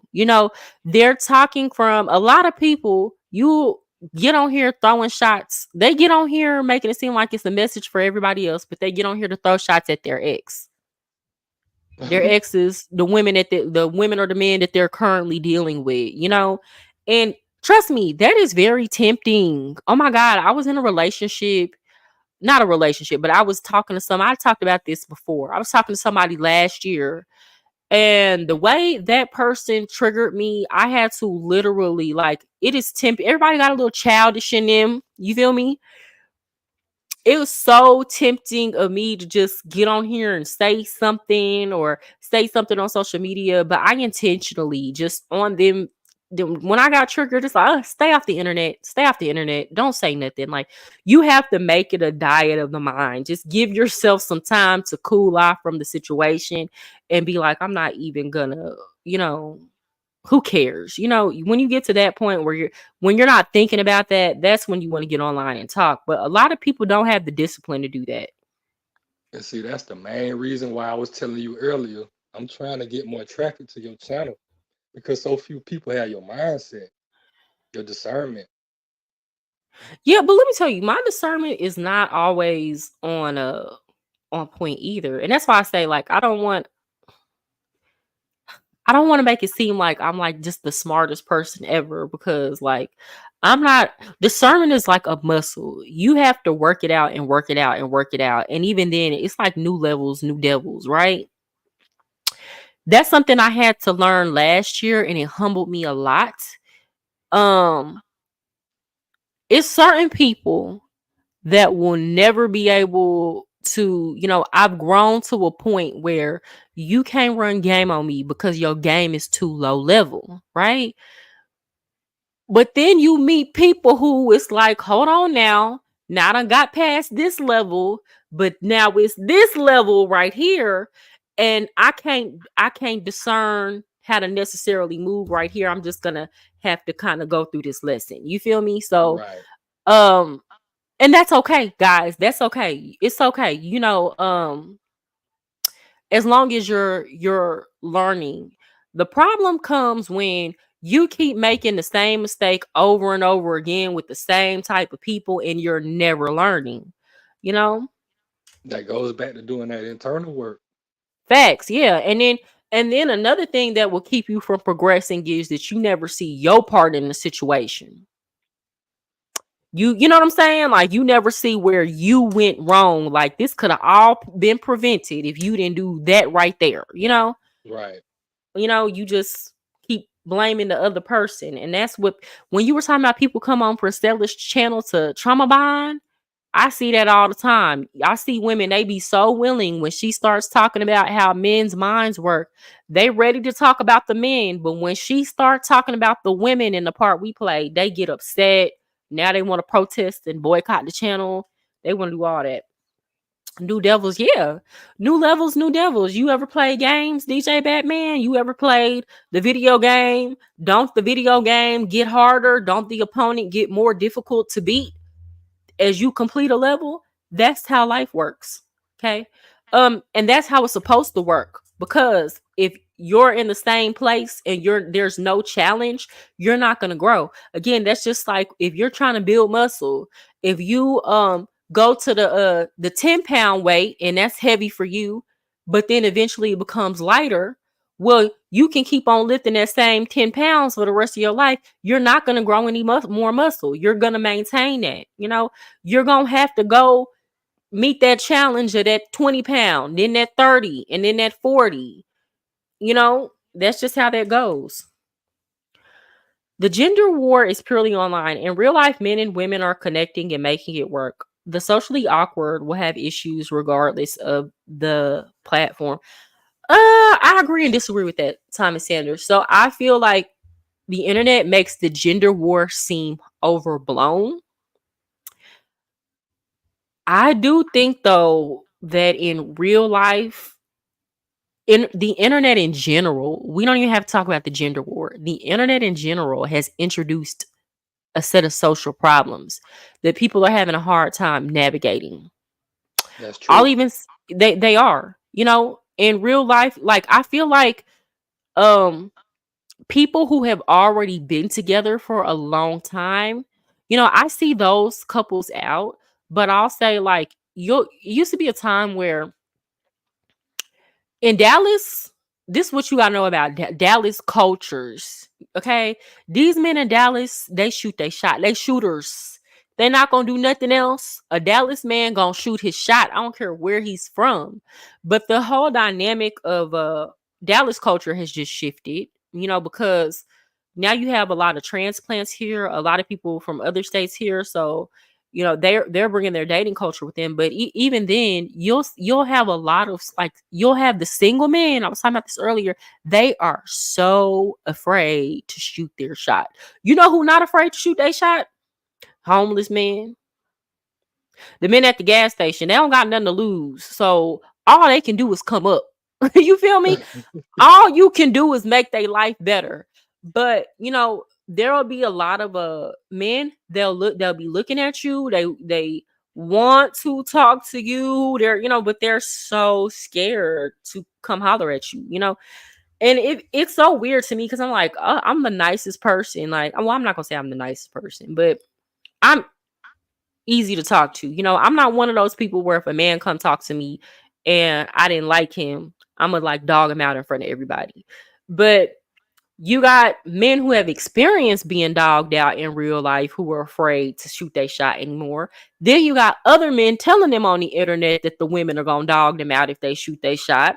And then on top of that, parasocial relationships. You got these men who were like, well, it's just instead of me shooting my shot at the bar with the girl that's right here, it's easier for me to just go on Tinder and try to match with somebody. That way I know they already like me. I don't have to deal with that fear of rejection.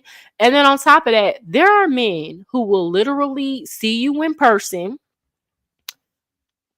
want to talk to you, but won't, somehow find your social media and holler at you. When, sir, you just saw me. You could have did that then. Now I don't want to talk to you because I feel like you scary. To speak to Thomas Anderson's comment, I Uh-huh. think the younger generation are being affected the most by this internet. They are. That's normal to them. Like, you know, when you think about the movies we used to watch back in the day, or like the dating culture, even when I was like a young, you know, super young adult, like people dated by meeting each other in person. Now it is normal for people to meet each other on Instagram. So people want to talk about Tinder, Bumble, and all these other dating apps, but Instagram is a dating app. So these kids aren't meeting each other in real life. They're not learning how to go talk. It's very normal to them. It's to me, it's weird to see a girl and go in her and not talk to her right then and there, find her on Instagram and slide in the DMs. That's weird behavior to me. To these newer generation of kids, it's normal. That's how it goes. You know, you find somebody on Instagram, regardless of if you saw them in person or not, and you shoot your shot there. But what's also happening with that is these kids have these microwave relationships. They'll date somebody for a couple days a week. If they make it to a month, that is a long-term relationship for these teenagers now. And then they're on to the next one. And most of the time they're keeping multiples around at the same time. And it's nothing because they're just meeting new people online. It's nothing. And they have the confidence to address all these people online because they don't have to talk to them in person. You a millennial? Yeah, I'm a millennial, but I teach Gen Z. I teach the young Gen Z. Okay. I'm So a millennial too. yeah, so I'm 30. I'm a young millennial. So I teach the younger, most of my kids are like 14, 13 years younger than me.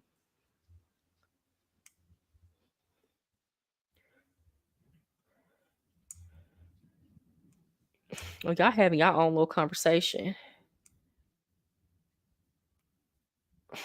It's easier to get rejected on Instagram. Exactly, friendly stoic. And that's the problem. I feel like people can take, like, people's egos can take it better if on the internet somebody didn't respond to their DM. And most of the time you don't have any emotional attachment to it anyway, because you sent her a message and then you sent 10 other girls a message too. So you don't feel the same emotional investment as, like, dang, I seen this shorty out at a party or at the bar or out to eat, and she's with her friends and I'm with my friends, and I'm having to, risk getting rejected in front of everybody. But look, honestly and truly, rejection is not a good feeling. But people have to learn it's a part of life. And I know that men think that women never feel rejection. Y'all be like, oh, that's easy for y'all to say. Y'all don't do the approaching. Well, A, some women do shoot their shot. And B, rejection can come in many forms. Rejection can come in, you're applying to job after job after job, going to job interviews, and nobody's giving you a job. Rejection can come from women later on in relationships where you got with this guy and you thought that he was going to want to take you seriously, or marry you, and he decides not to. You have to deal with the rejection then. So women deal with rejection. It's just they might deal with it at a different point in the relationship, or they might deal with it in some of the other ways that we all deal with rejection. Rejection is not just you shot your shot at a girl and she said no. People can say no to you in different ways, in different scenarios over your lifetime. Everybody has to learn how to deal with rejection. And I think one problem with women too, I'll say this about women, is when we've been emotionally invested in a relationship for so long, we stay even though we know that man does not want us anymore or doesn't want to be serious with us, because we don't know how to deal with rejection either. Once you learn how to deal with rejection, or at least self-soothe, I'm not saying you're never going to be happy, you're never going to feel good about being rejected. Never. That's never going to happen, right? But you can learn how to manage the emotions and feelings that you have that comes with rejection. And that is the problem, that people are becoming more socially anxious and can't be rejected anymore. Yeah, you got to just learn how I deal with rejection is I try to not take things so personal. You know what I'm saying? So most of the time, it don't have, like, if somebody don't want to date you because they don't like the way that you look or the way that you speak or something that you're doing, well, that's not really, a lot of the times that really is not a you problem, whether you're a man or a woman. That's that person's personal preferences. And they had those preferences before you even approached them, or before they even saw you. You didn't change those preferences, or they didn't see you and was like, oh, well, all of a sudden, I don't like this anymore. That's not personal.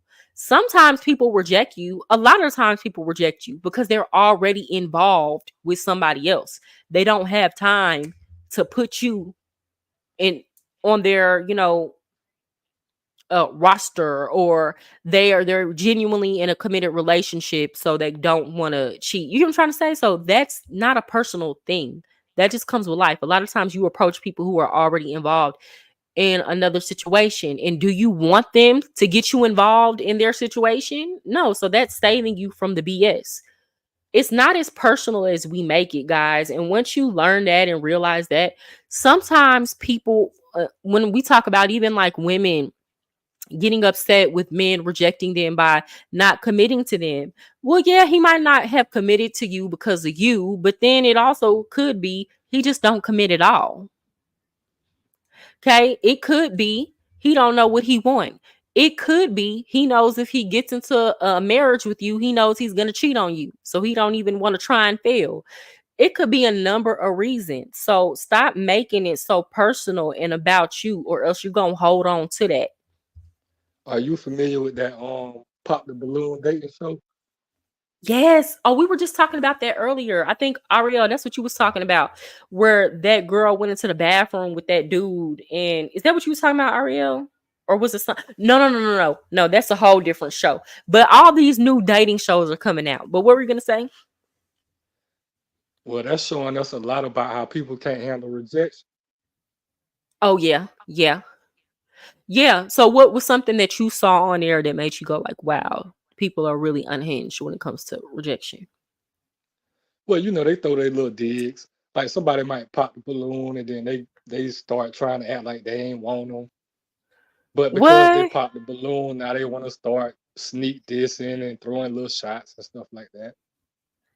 Yeah, when it's like I saw one of those episodes where the woman came on there and she was really classy. First of all, she was beautiful. She was giving like everybody seen Belly, right? She was giving dark skinned Keisha vibes. She was giving, that type of smooth butter skin, tall. She had on a tight dress, but it was long and class. She had body. You could tell, and it was natural body. She looked good, She was pretty, a pretty. fitness instructor. I think she had on that brown dress Yeah, and the bob. yeah, Sis looked good. She looked good. Okay. How do you think about how she looked? yeah. She looked good. G O She was O D looking T. she what? GOODT. Yeah, she looked that good. Yeah. And the men were popping their balloons left and right. And I was surprised because I'm like, do they like women? Like, because are y'all looking at what I'm looking at? Because she was gorgeous. She was like, yeah, she was that chick. And you could tell she ain't even have on a whole bunch of, she had on the makeup, but you could tell it was accentuating what she already had. You feel me? She looked Right. good. You could tell she was one of them people. She still looked beautiful if she washed that makeup off. And the men were popping their balloons left and right. And she was just taking a rejection like a pro, like a champ, being classy. But I think she just kind of understood they insecure, baby. That's got to be. And that's what I mean by don't take it personal. I don't think she was taking any of that personal. They weren't even giving good reasons as to why they popped their balloon.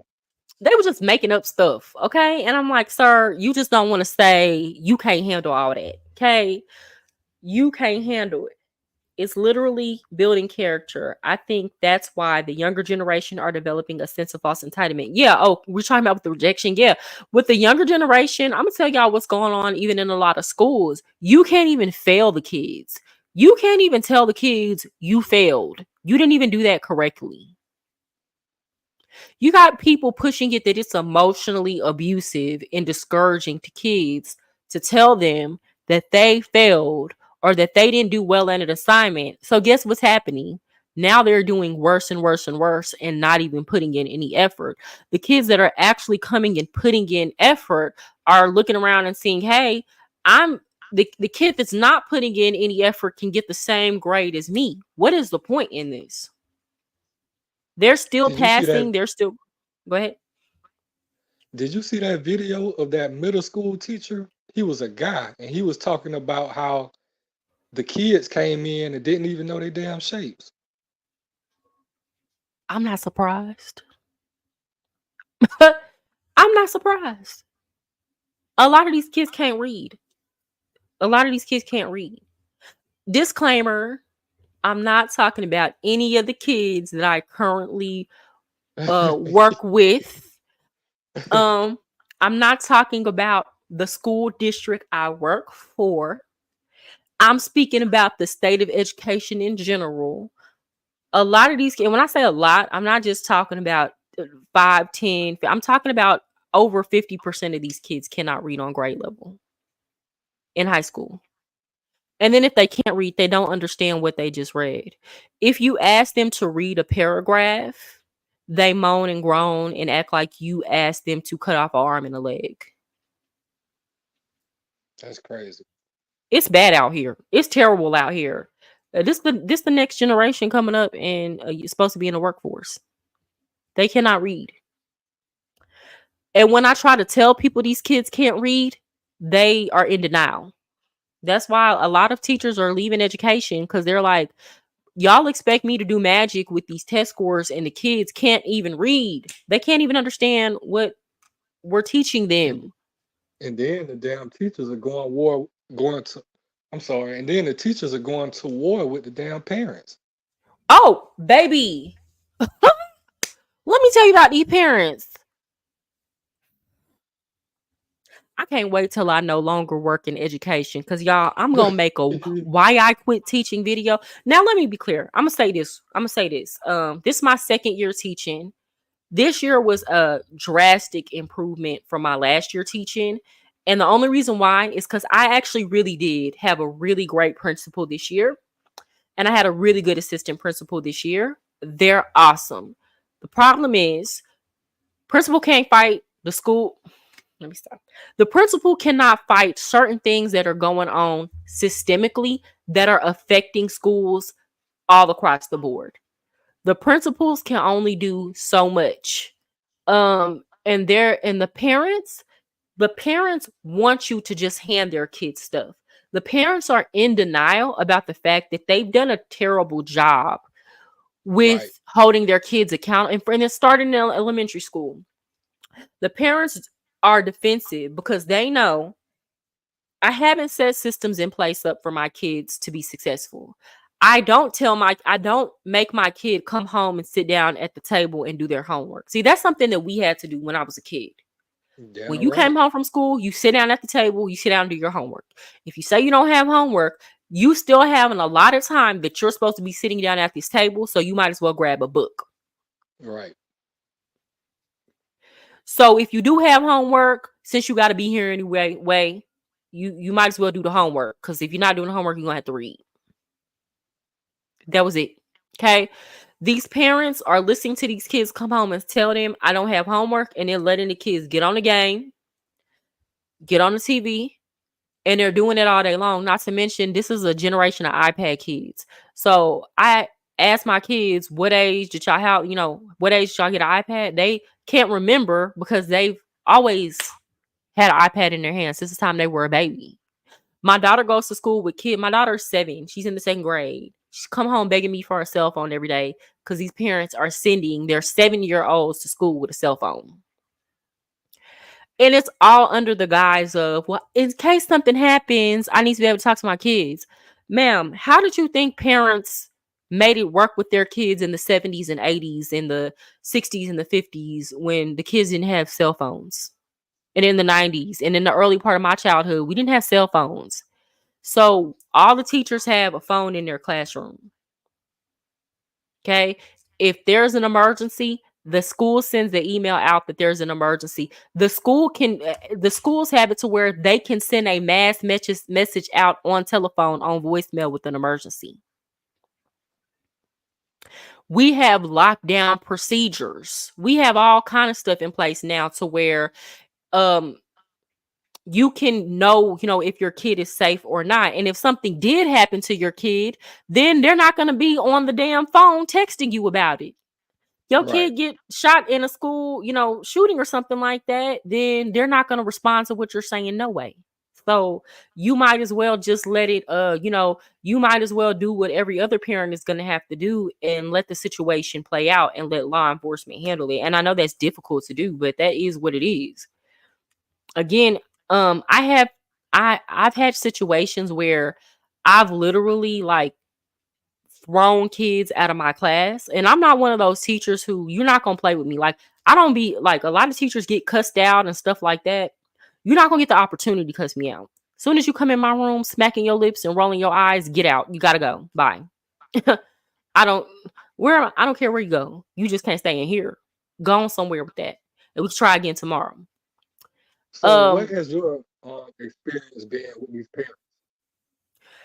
uh Delusional. Okay, not all of them. Here's the thing: the kids that have good parents and parent like old school parenting, you never have to call their parents. Like, it shows. You never have to call their parents. The ones who, or if you do, it's like one time and their parent don't play that, you know, and then they begging you not to call their parents.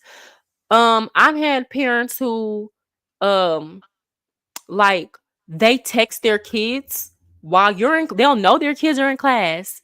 They're texting their kid and you're telling the kid, hey, you need to pay attention. I'm texting my mama, texting their mama the whole class. Then you get on the phone with the parent and like, hey, I need them to put their cell phone up when they were me. Well, they were talking to me. They were texting. It don't matter. And you know they're in class. So you're the problem.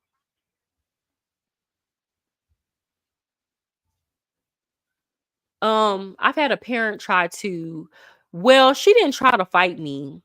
What happened is, I had a parent get upset one time because I put her kid out of a tutoring session because he was texting her the whole time and he was coming to my tutorings, and my tutorings were optional. And how it worked is you needed to, like, you need to actually be doing the work in a group. You have to pull your weight. So if you're not doing anything and you're texting the whole time, you're not pulling your weight. And there's no point in you being here. Just leave.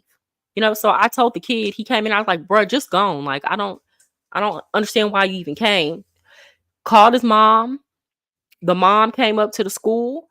She trying to argue with me about it. And I told the mom, bottom line is, if I don't want somebody in my tutoring because of the way they're behaving, they're not going to be in my tutoring. Because she wants to keep arguing with me. I said, have a good day, ma'am. She followed me to my classroom, and in front of the kids, she called me a bitch.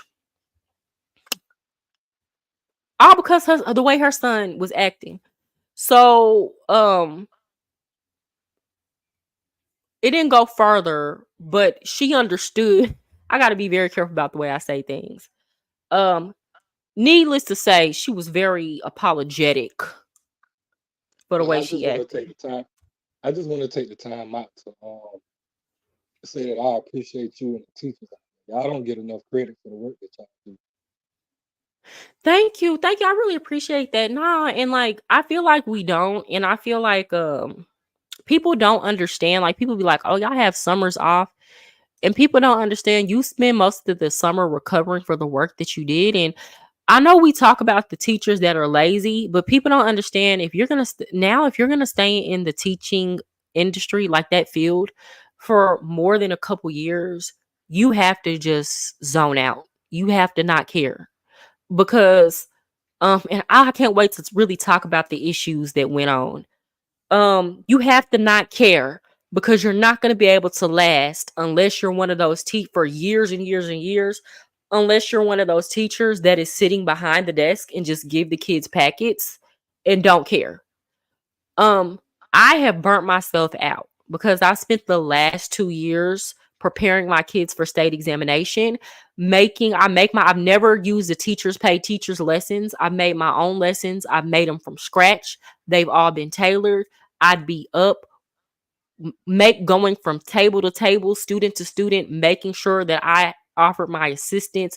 I teach with videos and station. And these are high school kids where, if again I could just give them a packet and sit down, but I've done so much. Even my cousin, I love Harry Potter. At the end of last semester, my kids competed in like houses. I don't know if you know about Harry Potter houses. And at the end of the year, I threw them this with my own money, threw them a party. My administrator donated some money. One of the other teachers donated some money, and I didn't expect for it to. And I myself spent like $1,500 on the party. And then on top of that, my cousin who trains professional boxers came in and spent thousands of dollars giving away $100 Amazon gift cards, $100 Nike gift card. Every kid, we had about 50 kids there. They left with something. You feel me? So, but again, I've just given so much to the profession for the past 2 years that I'm not going to be able to do it another year and make it out okay. So, especially at the rate that it's going. So, I got to leave because if I can't do it at the level I've been doing it, I'm not going to keep doing it. You feel me? I understand. Emotionally immature parents raising another generation of emotionally immature adults. Shaking my head. The assignment is to teach and guide, not raise people's children. Exactly. And my daughter knows if that teacher called me, I don't care who was right or who was wrong. I got to get you. I will listen. Don't get me wrong. I'll listen to what she says. I'll give her some advice about how to handle the situation moving forward. But ultimately, I got to get you. Why? Because kids have to learn. Everybody is not gonna like you. Your boss not gonna like you. Even if the teacher, the kids, oh, the teacher picking on me or da da da. Even if you got a teacher that's picking on you, you got to learn how to deal with folks that don't like you and maneuver. You're not gonna always have somebody to run to fix it for you. So you wrong off of the strength that you let this situation get that bad to where this teacher called me.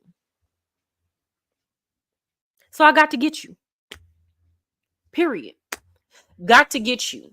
And now maybe you'll figure out a better way to handle that next time. Even if you was wrong and you were right and she was wrong. And I had to go through this situation last year where I had a principal who did not like me.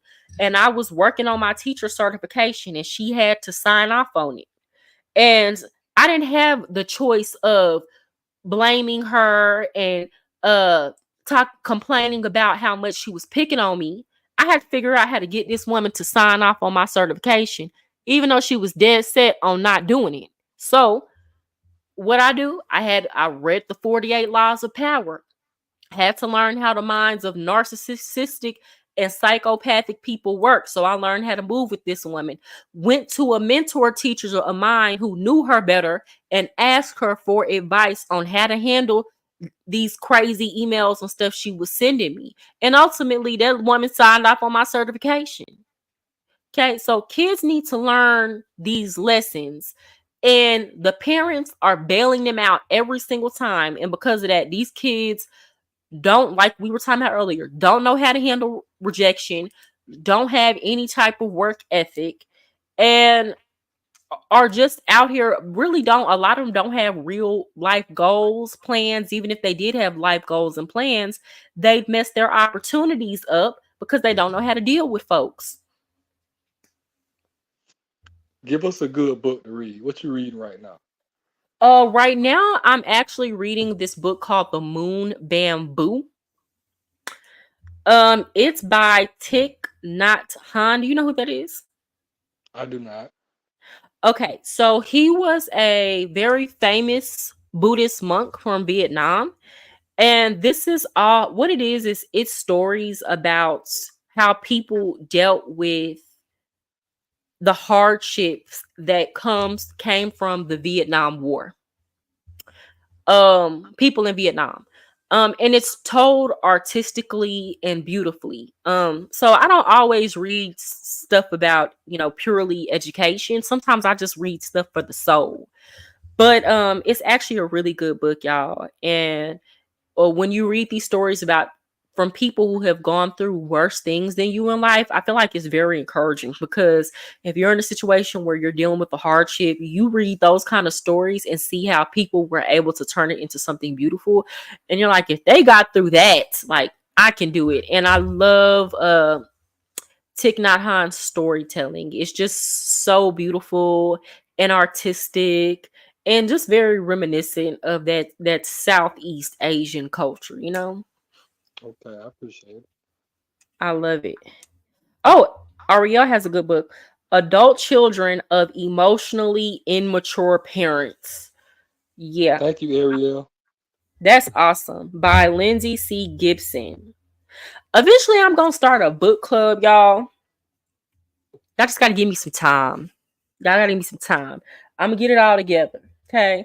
I promise y'all going to see me take this thing to a whole nother level once I get settled in Columbia. So eventually I'm going to start a book club and we're going to read books together. And here's the thing. The great thing about people, y'all need to utilize libraries. I get books from libraries still.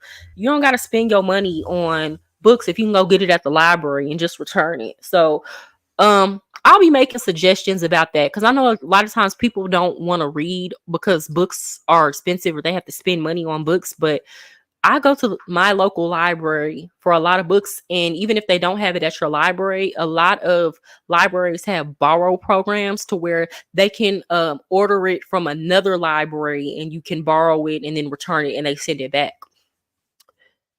So, never skimp on them old school ways of learning. But guys, I'm so tired. It's Right. 1:28. Oh my God. It's time for me to I go to was just bed. I about to didn't plan to say. be on here this long. I can't believe it. I was just about to say, what time is it in Texas? Because it's 2:30 over here in Florida. Yeah, it's 1:28. So I'm hungry and I need to go to bed. Okay. But it was very nice talking to you. Thank everybody for coming on here and commenting. Like I said, my subscribers, y'all make the live. Y'all make the show what it is, cuz y'all just keep my wheels turning. Um, Please remember to hit the like button on your way out if you haven't. Please hit the subscribe button, hit the notification bell so that you can know next time that I'm going live. And Skinny Boy, I thank you so much for, being brave and coming up here and talking to me. I love your energy and I will see y'all at the next one. Hey, listen, before you go, I just want to Uh-huh. give you your flowers. Oh, thank you. All Thank you. right, have a Thank good you. evening. You too. Thank you. All right.